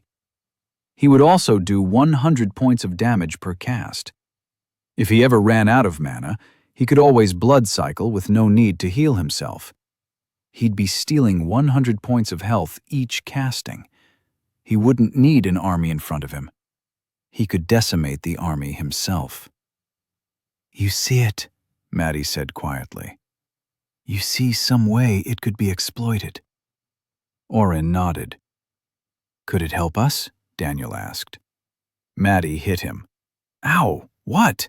We are about to fight in a war. It wouldn't be a war. It would be a slaughter, Oren murmured. If I created that spell, would someone else be able to get it right away? Maddie nodded. Most likely. The exact combination of prerequisites wouldn't be known, but within a year or two, yes. So I need to be careful with what spells I make. It could be those are spells already known, with ways to counter whatever you are thinking of. We can search through my father's books when we get back and see. Oren didn't want to wait that long. It was a small secret anyway. I'll see if they're in the store. There's no way you'd have them in your store. These are combinations of spells that would require the exact right class, and certain spells already known to unlock. Create small wounds is already there. Oren talked over Maddie, not even trying to explain. Recharge is as well. He scrolled more. Sap isn't there, Maddie spluttered. How many available spells do you have in your store? 100? Thousands. Maybe more. Maddie sat down hard. What are you? Not even a hero has that many options. Daniel sat down next to her. His class is Utility Warder. I think whatever brought me here as the hero brought him here to be a problem solver. He's my secret weapon, the friend that can find a solution to the problems I can't just beat down. None of that matters, though. What matters is he's our friend. I'm sorry I didn't read those books. Tell me everything. I can't protect him if I don't know what I need to protect him from. Maddie started laughing. Himself? The world? Everyone? Daniel, he's creating new spells with the handful of random things he's collected from his first few levels. If he wanted, he could spend maybe 30 or 40 ability points on specific skills and spells and end the world. If someone captured him, it wouldn't be a matter of if that happened, but when. So don't tell people I have merge, and try not to make too many new spells, Oren said, crossing his legs as he sat down too. And definitely don't blow up the world. I think I can handle that. Chapter 42. Further discussion of blowing up the world was put on hold when Linthan did his magical appearing act. The elf could simply materialize from the grass as if he was teleporting, and did so at the most inopportune times. Good, you have eaten. The way to my home is clear. We can be among the trees by midday. Without waiting, he set off again, expecting them to follow. You know, I'm half tempted to ignore him and walk off in a different direction, Daniel complained, as he began rolling up camping supplies and throwing them to Oren for storage in his dimension hole. Seriously, I'm glad we have a guide, but the dude is seriously uptight. Maddie tried to talk about Oren's skills more as they walked, but he shut her down, promising they'd have all the time they needed once out of earshot of Linthan. We're going to be in the middle of the Elven forest, surrounded by elves tonight. Maddie was walking backward and talking to him. Daniel was up ahead, trying to get Linthan to agree to another duel. Then we are probably going to be fighting Ordranan forces in coordination with the elves, unless they did something to start this war. I'm thinking we could probably still complete the quest if the elves lose. Oren pulled up the quest. Stop the war in Odrana. Reward, 200,000 XP and variable failure, loss of 10 levels. I don't know how much influence the hero has in making the Elven Council explain what's going on, Oren started. But if we offer to share this quest with a few members of the council, or even with some leaders from Odrana, it can't be hard to get them to stop fighting. Maddie pulled a face and almost tripped. She caught herself and turned to walk next to him. That is the stupidest idea I've ever heard. And it might work, since the reward for doing it would give them so much experience. Oren tried to do the math. He currently needed a little more than 5,000 XP to level, and would need 7,000 XP for the following level. Each additional level would cost an extra 1,000 XP. If my math is right, that much experience would push me and Daniel to level 30. I think you're right. My father would lose his mind if I came back with that kind of growth. Keep up, Leanthan said, turning and rejoining them. And please keep this one from bothering me anymore. He nodded toward Daniel, who tried to look sheepish and failed. The rest of the trip was uneventful, with no real discussions of all the major shocks Oren had dropped on Maddie. As they neared the forest, Oren realized why it had taken so long for them to get there, despite seeing the trees days ago. They're huge. He tilted his head, but couldn't make out the tops. The foliage blended together so high that he couldn't make out the individual branches. It would take like 10 people holding hands to reach around the trunk. These are some of our youngest trees. It would take twice that number to go around the smallest tree in the forest, Leanthan corrected. How big do they get? Daniel was also looking up, his eyes squinted against the sun. Leanthan put his hand against the young tree on the outskirts of the Elven forest. The forest matriarch is approximately 10,000 years old and houses the entire Elven population during festivals. It would take 200 hands to link around her. Oren felt tiny standing beside the trees. There were no other trees for miles before the start of the forest, a clear marker that this was almost a sacred land. The trees blocked his vision when he tried to see farther in.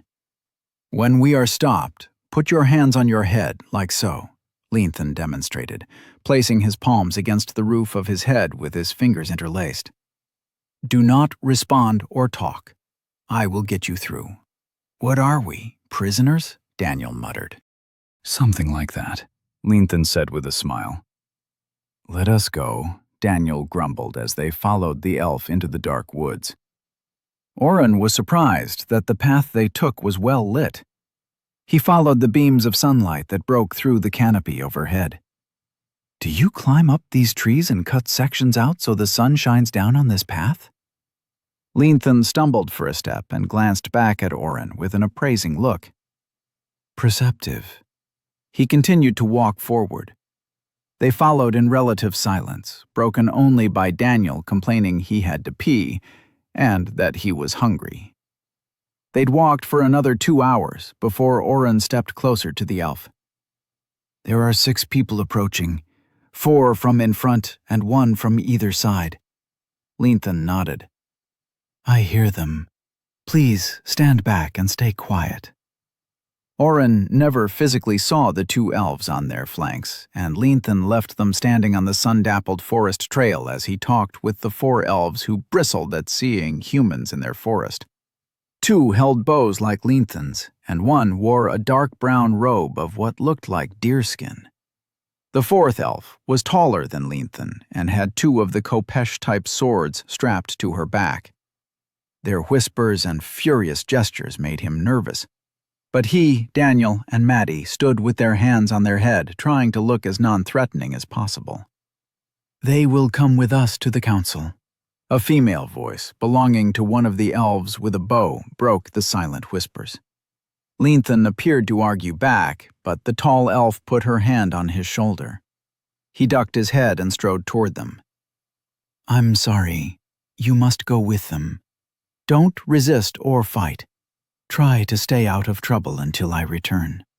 Leanthan, you promised us safe passage, Maddie said loudly, making sure her voice carried to the other elves. Does this mean you intend to kidnap a hero and the daughter of Lord Catanzano of Day? Leanthan smiled and winked at her. My promise of safe passage is still true, young Catanzano. I had hoped to bring you to my mentor first, but our approach was noticed by others quicker than I anticipated.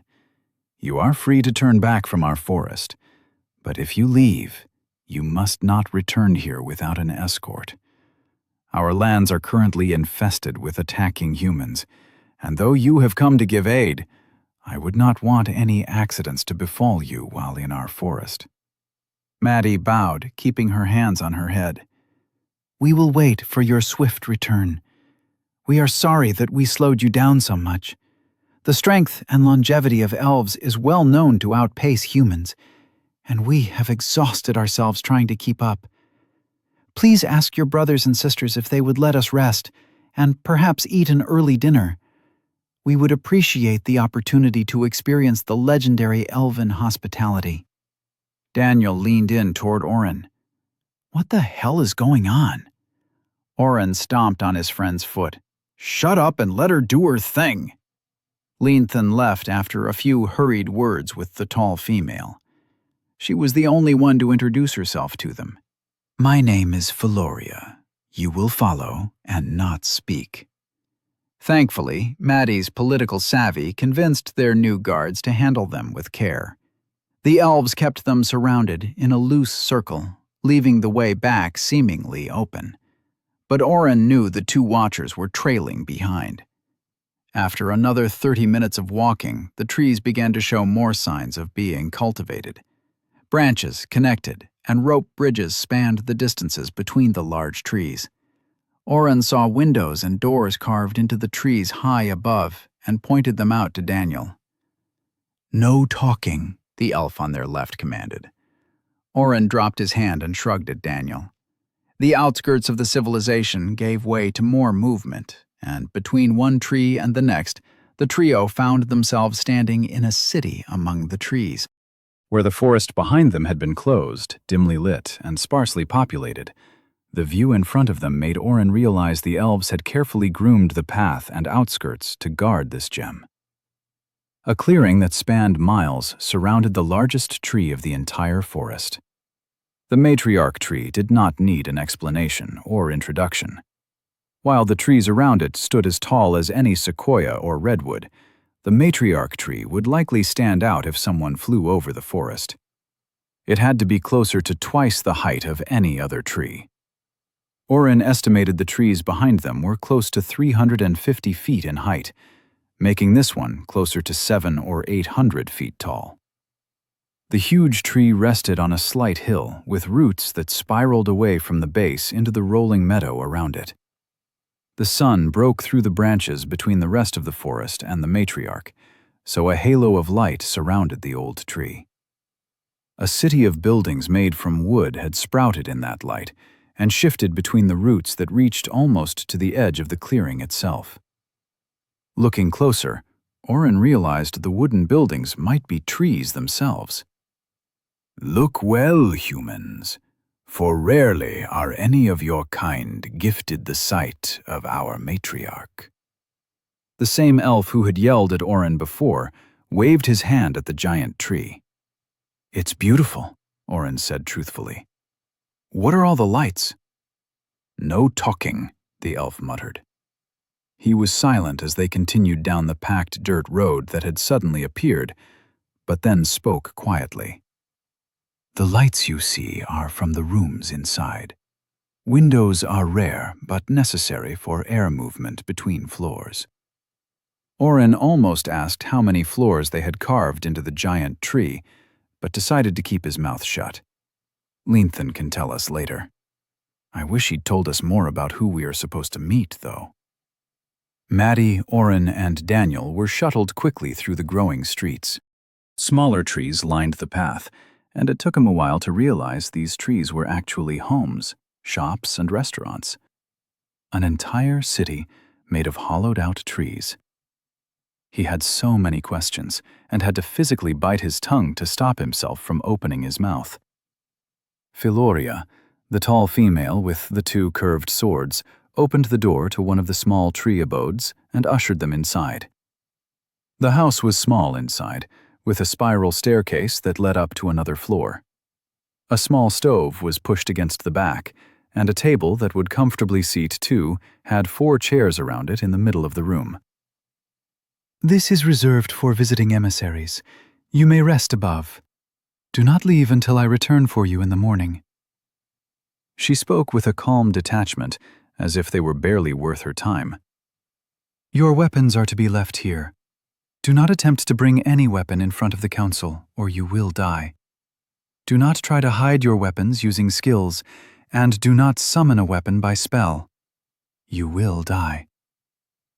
Oren had the sudden urge to tell her, "I am the weapon," but somehow resisted. He did remember something from all her talk of weapons, though. "Philoria, thank you for the hospitality and all that," he said, pushing his hand into his pocket. "We found this before we set out for your beautiful forest, and planned to give it to you all." He pulled out the citrandish bow from his dimension hole and held it out to her. "We don't know where it came from, or—" "No talking."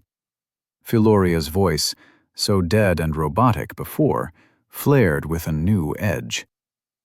"You will bring that with you to the council tomorrow."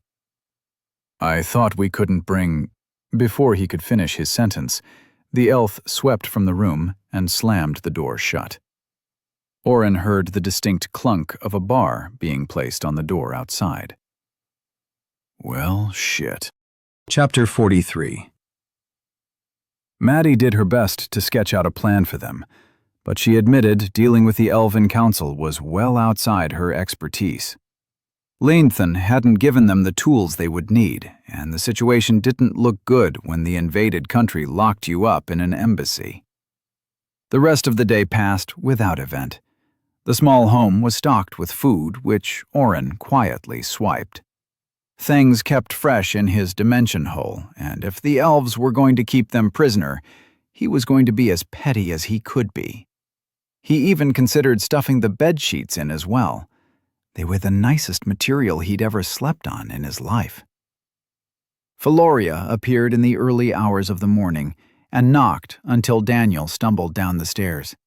He opened the door just as Maddie and Oren joined him. "Let's go. The council will see you now."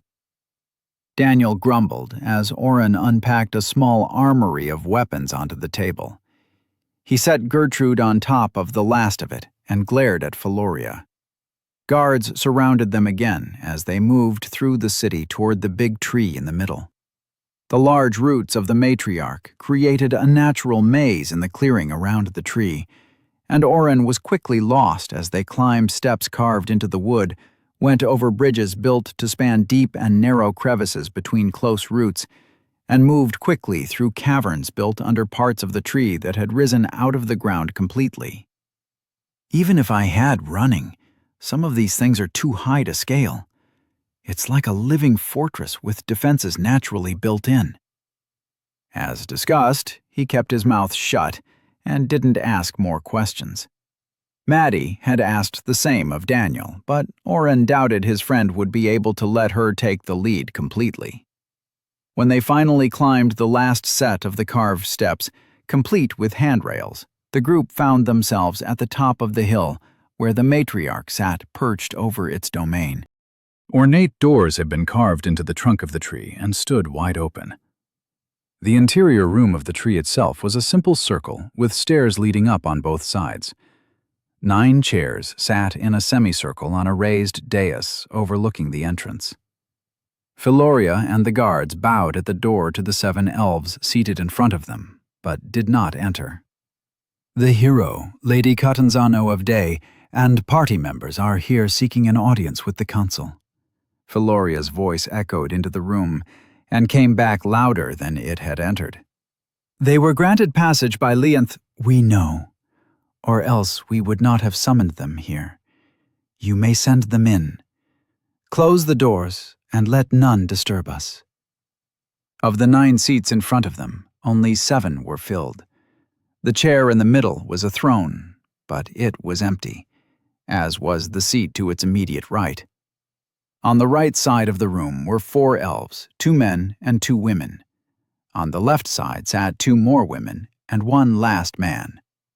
It was the woman sitting closest to the throne on their right who had spoken. The left hand of the throne, so to speak. The three of them entered as the guards outside began pushing the thick wooden doors shut. As the room was sealed, the same elf stood and lightly stepped down the single raised step to stand in front of them. A hero. She let the words sit in the air, tasting how she felt about it as she studied Daniel. Maddie had placed him in the center and stood upright on his right side. Oren was to the left and a step back. The elder female elf continued. Brought to our forest to bring us aid, no doubt. What boon would they ask of us in return? What could a mere child give that we could not take ourselves? She put her face directly in Daniel's personal space. Oren saw her nose crinkle with disgust as she asked, What makes you think we need your help at all? It might be easier to simply kill you. Never does a hero come but with consequences far outstripping their use. Daniel's hands flexed, and Oren noticed his shoulder twitch as if he wanted to reach for Gertrude. The elf smiled and turned her back on the hero. So young and brash. I half expect he'll attack us before we even begin our discussion. Maddie placed her hand on Daniel and muttered something. Daniel chuckled. The elf, trying to instigate a fight, whirled around and moved close to Daniel again. You dare laugh at me here in the heart of our power? Daniel kept the smile on his face as he bowed a little. The action brought his face closer to hers, and the elf backed up a step as Daniel gave respect to the other elves with his bow. I'm not laughing at you, he said, straightening up again. It might be easier for you to try and kill me than simply listen to reason, but no matter how young I might be, I've dealt with bullies before. I won't be baited. Well done, the woman nodded, and the anger that had been on her face smoothed away. She smiled warmly at them. I apologize for testing you, but I've always found a good opening skirmish tells me more than words alone. She climbed back on the dais and slumped into her chair. My name is Gwynestri Raladov. I am the Elder of Defense for our forest. We have been told you have come to help us win a war. Please know, we do not consider ourselves at war at this time. You may make your case. Oren's mind raced as Maddie stepped forward. Honored elders of the elves, we thank you for your hospitality and time. The news of fighting among your forest's edges has spread throughout the human lands. You may not consider yourselves at war, but I promise you that Odrana believes it is. Several of the elves squirmed in their seats at hearing the country named in their hall. Maddie continued her speech, walking back and forth in front of them. She explained that the hero, Daniel, had received his quest and tried valiantly to help. She spoke of Odrana sending kidnappers for him, implying the quest might be the reason. Make them curious. Make them doubt. Make them ask for help. That had been Maddie's plan. Offering to end a fight for them was beyond what they could do at their level, but the system had given Daniel the quest to end the war. That meant something. Except the system really gave me the quest, Oren thought, as he watched the other elders. Maddie had finished explaining that they were not here as a conquering force, but rather to give whatever aid the council deemed necessary. He pulled his attention back to her. We traveled this far to ask your side. No one outside the forest knows why Odrana has attacked or what they are after. It may be there is something we could help with in ending the aggression. Gwynestri raised her hand, and a barrier formed around the raised platform. The elders turned in and began talking, but no sound carried to the trio. Well done, Maddie, Daniel praised her as she stepped back, letting him be front and center again. Why wouldn't they think they're at war? Oren asked quietly. The elf sitting next to the Elder of Defense was staring at him. Also, who's the guy next to Gwyn? Don't give them nicknames, Oren, Maddie warned. I don't know who is who. Why is he looking at us like that? He's looking at me. Oren waved, and the man shook himself as if rousing from a stupor. He promptly ignored them and began talking with the others. The discussions went on for what felt like forever. Oren tried to find anything to distract himself. He studied the different shapes carved into the elves' seats.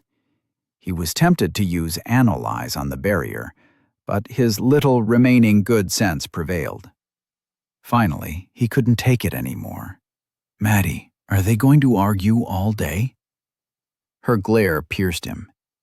It's been 10 minutes, Oren. Be patient. They're elves. When the barrier finally came down, Oren and Daniel were playing slaps. Daniel had his hands on top of Oren's.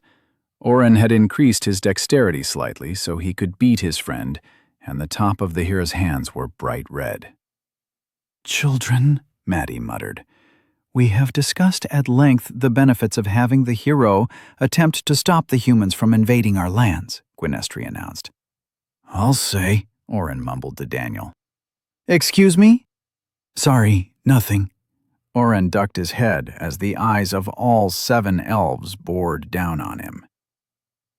As I was saying, we have agreed that the hero may in fact be of some use. We will accept this quest from him and declare the elves are at war with Odrana. At that point, our forces will— The doors behind them began to move, and Gwynestri's eyes bulged. She hurriedly continued. Our forces will then sweep the invading forces from our land and put an end to this scourge once and for all. All those in favor of this resolution— Oh, Gwynny, you know you can't send our people to war without a royal decree. A voice rolled over them from behind. Oren peered over his shoulder as another elf walked into the room. Leanthan was behind him, but stayed outside.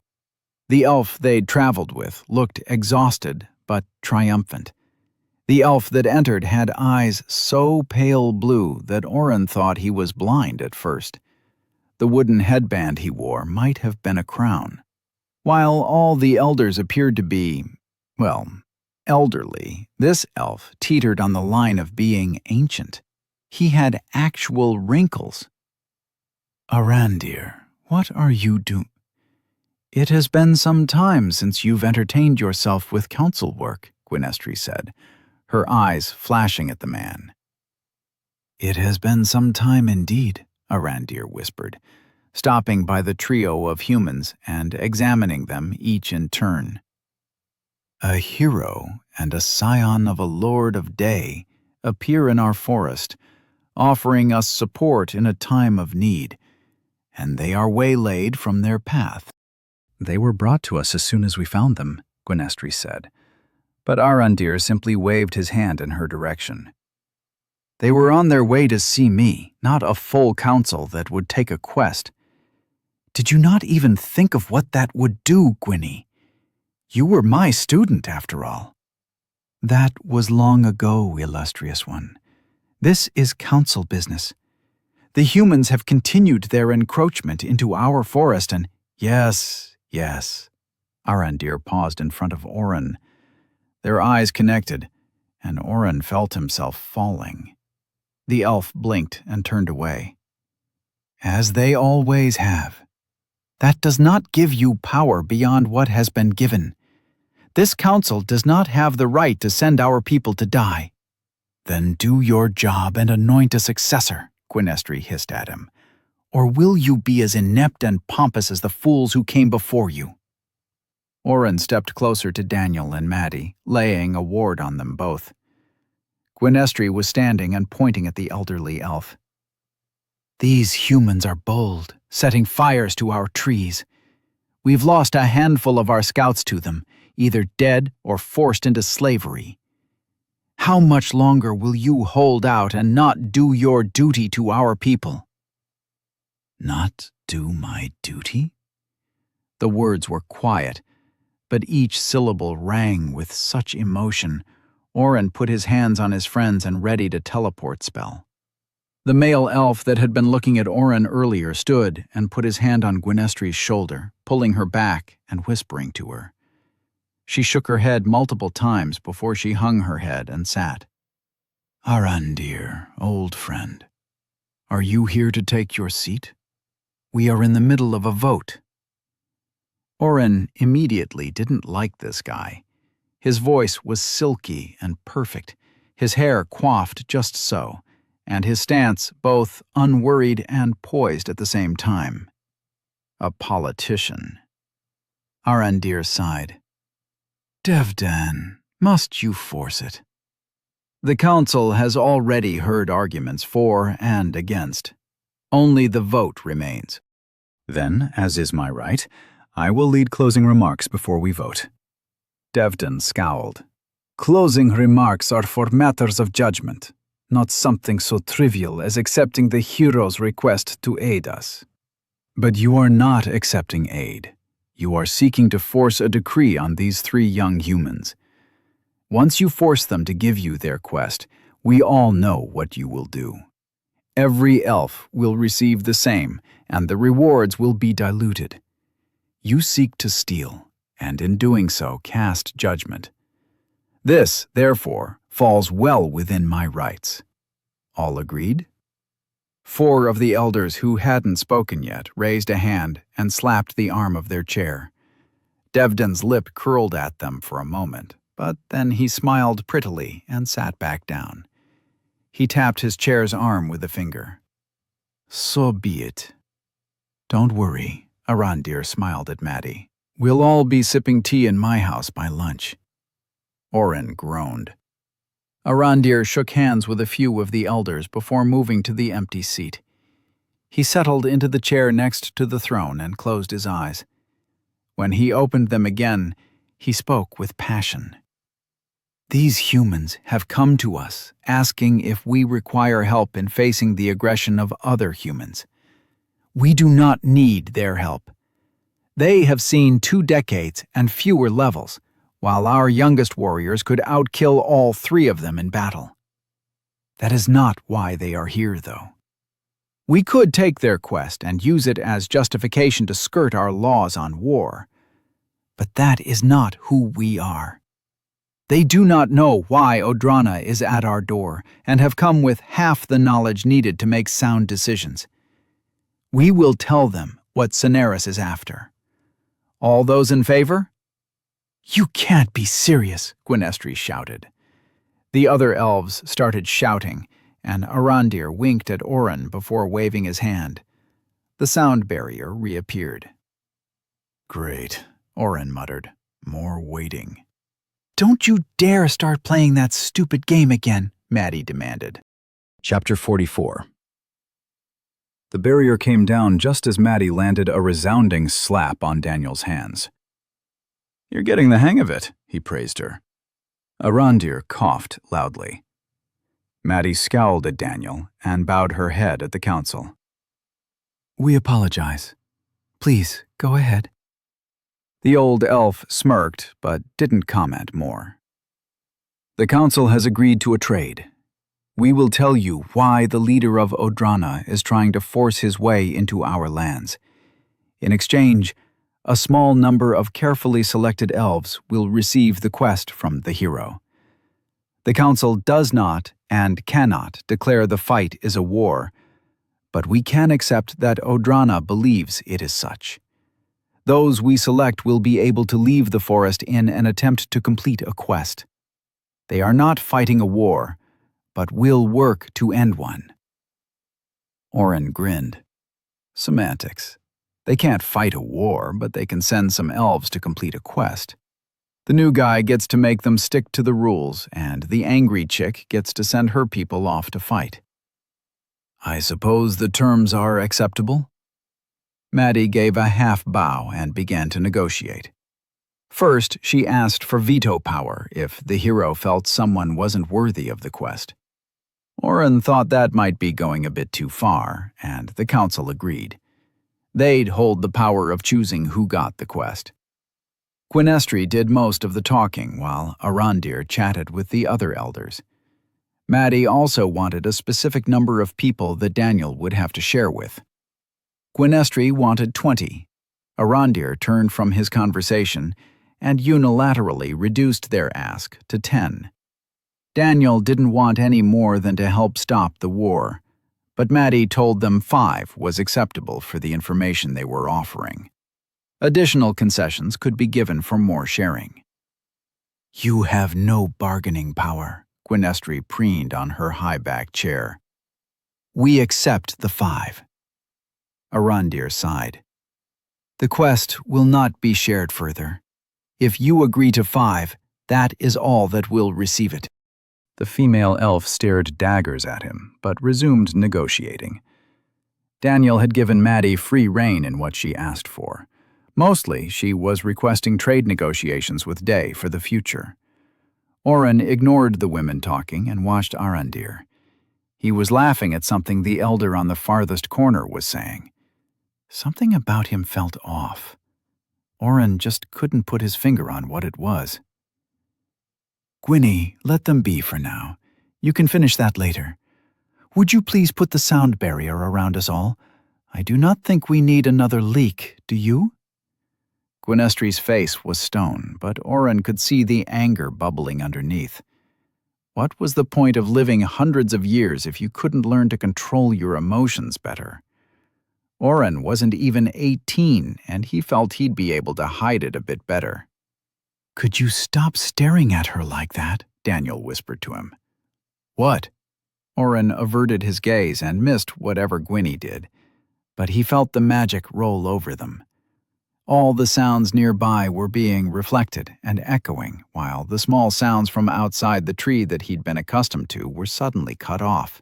You've been glaring at the mean elf lady like you want to kill her. Quit it. Maybe I have a little bit of work to do. Arondir sat back down in his seat. He glanced around the council once, letting his gaze linger on Devdon before he turned to Daniel. You are a hero and not from our world, correct? Daniel nodded and mumbled something. He cleared his throat and tried again. Yes, sir. Arondir smiled. I am not interrogating you, son. I simply need to know what your base of knowledge is about certain things. How much do you know about our history? Have you heard of the calamity? Arondir, what are you doing? Devdon hissed. The boy doesn't need a history lesson. Just tell him and be done with it. And if the boy does not understand what it means? Would you have me backtrack later or do the job that I have been doing since before you were born, Devdon?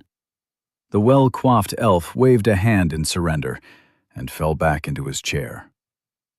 I've done my best to learn about Asma.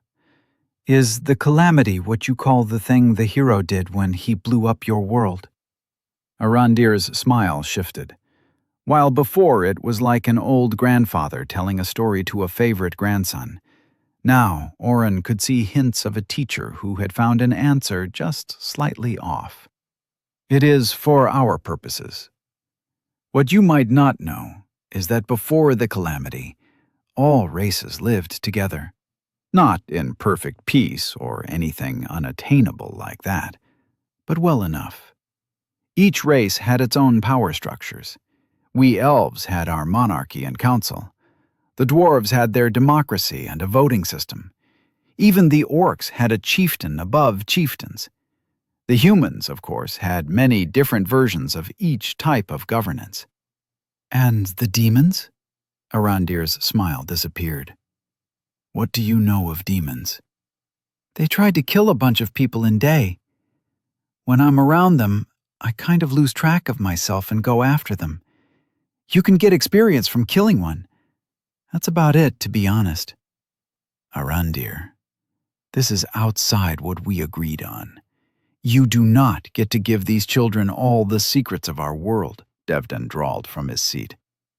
Be very careful, O illustrious one, that you do not break the tenets you keep. It would be a terrible day if we had to. Arondir raised a hand and pointed at Devdon. The elf was blasted backward, shattering his chair and smashing against the wall of the tree. Arondir didn't say a word, and not one member of the council jumped to Devdan's defense. Daniel, surprisingly, spoke first. You don't need to kill him. We came to stop Odrana, not demons. Arandir dropped his hand, and Devdan fell with it.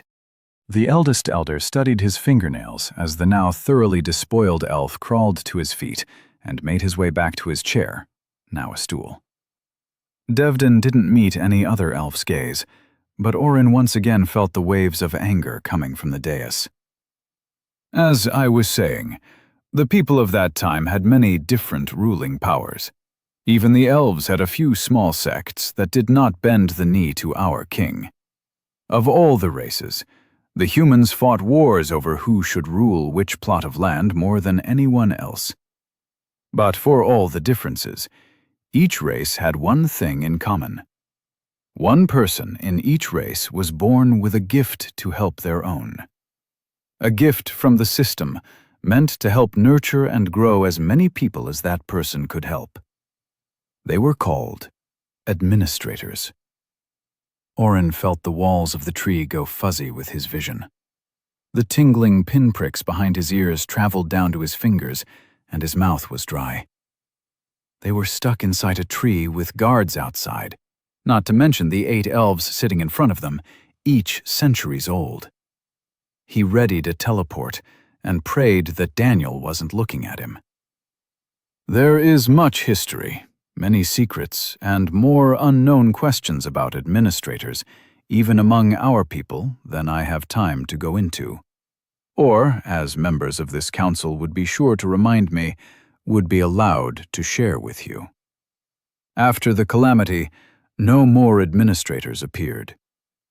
My father doesn't believe they ever existed, Maddie muttered to Orin, leaning close. He thinks they're make-believe stories. Except for one. Orin put his foot up against Daniel's heel and began to reach for Maddie. He was going to teleport them out of here. He'd jump them multiple times, all the way back to Day. He'd cycle if he had to.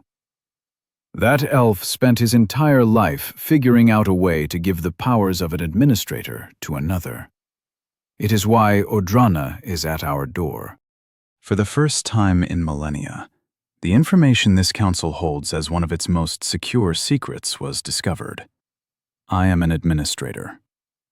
Wait, what? Orin's stupefied face was saved only by Maddie's snort of laughter. I'm sorry, you expect the hero to give you a quest for the assertion that you are a mythical class that has never been proven to exist? Arandir frowned. You do not believe me, and yet the Odranan army has been stationed around our forest for months. They probe and try to enter our forest, the only place that our laws dictate we can protect. And you think they do it for what? Land? Gold? We have not attacked them in force. It is clear we are not the aggressor here. What else could they possibly want? Maddie waved her hand in the air. I thought you would tell us. Nobody in Day knows why Odrana is attacking you. If they have a reason, they aren't sharing it. Likely because they think they can get my powers for themselves. Your administrator powers? With which you can strip a man of his class or create a hero with a snap of your fingers? No, I'm not sure any administrator has those powers. What I can do— Yes, Devdan, I know what I am saying. What I can do is not up for discussion. But as with any other administrator of the past, I can only use my powers on elves. Something that Cineris refuses to believe. He came here himself to request I be turned over for the betterment of all Asmi. We sent him away, and he returned with his army. Maddie was about to continue arguing when Daniel gave her their pre-approved signal. He stomped on her foot. Mr. Arandir, let's say I believed you were an administrator, but that you couldn't use your powers on anyone other than elves. Let's say I believed you and gave you the quest anyways.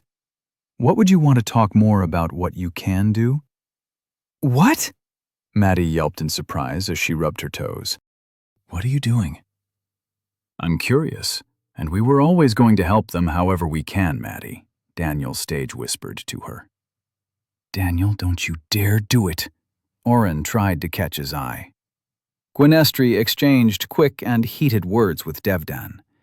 Oren distinctly heard the words useless and pointless, but couldn't make out the actual conversation. She turned to Arandir and nodded her head. Defense and Justice are amenable to a closed-door conversation regarding administrator powers, only in exchange for the full 10 shared quests. No additional topics or history without our express approval and additional compensation. The council held a speedy vote, with Oren finally learning that they didn't go by names during a vote, but what part of Elven society they represented. From left to right, Agriculture, Labor, and Health voted with Arandir, who called himself simply Admin. Gwynestri was Defense, and Devdan was Justice. The two on the far right voted as State and Treasury. A unanimous vote for Daniel's offer was tendered, and the motion passed. Maddie was pissed at the lost commerce with Day, but shrugged it off, telling Daniel he better know what he was doing. She still believed the elf was lying. Gwynestri dismissed them, telling Daniel he would be expected to come and share the quest when summoned. Arandir climbed down the dais and shook Maddie's hand.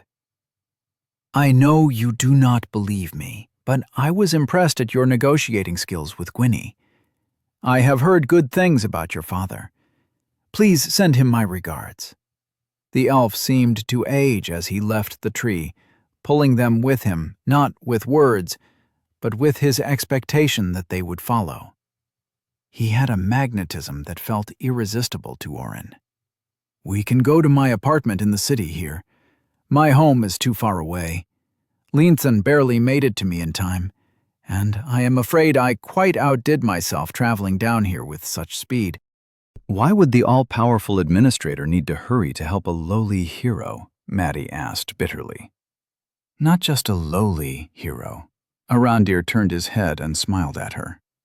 I think there is much more to this young man than meets the eye. Chapter 45. Maddie sulked as they traveled to Arandir's apartment. Leanthan trailed behind, now acting as a bodyguard for the elder. Oren bumped into Maddie and nodded toward the old elf, then Daniel. She sighed and hurried her step, asking Arandir a question about the economy of Elven pottery or something else that Oren was too busy to pay attention to. Instead, Oren grabbed Daniel's elbow and slowed their stroll so they were directly in between Arandir and Leanthan. He pointed up toward the tree line, acting like he'd noticed something cool in the Elven forest. What's the plan? Daniel smirked. It's nice when I'm the one calling the shots and setting things up. Is this what it feels like for you? The smirk disappeared when Oren slugged him in the arm. Ass. Jerk. Daniel rubbed his shoulder. Did you really need to increase your strength to hit me? That really hurt. Oren scanned his friend with a quick identify to make sure he hadn't actually taken off health.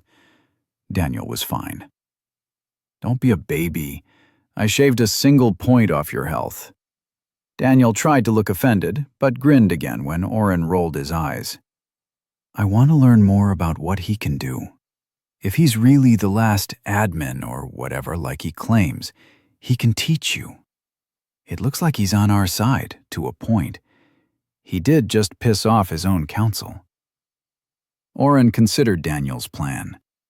From what he'd seen, Arandir had appeared at the last minute to offer a good compromise to the Elven Council's original plan of simply taking Daniel's quest and going to war. The timing was convenient. It would be a good tactic to play good cop, bad cop with the hero. The council still got what they wanted, and all it had taken was showing the first offered extreme option of taking the quest and having the cool-headed elderly elf soften it up with some esoteric knowledge. If the leader of Odrana knew Arandir was an administrator, he'd probably told people. The knowledge that there was an all-powerful person who could make you stronger wasn't something people would be able to keep the lid on.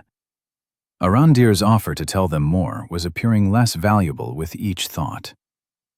He might have staged that all to make us like him. If the guy from Odrana knows about him, his generals or whoever will know too. It's not like he can just say, "Hey, let's go invade the elves," and everybody listens for no reason. I'm not sure we traded the quest for anything of real value. Daniel raised an eyebrow at his friend. You remember we were just going to give it to them anyway, right? Having either side incentivized to end the war was your idea. It's not like we can go fight on the front lines and make a difference. Your trust issues are showing again. Arandir turned back and waved them forward. Oren dropped the conversation as they approached where he had stopped. He pointed to one of the larger trees near the perimeter of the city. This is my apartment. Are any of you afraid of heights? Along the side of the tree was a small box that Oren had thought was somebody's slightly large trash can. He hadn't noticed the smallest cut in the tree behind it, thinking it was simply a natural gash in the bark. He also hadn't noticed the rope attached to the open-lidded trash can, or the latch that opened the door. It wasn't until Arandir had ushered Maddie and Daniel into the pen that he'd realized they were all squishing into an open-air elevator. An elevator on the outside of a tree that would easily fail any OSHA testing. It was already failing Oren's testing. I think I grabbed this rail too hard. It broke. He held out a piece of wood that had been a guardrail a moment before. Oren had forgotten he'd just increased his strength when he squeezed the railing in a panic. No worries, Arandir said as he took the proffered stick and threw it deeper into the woods. It will regrow in time. Leanthan, we will be above. Did you have someone set out tea? Yes, illustrious one. Everything is ready for you, the younger elf said from his bowed position. His entire demeanor was subservient when around Arandir. See that we are not disturbed. Never again, Maddie moaned as they exited the lift. Daniel threw up over the edge and turned back with a smile. That was better than any roller coaster I've ever been on. Can we do it again? Oren felt somewhere in the middle of his two friends. He hadn't hated the rush of air as the lift ascended into the sky with such speed the air itself had pressed them down into a crouch. He also hadn't loved the way Arandir had watched the ground shrink as he leaned over a waist-high rail he could easily break. Let's give it a few minutes, Dee. Arandir invited them in and set about playing host. Off what was his private elevator, because of course it was, the tree door opened into a surprisingly airy and open sitting room. Cushioned chairs and sofas were arranged in a small circle, with a slight opening toward the one window in the tree, which boasted a magnificent view of the matriarch tree and most of the city below. Oren noticed that while most of the cushions, the tables, and the floors had been scrubbed clean, a few of the smaller tables and a single bookshelf had a layer of dust. He ran his finger through the grime. My apologies, I rarely visit here anymore. Arandir smiled when Oren turned around. Tea? His staff of servants had set out a porcelain tea set painted with blue and green swirls that evoked the ocean. The elf elder poured each of them a cup. Oren took the dirty green water that he had no intention of drinking. He threw a quick analyze on it just in case. Green tea, Daniel and Maddie were already sipping their drinks. Maddie made small talk, complimenting the rare offering. Oren learned Elven tea was a commodity traded only in small amounts. He set the cup down on an end table. This is nice and all, Daniel said, interrupting Maddie's attempt to secure a small amount of loose-leaf tea for herself. But maybe you can tell us more about your powers? A small smile pulled the corner of Arandir's mouth as he sat back in his chair. What would you like to know? What sort of things can you do? Daniel asked as he copied the elf's movements. Except when Daniel sat back, he almost spilled the tea across his lap and had to hurriedly sit back up. A trivial number of things that an actual administrator could do in the past. I can reset a fellow elf's stats if they have the need. I can also reset a class if they choose poorly, but that only brings them back to a classless state. They would still need to find their own class again. However, we do have a large library of books and scrolls on different classes, along with the best way to obtain the same." He finished talking and took a sip of his tea. "That's it?" Daniel asked, dejectedly. "Just reset stats or a class? If you can't give out quests or give classes, why would Odrana try and invade you?" The elf didn't respond, continuing to drink his tea. He simply raised an eyebrow. "If you told the Sedaris guy, Senaris," Oren corrected, "that you could only do that, and only to elves, why would he still be trying to get to you? Could he even make you use your power?" Arandir put down his cup. "He could try.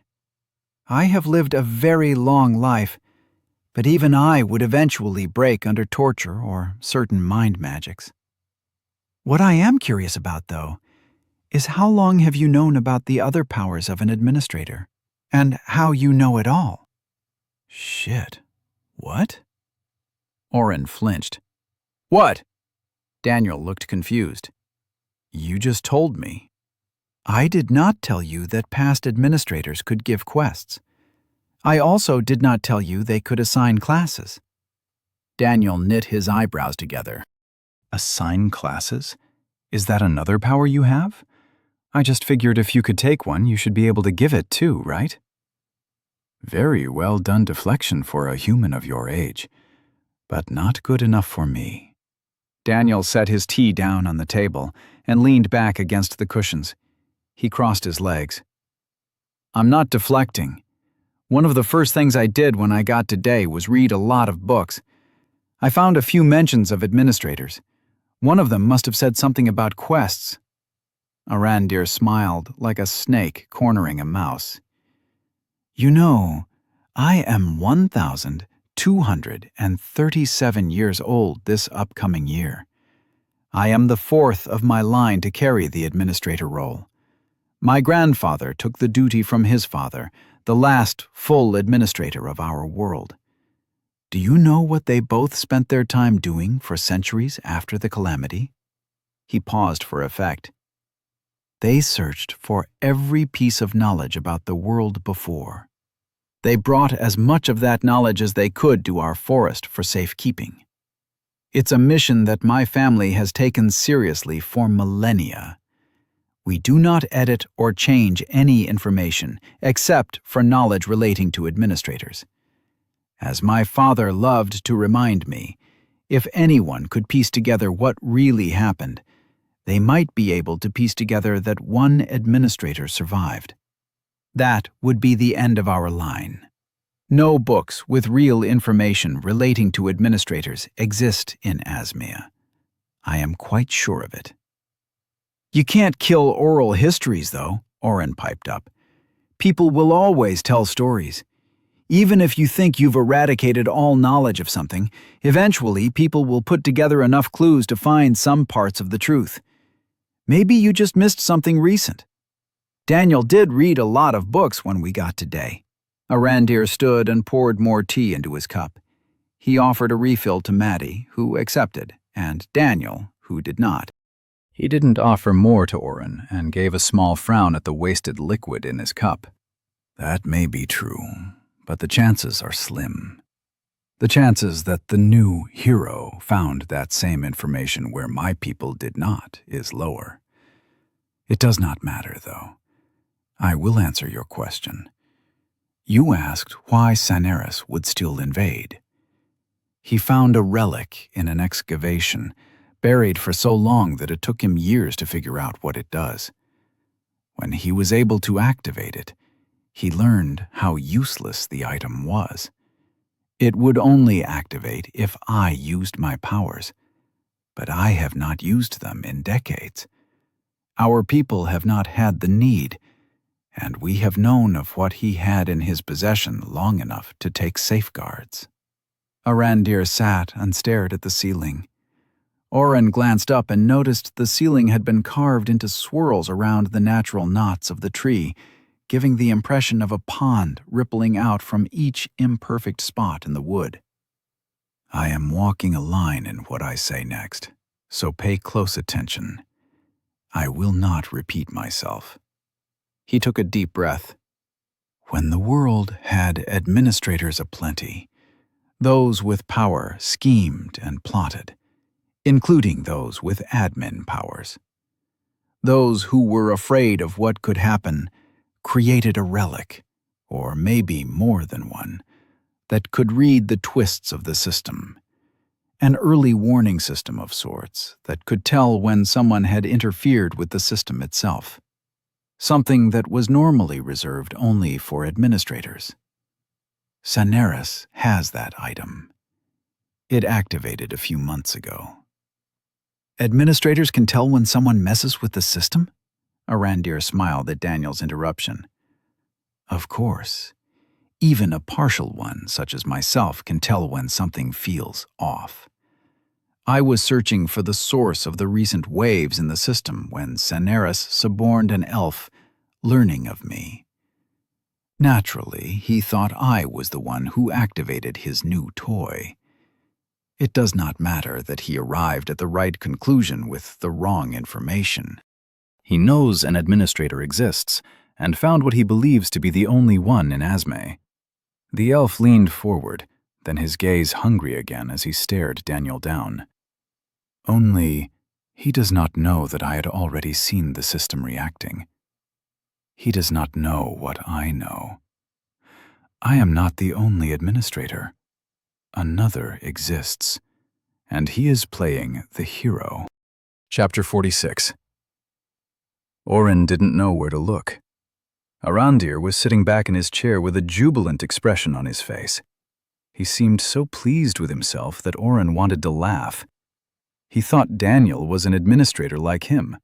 He was sitting across from Oren, an actual administrator, or a budding one, and had reached the wrong conclusion. Daniel wasn't laughing, like Oren thought he might. Daniel knew Oren was probably the one who had created the ripples in the system. Oren had somehow created a quest the same day they'd arrived.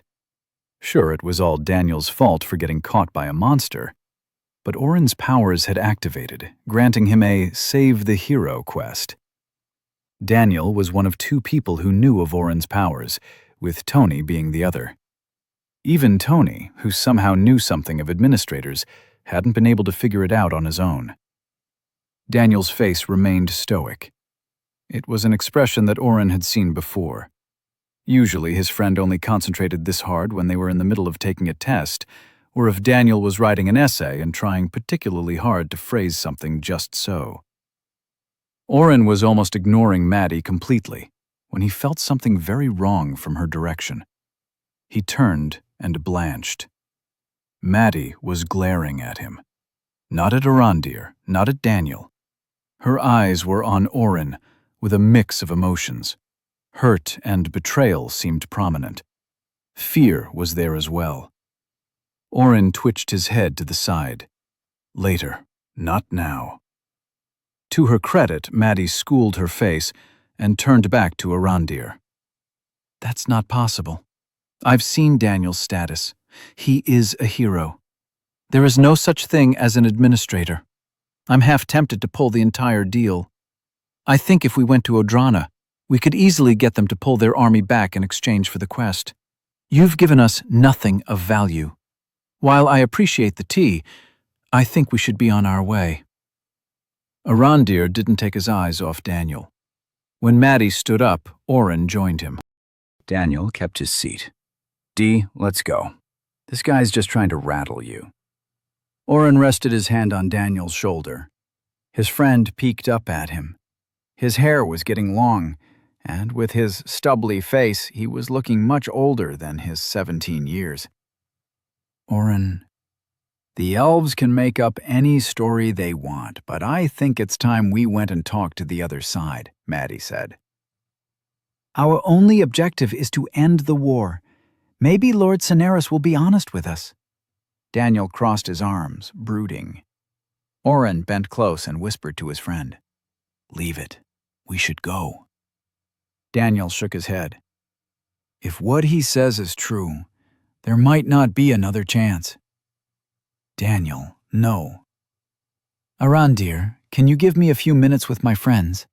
The elf stood up. Not a problem. I will check with Leonthan. The council should have made a selection by now. Would you like to share the quest with them today, or wait until we finish our talk? Daniel shrugged. Whatever you all want. It doesn't matter to me.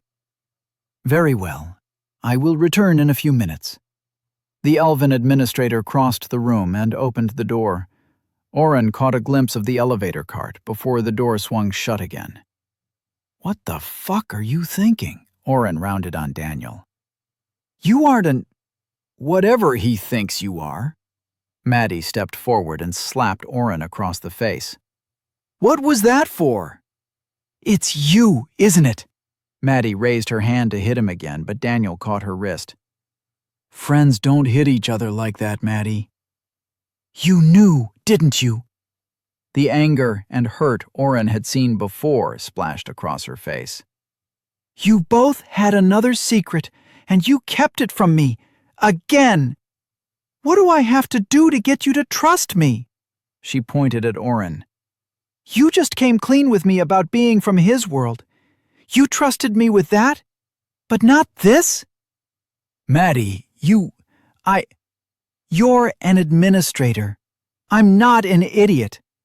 So many things fell into place when that asshole accused Daniel. But he's not the one who changed quest rewards or did something weird to the dungeon core. I bet none of his quests are even his, are they? Some of them are, Daniel answered before Oren could. He groaned and slapped his forehead. Maddie, please, listen to me. No, you listen to me. We are in a foreign country dealing with one of the oldest political powers in the world, and you two just blindsided me. I'm supposed to be here to help. You said you brought me to help. Was that all a lie? Maddie managed to keep a straight face with only her anger leaking through. But Oren heard the quiver in her voice. They hadn't trusted her. To be fair, they'd had no reason to believe Oren's admin powers were something that would ever come up here. He'd kept this last secret from her mostly because of the way Tony had acted when he'd found out. He was scared his only other friend would look at him differently. She was looking at him differently now, but instead of fear, Oren was more worried she was going to attack him again. I'm sorry, he whispered. I could come up with any number of reasons why I didn't tell you, but none of them would matter. She huffed and glared at Daniel. Hey, don't get mad at me. It wasn't my secret to share. But it's your secret to steal, Oren cut in. I know what you're trying to do. It had taken him a while, but he'd figured it out. Daniel was letting Arandir believe he was an administrator to protect Oren. He was still the hero, and the elves already had one army knocking at their door. Day had made a claim to this hero, and trying to keep him here would result in Lord Catanzano sending forces as well. Oren had no such protection, unless he counted Daniel as his protection. I'm not letting you protect me from this, he muttered. Maddie pushed Oren hard. He fell back into his chair. What was that for? I told you that friends don't... Shut it, both of you. Maddie whirled on Daniel and got in his face. You think you are being all noble, letting Arandir think you are the administrator, but you are doing the exact opposite. You're using me and my father. If the elves try to keep you or turn you over to Adrana, Day would go to war against the other nations for the first time ever. You would be leveraging our friendship. You already tried to do it, to keep Oren's secret. And you, she turned back to Oren. He scooted back into his chair. Putting aside how mad I am at you right now, putting aside how you kept everything from me, again, I'm going to ask this once, and you better give me the truth. Did you know there was an administrator here? Is that why you wanted to visit the elves? I promise I had no idea. I just thought if we could finish off this quest, we could score some easy experience. Maddie held his eyes, searching. She found whatever she was looking for and flicked him quickly between the eyes. You're forgiven, but only because you're going to tell me everything later. Let's figure out a plan. What's the downside of letting him know Oren is the one with powers? Besides the fact that we are in the middle of their stronghold with no way out, surrounded by elite warriors who have trained with weapons and magic longer than our parents have been alive, and completely at their mercy, Oren thought bitterly. They won't try to kidnap a hero, Daniel offered. Yes, I get that it's a dick move to leverage Day and a potential war, but I think the old guy is just lonely. He's like the secret prince of the elves with this cool, mysterious power. If he wants to believe he's in the same league as a hero, I say let him. I love you, Daniel, but you are so pretentious sometimes. And if he finds out that we've lied to him? Maddie asked, finally sitting back down. Daniel plopped back into his chair as well. You can't turn to Oren every time Arandir asks you a question. Do you even know what Oren can do? Oren doesn't know what Oren can do. That's the beauty of the plan. He's as clueless as I am. I wouldn't say that, Oren muttered darkly. Maddie pushed some hair behind an ear and rubbed at her forehead. You two are so frustrating. Oren, what all can you do? I'll admit, I have next to no real knowledge of what an administrator can do. It's myths, and not even the good kind. In the stories, there are the bad guys from eons ago that would show up to punish you before eating your soul. I'm guessing that's an exaggeration based on you having this power. What does that mean? She's saying you're a teddy bear, Daniel smirked. Oren flipped him off. Can you two focus? Oren sighed. I don't really have any control over what I can do.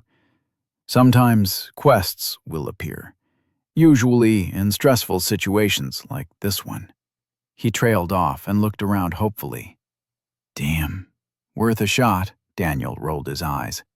Maddie gestured in a continue motion. I was able to steal constitution points from Samara, Wendel's kidnapper person. I traded points of mine to do that. I guess steal isn't the right word. I just obliterated them? Maddie's jaw dropped. Permanently? Until she died, but yeah, I think it would have been permanent. The points I spent to activate the skill were gone until I replaced them in the dungeon. Oh, I can sometimes change quest results, but you know that. I also absorbed the dungeon core, which gave me something called administrator points. That gave me a new list of powers I can unlock. It's like ability points, but for skills not in the store. Things like assigning or resetting a class or assigning new quests. I'm guessing I'd be able to do it at will?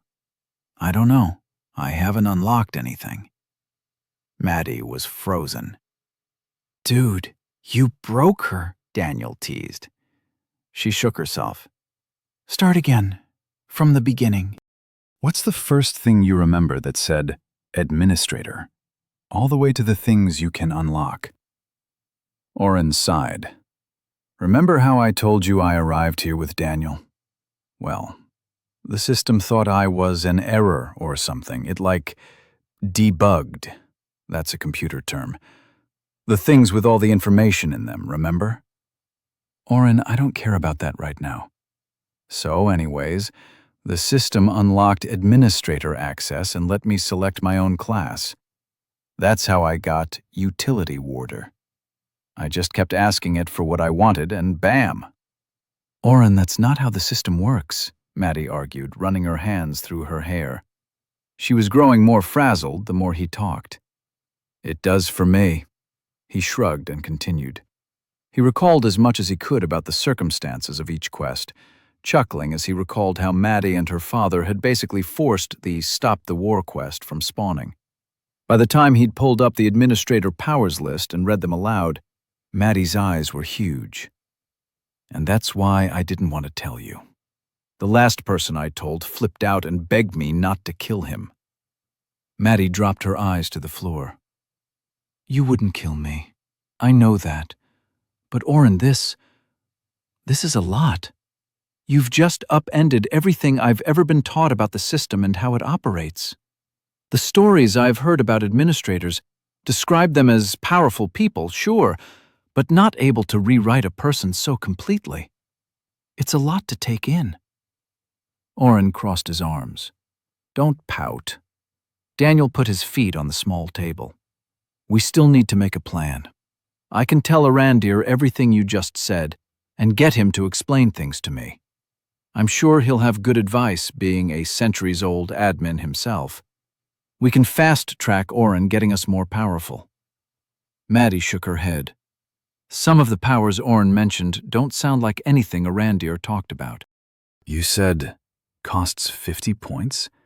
That's 10 times some of the other skills and almost double what costs. If we got you through 2 more dungeons and you could do anything you wanted. If Arandir had that, I'm sure the world would have more of them. I think we have to be careful.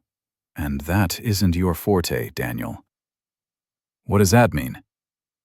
She's trying to be polite, Dee.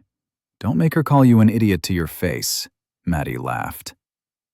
Oren felt the pressure release from his shoulders. The entire talk he'd been tense, waiting for the other shoe to drop. Maddie was going to be awkward around him. She wasn't going to be able to joke around. All the negative thoughts that he'd spent a lifetime cultivating had come crashing back as soon as she found out this newest secret. But that one laugh erased them all. They could still joke and rib each other. She was still a part of the team. She was still his friend. Chapter 47. They settled on a strategy, letting Maddie handle the negotiations. Again. Only this time, she had all the cards and wasn't hamstrung by lack of knowledge. Sure, Arandir was centuries older, with experience leading a nation. He was likely at a level unseen by normal humans in their lifetime. He also knew more about exactly what an administrator was. Oren sat with his feet up on his chair, eating some snacks he'd brought out for the group. Strategy talks made him snacky. Remind me again why we aren't just hightailing it out of here? He's going to figure it out. Daniel can't play poker to save his life. And you can? Daniel threw a grape at him. It bounced off his shoulder and rolled under a couch. I seem to remember you losing all your chips whenever we played. I didn't say I'm good, Oren countered. We both suck. You've both kept secrets from me, so just keep acting like the idiots you are. It helps people underestimate you. Maddie picked a few slices of melon from the spread Oren had put out. At the end of the day, it doesn't matter if he thinks the admin is you or Daniel. We know what we want. We just have to figure out his angle. Kidnap us and force us to give out quests until we die.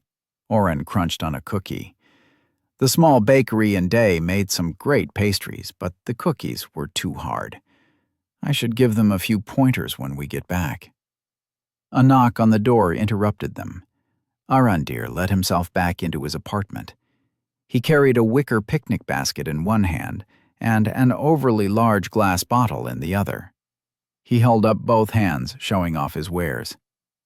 I have brought lunch, but I see you have brought your own food. Perhaps we can share? Maddie stepped forward and took the basket. She pushed some of Oren's food to the side, setting up the cheeses, warm bread, and bowl of meat that Arandir had brought into the new space. This smells amazing, sir. What is this? Nothing too special. A few select cheeses I prefer when I am in town. The meat is from a ghost boar.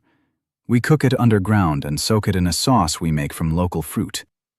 I prefer it spread on a piece of bread, but it goes well by itself. Daniel tore off the butt of the loaf and dipped it in the saucy meat. He chewed. This tastes like barbacoa, but sweet. I love it. Thanks, Arandir. With that, they lost Daniel to the food. He began making small sandwiches. Arandir smiled. You are most welcome. He paused and put the bottle down on the table before sitting himself. "Something to drink as well. Before we begin, please let me explain something. I am an elder of my people, the elder of administration.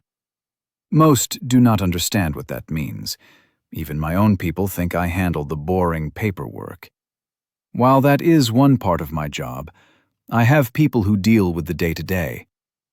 My true job is working to perfect my administrator powers in the hope that one day my people can regain what was lost."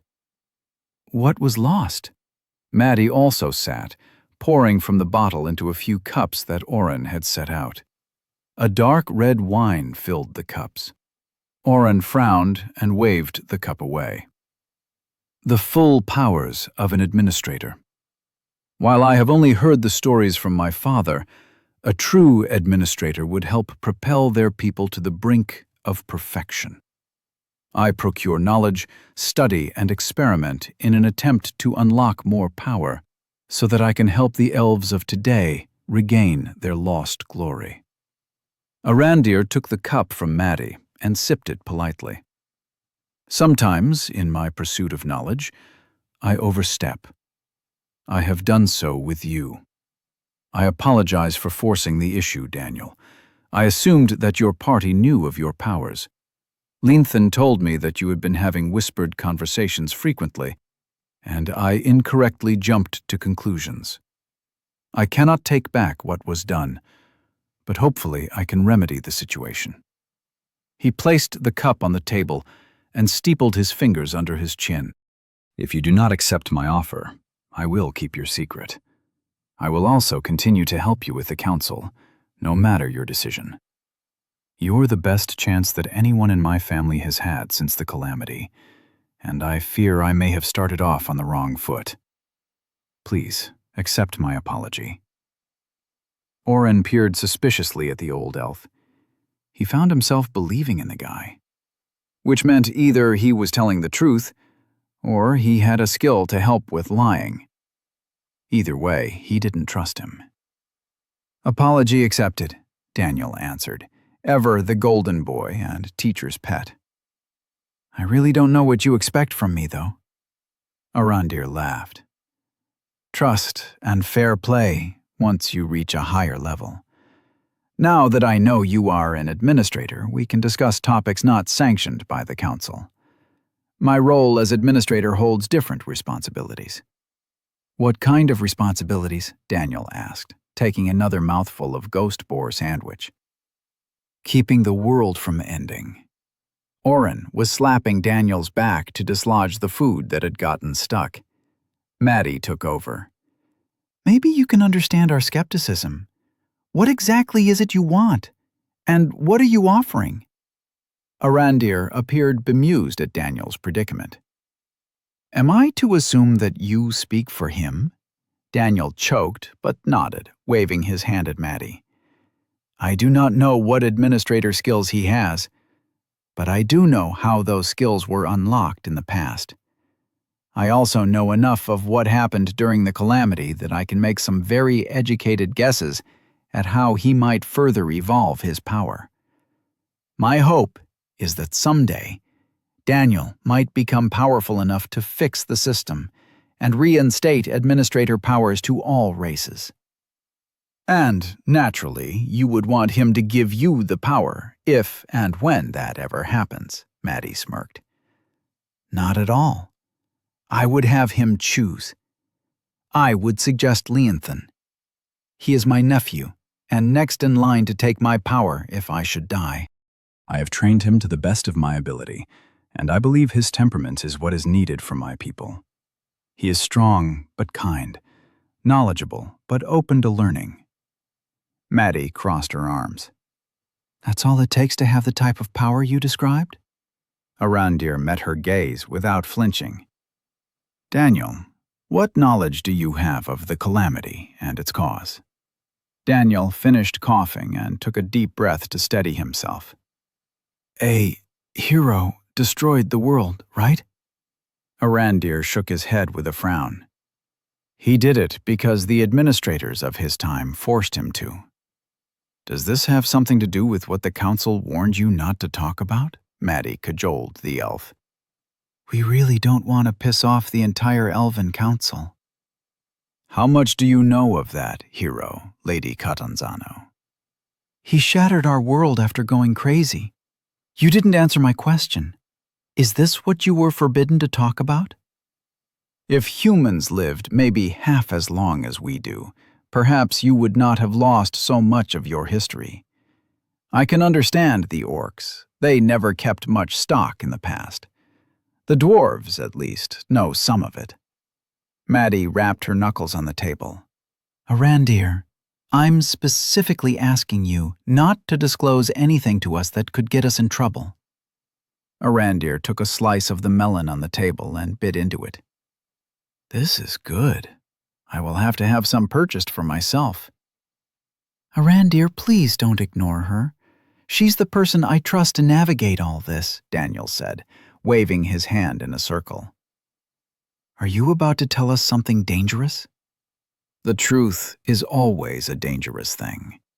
Those who know the truth can wield it, twist it, or warp it to fit their needs. The truth, bare and untouched, is also a beautiful thing. We can learn from it and become better despite it. Arandir paused and lowered his voice to a whisper. Truth can be different for each person. What quest did Asmia give you when it summoned you to our world, Daniel? Orin's internal alarms began to ring. Arandir knew. He knew the Stop the War quest was not the real reason Daniel had been transported to this world. He knew the hero was hiding something larger. Every conversation with the elf elder only helped him learn more about them. Truth is not subjective, Maddie cut in before Daniel could respond. Just like justice. Something is either true or it is not. You are still avoiding the question, Arandir. Laughter filled the small room. Arandir wiped his eyes and held up a hand to forestall Maddie's rage at being laughed at. I apologize. Sometimes I forget the surety of youth. Truth is subjective. Anyone can twist facts to set their own truth. You agree that murder is wrong, correct? Of course, Daniel answered quickly, trying to re-establish his footing. The quest question had thrown him a bit. You're going to ask, what about war, aren't you? Arandir shook his head. If I were to kill Lady Catanzano or your friend Orin, what would you do? Daniel bristled but spoke in a calm voice. I would end you. Then I would tear down this entire forest tree by tree. Would you be in the wrong? I would be getting revenge. You would be the one murdering. What if I thought that by killing your friends, I would be unburdening you to reach your full potential? You'd still be dead. Arandir sighed. A poor example. If a mother finds a mugger holding her child at knife point and kills the thief, is that murder? Maddie was looking annoyed. Obviously not. She's protecting her child. We know what murder is. What if the thief was not a thief at all, but only trying to recover medicine stolen by the child in the first place? Orin said, You're just adding facts to change the scenario. That doesn't change that truth is truth, only that you can change the underlying details to fit what ending you want. Yes. Arandir pointed at Orin and smiled. The mother who does not know the underlying details will think she has saved her child from a mugger, while the child knows she is now a murderer. What I want to tell you is dangerous to the Council, because they want to keep the knowledge hoarded. I want to tell you so that you know the entire picture. The truth. Only with all the facts can you make a decision based on truth. Daniel rubbed his eyes. Maddie, please tell the nice elf that I absolutely hate this kind of thing. Maddie smiled. Daniel hates when people talk in riddles. Arandir rolled his eyes. The Council does not wish me to tell you the story of the calamity, because it involves knowledge lost to the world.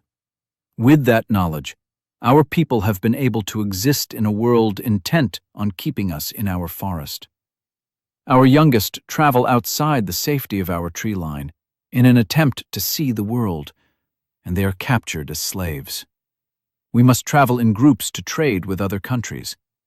I believe I should tell you. I believe you did not travel to our forest to give us a quest that allows us to bypass our rules about war. I believe you were drawn here to right a wrong made by the last to know administrators. Oren was on the edge of his seat. He'd been ready to teleport them out for most of the conversation. Arondir was dangerous. The last to know administrators, and the last to fight a true demon lord. The one who ended our world when the administrators betrayed him. Chapter 48. Why would anyone betray a hero? Maddie queried. Oren and Daniel turned slowly to her and then glanced at each other. Seriously? I mean, she frowned and hushed them both. There's a difference between testing someone and straight up betraying them. It's a common trope in stories. If you betray a hero, they always come after you, and it never ends well. Even the few leaders in the past who succeeded in capturing their own personal hero lived to regret it. It is a recurrent theme for a reason. Arondir leaned back again. We wish for history to never repeat that mistake. As for those few leaders who have made the unfortunate mistake of thinking a hero is a resource to use, I will only say they did not live as long as they perhaps thought possible. It was Oren's turn to frown. You're admitting to murder, altering history, and fabricating stories to do what? Protect future heroes? Arondir sighed. Young man, there are different versions of heroes, just as there are different versions of administrators or mages. Every person is unique and holds powers truly unique. Study 2 fire mages, and you will see small differences in the same spell. The hero of the calamity destroyed our world and displaced millions of people. He is not the most powerful hero to ever live. He just had means, opportunity, and a reason.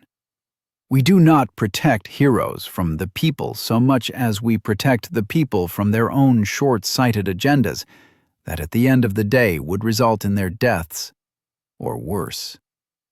Daniel stood and paced, something Oren knew was due to his growing frustration. Arondir, I'm going to try and say this straight because I'm about to lose my patience. You want to tell us a dangerous story, so I'll trust you more and maybe give you or some other elf a power in the future? Yes. Daniel almost missed a step when the elf answered directly, but he regained his composure. But you are not demanding anything in return? Arondir leaned forward and checked his teapot. He must have found it too cold as he rubbed his hand along the bottom. Oren noticed his hand glowed like Emily's had when she used her fire magic. I demand nothing, but I humbly request that you do not share this story outside these walls. At best, you will be labeled a heretic or crazy. At worst, you will incite a war greater than you can imagine. Daniel crouched next to Maddie and had a quick conversation. He glanced at Oren. Oren shrugged. I guess it's story time. We agree not to repeat it. Arondir poured a cup and waited for Daniel to sit back down. Please keep in mind that what I tell you has been handed down in my family. There are doubtless other details unknown to them or perhaps not shared from generation to generation for any number of reasons. But I will do my best to tell the history of the calamity as I was taught. He took a sip before he began. The world as you know it is but a small sliver of what used to be. From Day to the farthest reaches of Veskar is but a generously sized kingdom of the old lands. One kingdom of dozens. The elves had multiple forest groves, but also sailed the seas and lived in towns with humans. Most recognized our king, but some branches did not and ruled in different ways. The dwarves claimed the mountain ranges, but farmed as well. Even the orcs did more than travel in nomadic tribes. Some even built cities. The world was far-flung and diverse, but dangerous. Each race had an administrator.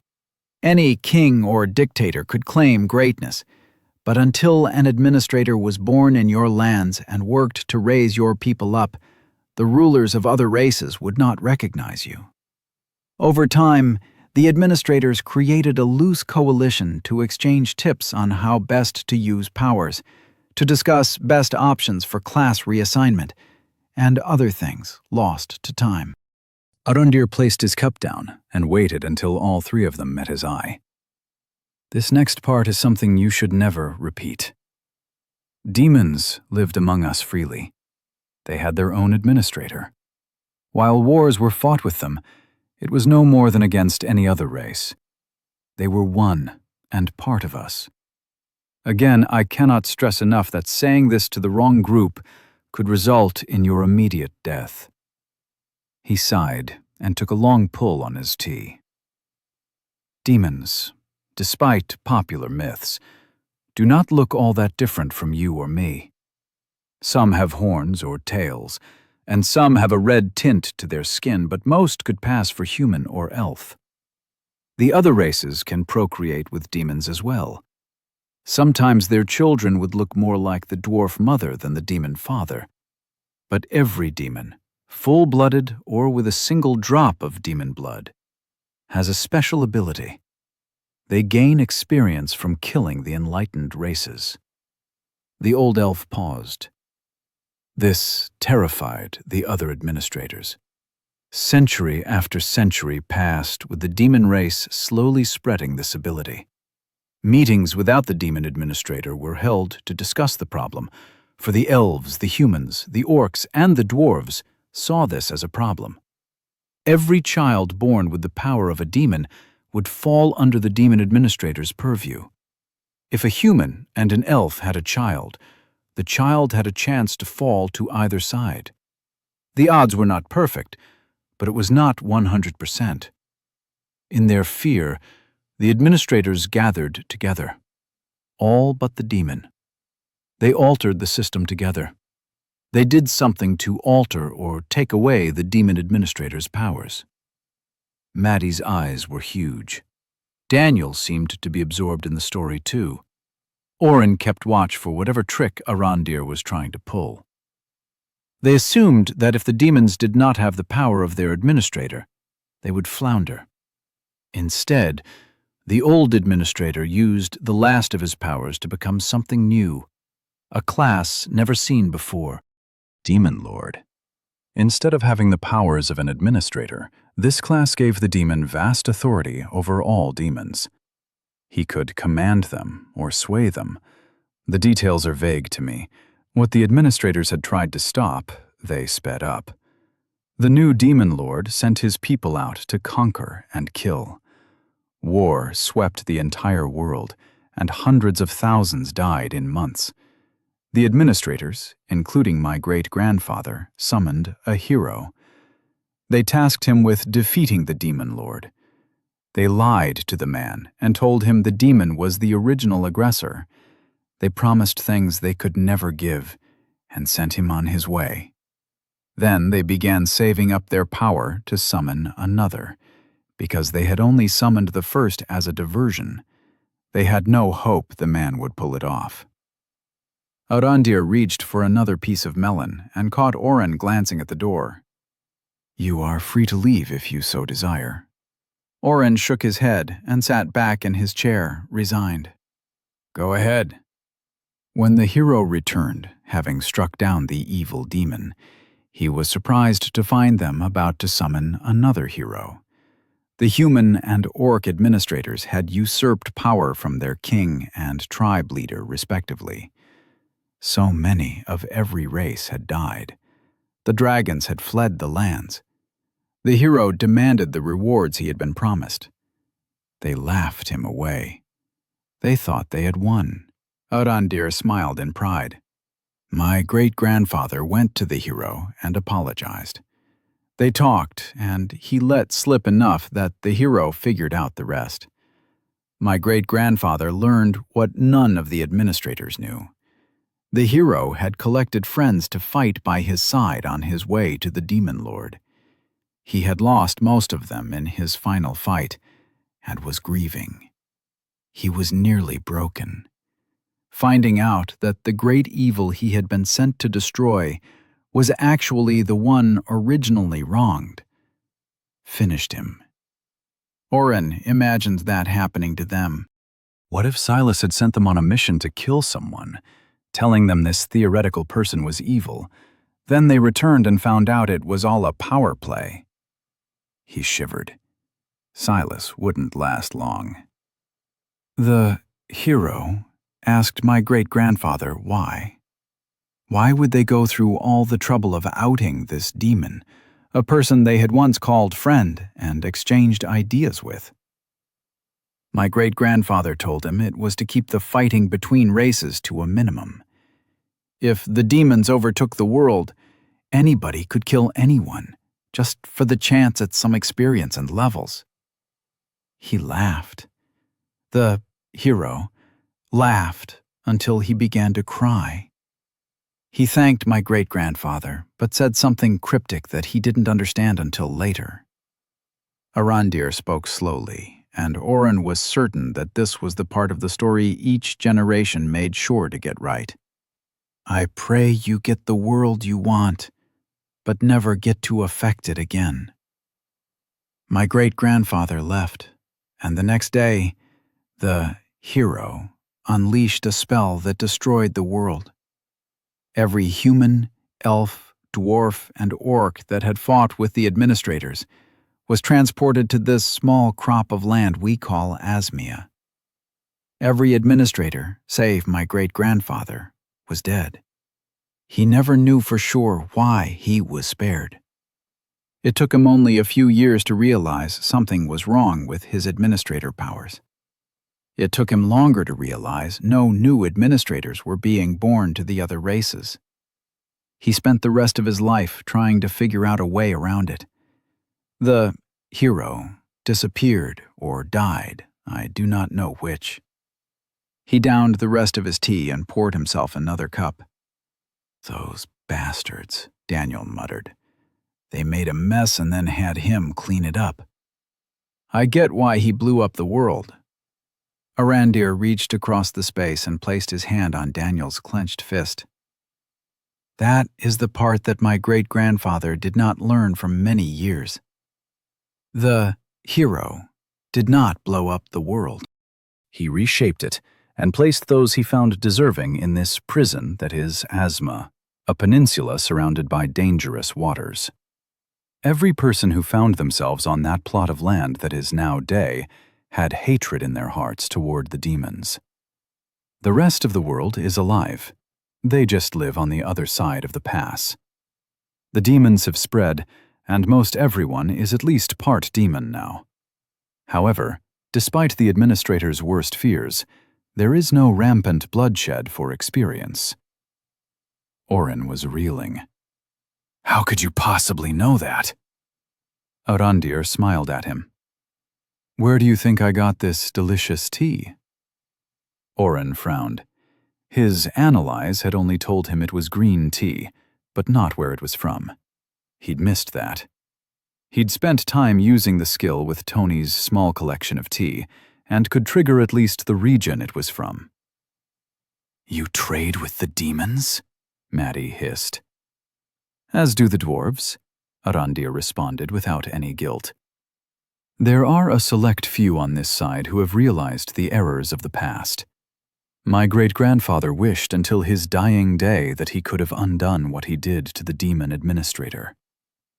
You mean turning him into a demon lord? Daniel spat. I wouldn't have let any of my enemies live. I'd say he got off easy. Maddie rolled her eyes. Daniel, the poor man lived for centuries with the guilt of what he did. I think he suffered. Oren smirked at Daniel's comment. That's the hole in your story, Arandir. If they took the demon administrator's powers, how did he change his class? I do not know. Arandir's face showed no hint of frustration. My grandfather told me the system self-corrects, but I was not there. Nor was my great-grandfather to learn what happened to his betrayed friend. Let me give you a piece of advice that comes with age. Something that you likely will not learn for decades, but maybe you will take to heart. You cannot know everything, but that does not make the things you do not understand untrue. Daniel and Maddie continued asking questions, but Oren pulled up his quests. Defeat the Demon Lord. In the southern lands, the Demon Lord has risen. The dark armies have been assembled. Seek out and defeat the Demon Lord before the Dark Horde attacks. Reward: 1 million XP and Dark Essence unlocked. What about the other Demon Lords? Oren asked, cutting off whatever Maddie was saying. There have been others. The hero who created the Sea of Fire fought one, right? Arandir's eyebrows furrowed for a second. Yes, a class that we know next to nothing about. Why do you ask? Where do they come from? If the system created it in response to those dicks abusing their authority, why are they still around? Arandir sighed. You ask very clever questions. I am beginning to see why you are part of the hero's party. Again, I do not know the answer to your question. Every great while, a hero and demon lord appear. I am old and knowledgeable, but not omniscient. What I do know is that no new administrator has been born into this world or across the pass since the calamity. You might be the key to reuniting the world and helping the people on both sides grow strong again. You want Daniel to go around and bop some admin powers on each race? Oren asked incredulously. You don't think the system or that hero messed with things so that's not possible? It might not be possible, Arandir smiled. But I have to try. The administrators failed the people at the end, but that was after thousands of years of peace and prosperity. All fruit rots, but I hope we can harvest the seeds and grow something new and better. He turned to Daniel. Would you like to help me change the world for the better? Chapter 49. Daniel's eyes flickered to his friends before he answered. I think the idea you are pitching is noble. I'm not sold that the people of this world really need an administrator, though. What's to keep them from turning out like the old guard? We have a saying in my world, absolute power corrupts absolutely. I can think of only a handful of people I've met in my life that I would trust with that kind of power. You are putting the cart before the horse, Arandir said, waving his hand. We can discuss the people best suited for the job and safeguards to protect from abuse if we can even succeed. I am not even sure how we could unlock more powers for you. In my predecessor's time, an administrator could unlock points to use in a special store in the system for administrator-only powers. These points could be earned from helping a certain number of people discover their best class or giving out a certain number of completed quests a year. Every administrator had their own unique threshold, and no patterns were ever established. Unfortunately, my great-grandfather was never able to earn another point after the calamity. My grandfather and father, as well as myself, have a bastardized selection of powers, but none of us were able to gain any points either. We are talking about years of work to figure this out. We don't have years, Maddie interjected. We need to stop Odrana and get back to Day. We have more to do than be subjects for you to study. Then I will need to ask questions. What sort of skills do you control? Oren frowned. He didn't have any administrator powers that he controlled. Sometimes things just happened. Daniel's thoughts were taking the same track. What do you mean? I don't have any powers. Sometimes things just happen. Like what? Daniel tapped his foot in frustration. Oren could see he wanted to answer but didn't know how far to go. He saved his friend.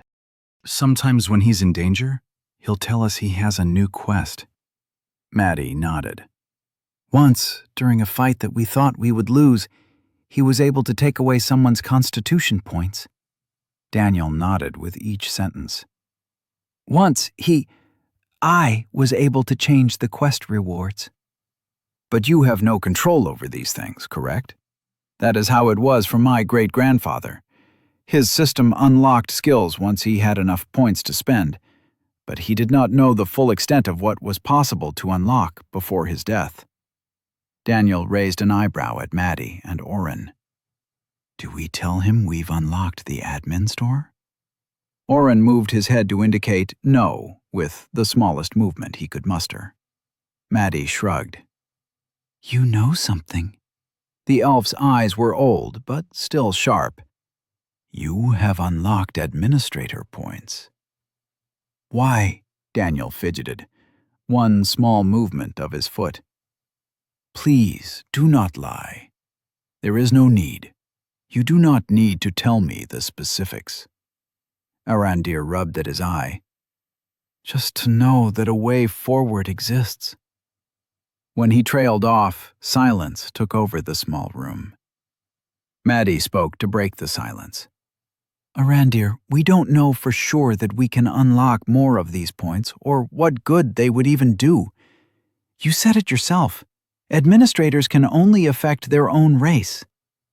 The elder elf blinked. Lady Catanzano, Daniel is not from this world. A hero may look human, but he is most assuredly not the same as you. It is one of the reasons they are so powerful. They absorb ambient mana in a way that baffled the greatest minds of our people. Besides, an administrator can give quests to any race. It is only class selection and stat edits that are locked to race.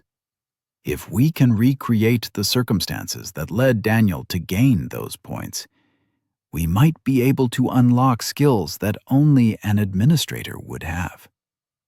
Oren rolled his eyes at his friends. They kept giving the elf everything he wanted. The more information the man had, the more trapped Oren was feeling. Am I being paranoid in wanting to keep the information from him, or are they just being too trusting? Maybe we should discuss that another time, Oren suggested. You gave us a lot of new information to digest. Maybe Daniel should share his quest and we can meet again for dinner? Maddie almost said something, but Daniel grasped her knee with his hand. Yeah, I think that's a good idea, O. Arandir's lips pulled into a tight line, but he nodded. Acceptable. I apologize if I overstepped. You are the best chance my family has ever had to reclaim our station and right a wrong we should never have allowed. I will have Leonthan bring you back to your rooms. Let him know if you want to speak with me or need anything. I will have the council send their selected team to you for the quest. He bade them farewell.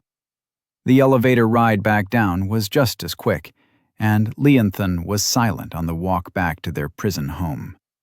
Only this time, nobody locked the doors. Once Daniel was sure they were alone, he turned to Oren. Why did you want out? He seemed like he wanted to help. Oren couldn't explain it. Whenever Arandir spoke, he didn't feel bad so much as slightly off. Oren had run a gambit of spells during their conversation. Calm Mind did nothing. The tea wasn't poisoned. As far as he could tell, there were no spells or skills coming off the old elf. Oren simply felt uncomfortable around him, but that wasn't a good enough reason to tell Daniel and Maddie. I can't explain it, he muttered. He was letting them down again, holding back the party because he had some weird issue with trusting people. Oren? Maddie stepped in and wrapped her arms around him. It's all right. You don't have to explain it. If you don't want to trust Arandir, we can give the elves the quest and leave. We can figure things out on our own. Oren hugged her back, and then disengaged. The room was still too small for all three of them, and he sat on the stairs leading up to the second story. I don't think that's the best course of action. He knows more than he's telling. Does he not give either of you a weird feeling? Both his friends shook their heads. It started small in the council's room, but once we were in his house, I got this sense of something being off. Like when you were going down the stairs and miss a step. Not even that bad, to be honest. I can't put it into words. You don't like him, Daniel said with a shrug. He was restrapping Gertrude to his back. That's fine. The question is, should we use him to get into more dungeons or leave the forest? I personally think the guy is all right, but I'm not a big fan of that council. Oren shook his head. No, I like him. That's what is so weird. At first, it was nothing but an itch, but the longer we spent time with him, the more I felt something was wrong. This is so annoying. Oren punched the banister. I can't even figure out what my problem is. He did nothing wrong. The tea wasn't poisoned, and he wasn't using any skills on us, I'm almost certain. Why don't I trust him? Maddie knelt close to him. Oren, it's fine. We trust you even if you can't say why. We'll leave. No. Oren stood suddenly. No. We should use his help. We can play it smart and stay close to each other. That way, I can teleport us out if I need to.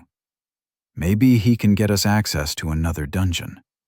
Maybe he'll let us read through those books that he's been pruning from the world. If nothing else, I want to learn more about what is on the other side of the pass. Maddie frowned. That is the part I'm not sure I believe.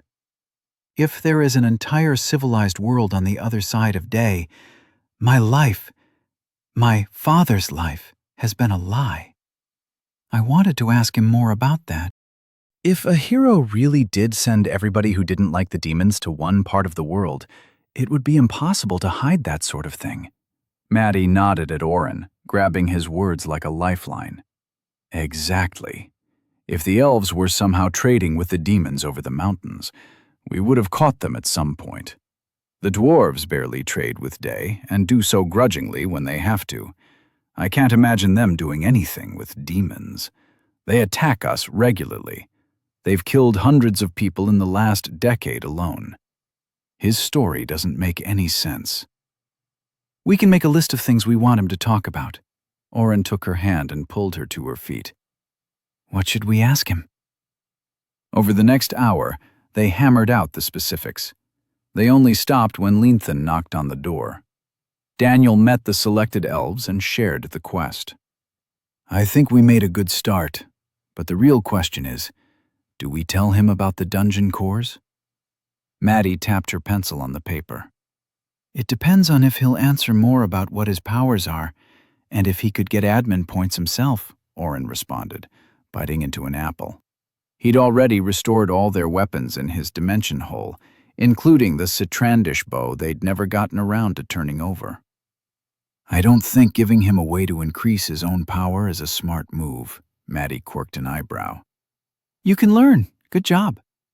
Oren flipped her off. Daniel chuckled in the corner. I'm going to ask Linthan if we can head back over. It's time. Oren nodded at his friend. Daniel pushed off the wall and opened the door. Hey, Linthan, can we chat with your uncle some more? The elf sighed. If you just needed a break, he could have stepped out again. This back and forth is exhausting. Oren pulled the elven bow out of his storage and held it up. We could give him this as an apology. Linthan rolled his eyes. He doesn't need that kind of leverage, but do what you will. Are you ready? Leverage? Oren pondered Linthan's words as they made their way back. Why would a bow give Arandir leverage? Can I ask a question? Oren jogged to catch up with Linthan. You just did. Another one. Where do Citrandish bows come from? Linthan pointed to the large tree in the center of the forest. The matriarch tree sheds a branch every dozen years or so. If we are lucky, the wood is not rotted, and we can create bows from her wood. And they're good bows? The elf didn't deign to answer. I guess you really value your bows, then. This is more than one question. Leanthan gave Orin a look that let him know the elf knew what he was doing. Our bows are bonded to us individually. Each bow belongs to one elf for life. I could use another's, but it would never feel right, be right. To return a lost bow to our people is like bringing home the body of a fallen elf. I'm glad you didn't hand it over to the council. They would have taken it without giving you anything. You could give it to my uncle, but that would have complications. Better to find the family it belongs to and ask for compensation. They'll pay well. Maddie and Daniel were close enough to hear Leanthan's explanation. Orin didn't hesitate and pushed the bow into the elf's hands. Can you find out who it belonged to? Leanthan kept walking, holding the bow as if it were fragile. I can. Would you like me to set up a meeting with the family later? Orin smiled. Nah. Tell them the hero sent it and wishes it to find its way back into the hands of the family it belonged to. If that's not possible, send his condolences. Leanthan turned and looked at Orin, drawing to a complete stop. You want to give it to them? At no cost? What good would it do us? It'll be like a homecoming for the guy who lost it, right? Or give a family closure if he or she is dead, Leanthan said quietly. He turned to Daniel. Are you fine with this? Seems like the right thing to do, Daniel said nonchalantly. Leanthan studied them for a moment longer before quickly stowing the bow on his back, joining his own Citrandish bow. I'll see to it. When they reached Arandir's tree, Maddie hesitated before stepping on the elevator. It'll be fine, Daniel pulled her on. Let's go talk about demons. Chapter 50. Arandir didn't seem surprised to find them back in his apartment. To Maddie's delight, he also had no problem answering more questions about demons. The reason being, he knew very little. I am not trying to be obtuse, he apologized. We have some drops among the mountains where we leave a list of purchases. If we pay, the items arrive within a month. At one time during my grandfather's rule as Elder of Administration, some elves would travel to their lands. That is where my information comes from. However, there was an incident over 3,000 years ago. Our king visited and did not return. He was young and did not have an heir, so the council took over, and as their first act, they forbade further travel of elves through the pass.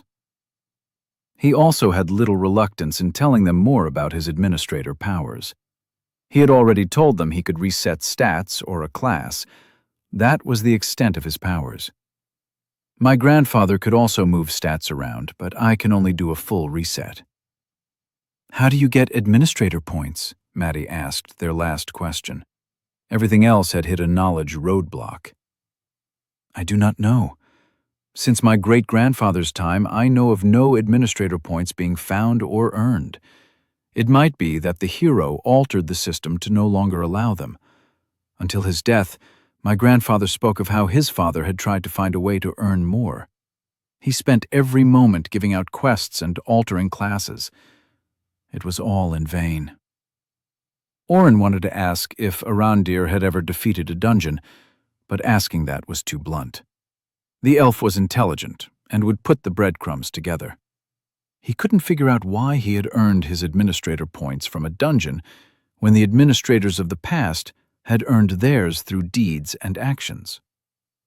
Something had to have changed then, Daniel said slowly.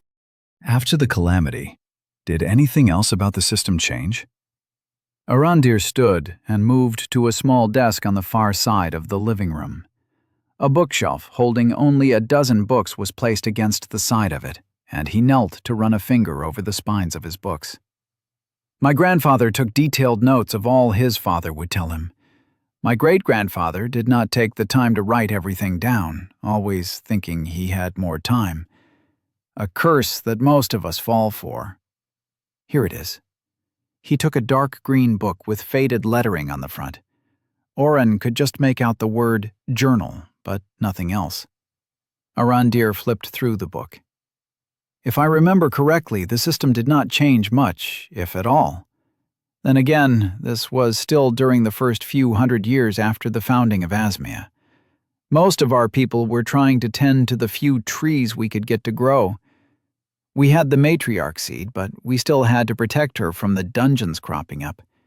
It was years before we figured out how to destroy them and keep them from spawning near her. Of course, our king immediately sent the information to the other races. They were plaguing everyone. Once we had the matriarch sprouted, we spent time— Wait, dungeons weren't a thing before the calamity? Oren cut off the rambling. Arandir held a finger on a page and glanced up. No, dungeons are part of the calamity. Broken parts of the world left to punish us. He continued reading, and Oren's mind raced. From everything he had read, the system wasn't omniscient or omnipotent.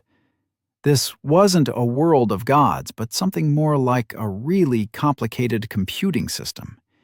If the hero had wanted to punish the administrators of the past by taking away their power, he could have just killed them. Instead, he had somehow prevented their abilities from being reborn into the world. At least until Oren came along. Oren doubted the system would allow for wholesale deletion of the powers it gave to one select person of each race to further the perfection of itself. Because, from everything he'd heard, that was what an administrator was supposed to be, someone who worked hard to make sure everyone could make the most of the system for themselves. If the hero wanted to stop administrators, he wouldn't have been able to destroy the power. But he could misplace it. He had already done something similar by putting all the demon-racist people together and sealing them away from the world. What if he did the same with the admin powers, sealing them away underground? Whether he thought the powers would stay dormant or he'd known something like dungeons would appear was irrelevant. Oren felt in his gut that he was right. He had already proven that he could gain administrator points by absorbing the dungeon core. Maddie, can I talk to you? He took her elbow and walked her to the elevator. They had left the doors open for the slight breeze. The room got stuffy quickly without an open window or two. I'm not writing that thing down if that— No, just needed some privacy, Oren whispered, and told her his theory. Maddie scratched behind her ear. That makes sense, actually. Her hand fell to her side, and she clenched her fist. If the hero did that, he's responsible for every death from outbreaks for 5,000 years. Oren didn't respond. Dungeon outbreaks were a sore topic for Maddie. She wanted to destroy all the dungeons, and had since she was a small child, when her mother had died during an outbreak. Arandir, how do you keep dungeons from spawning near the matriarch tree? Daniel asked, keeping the elf's attention on him while Oren and Maddie talked. The same way every major city does. We have mages who search for dungeon seeds, the small bit of chaotic magic that creates a core. If we can spike that with any sort of magic, the seed is destroyed, and no dungeon core can be born. It is a noble profession, and one that every elf works for a time, Arandir explained, and then held up his hand.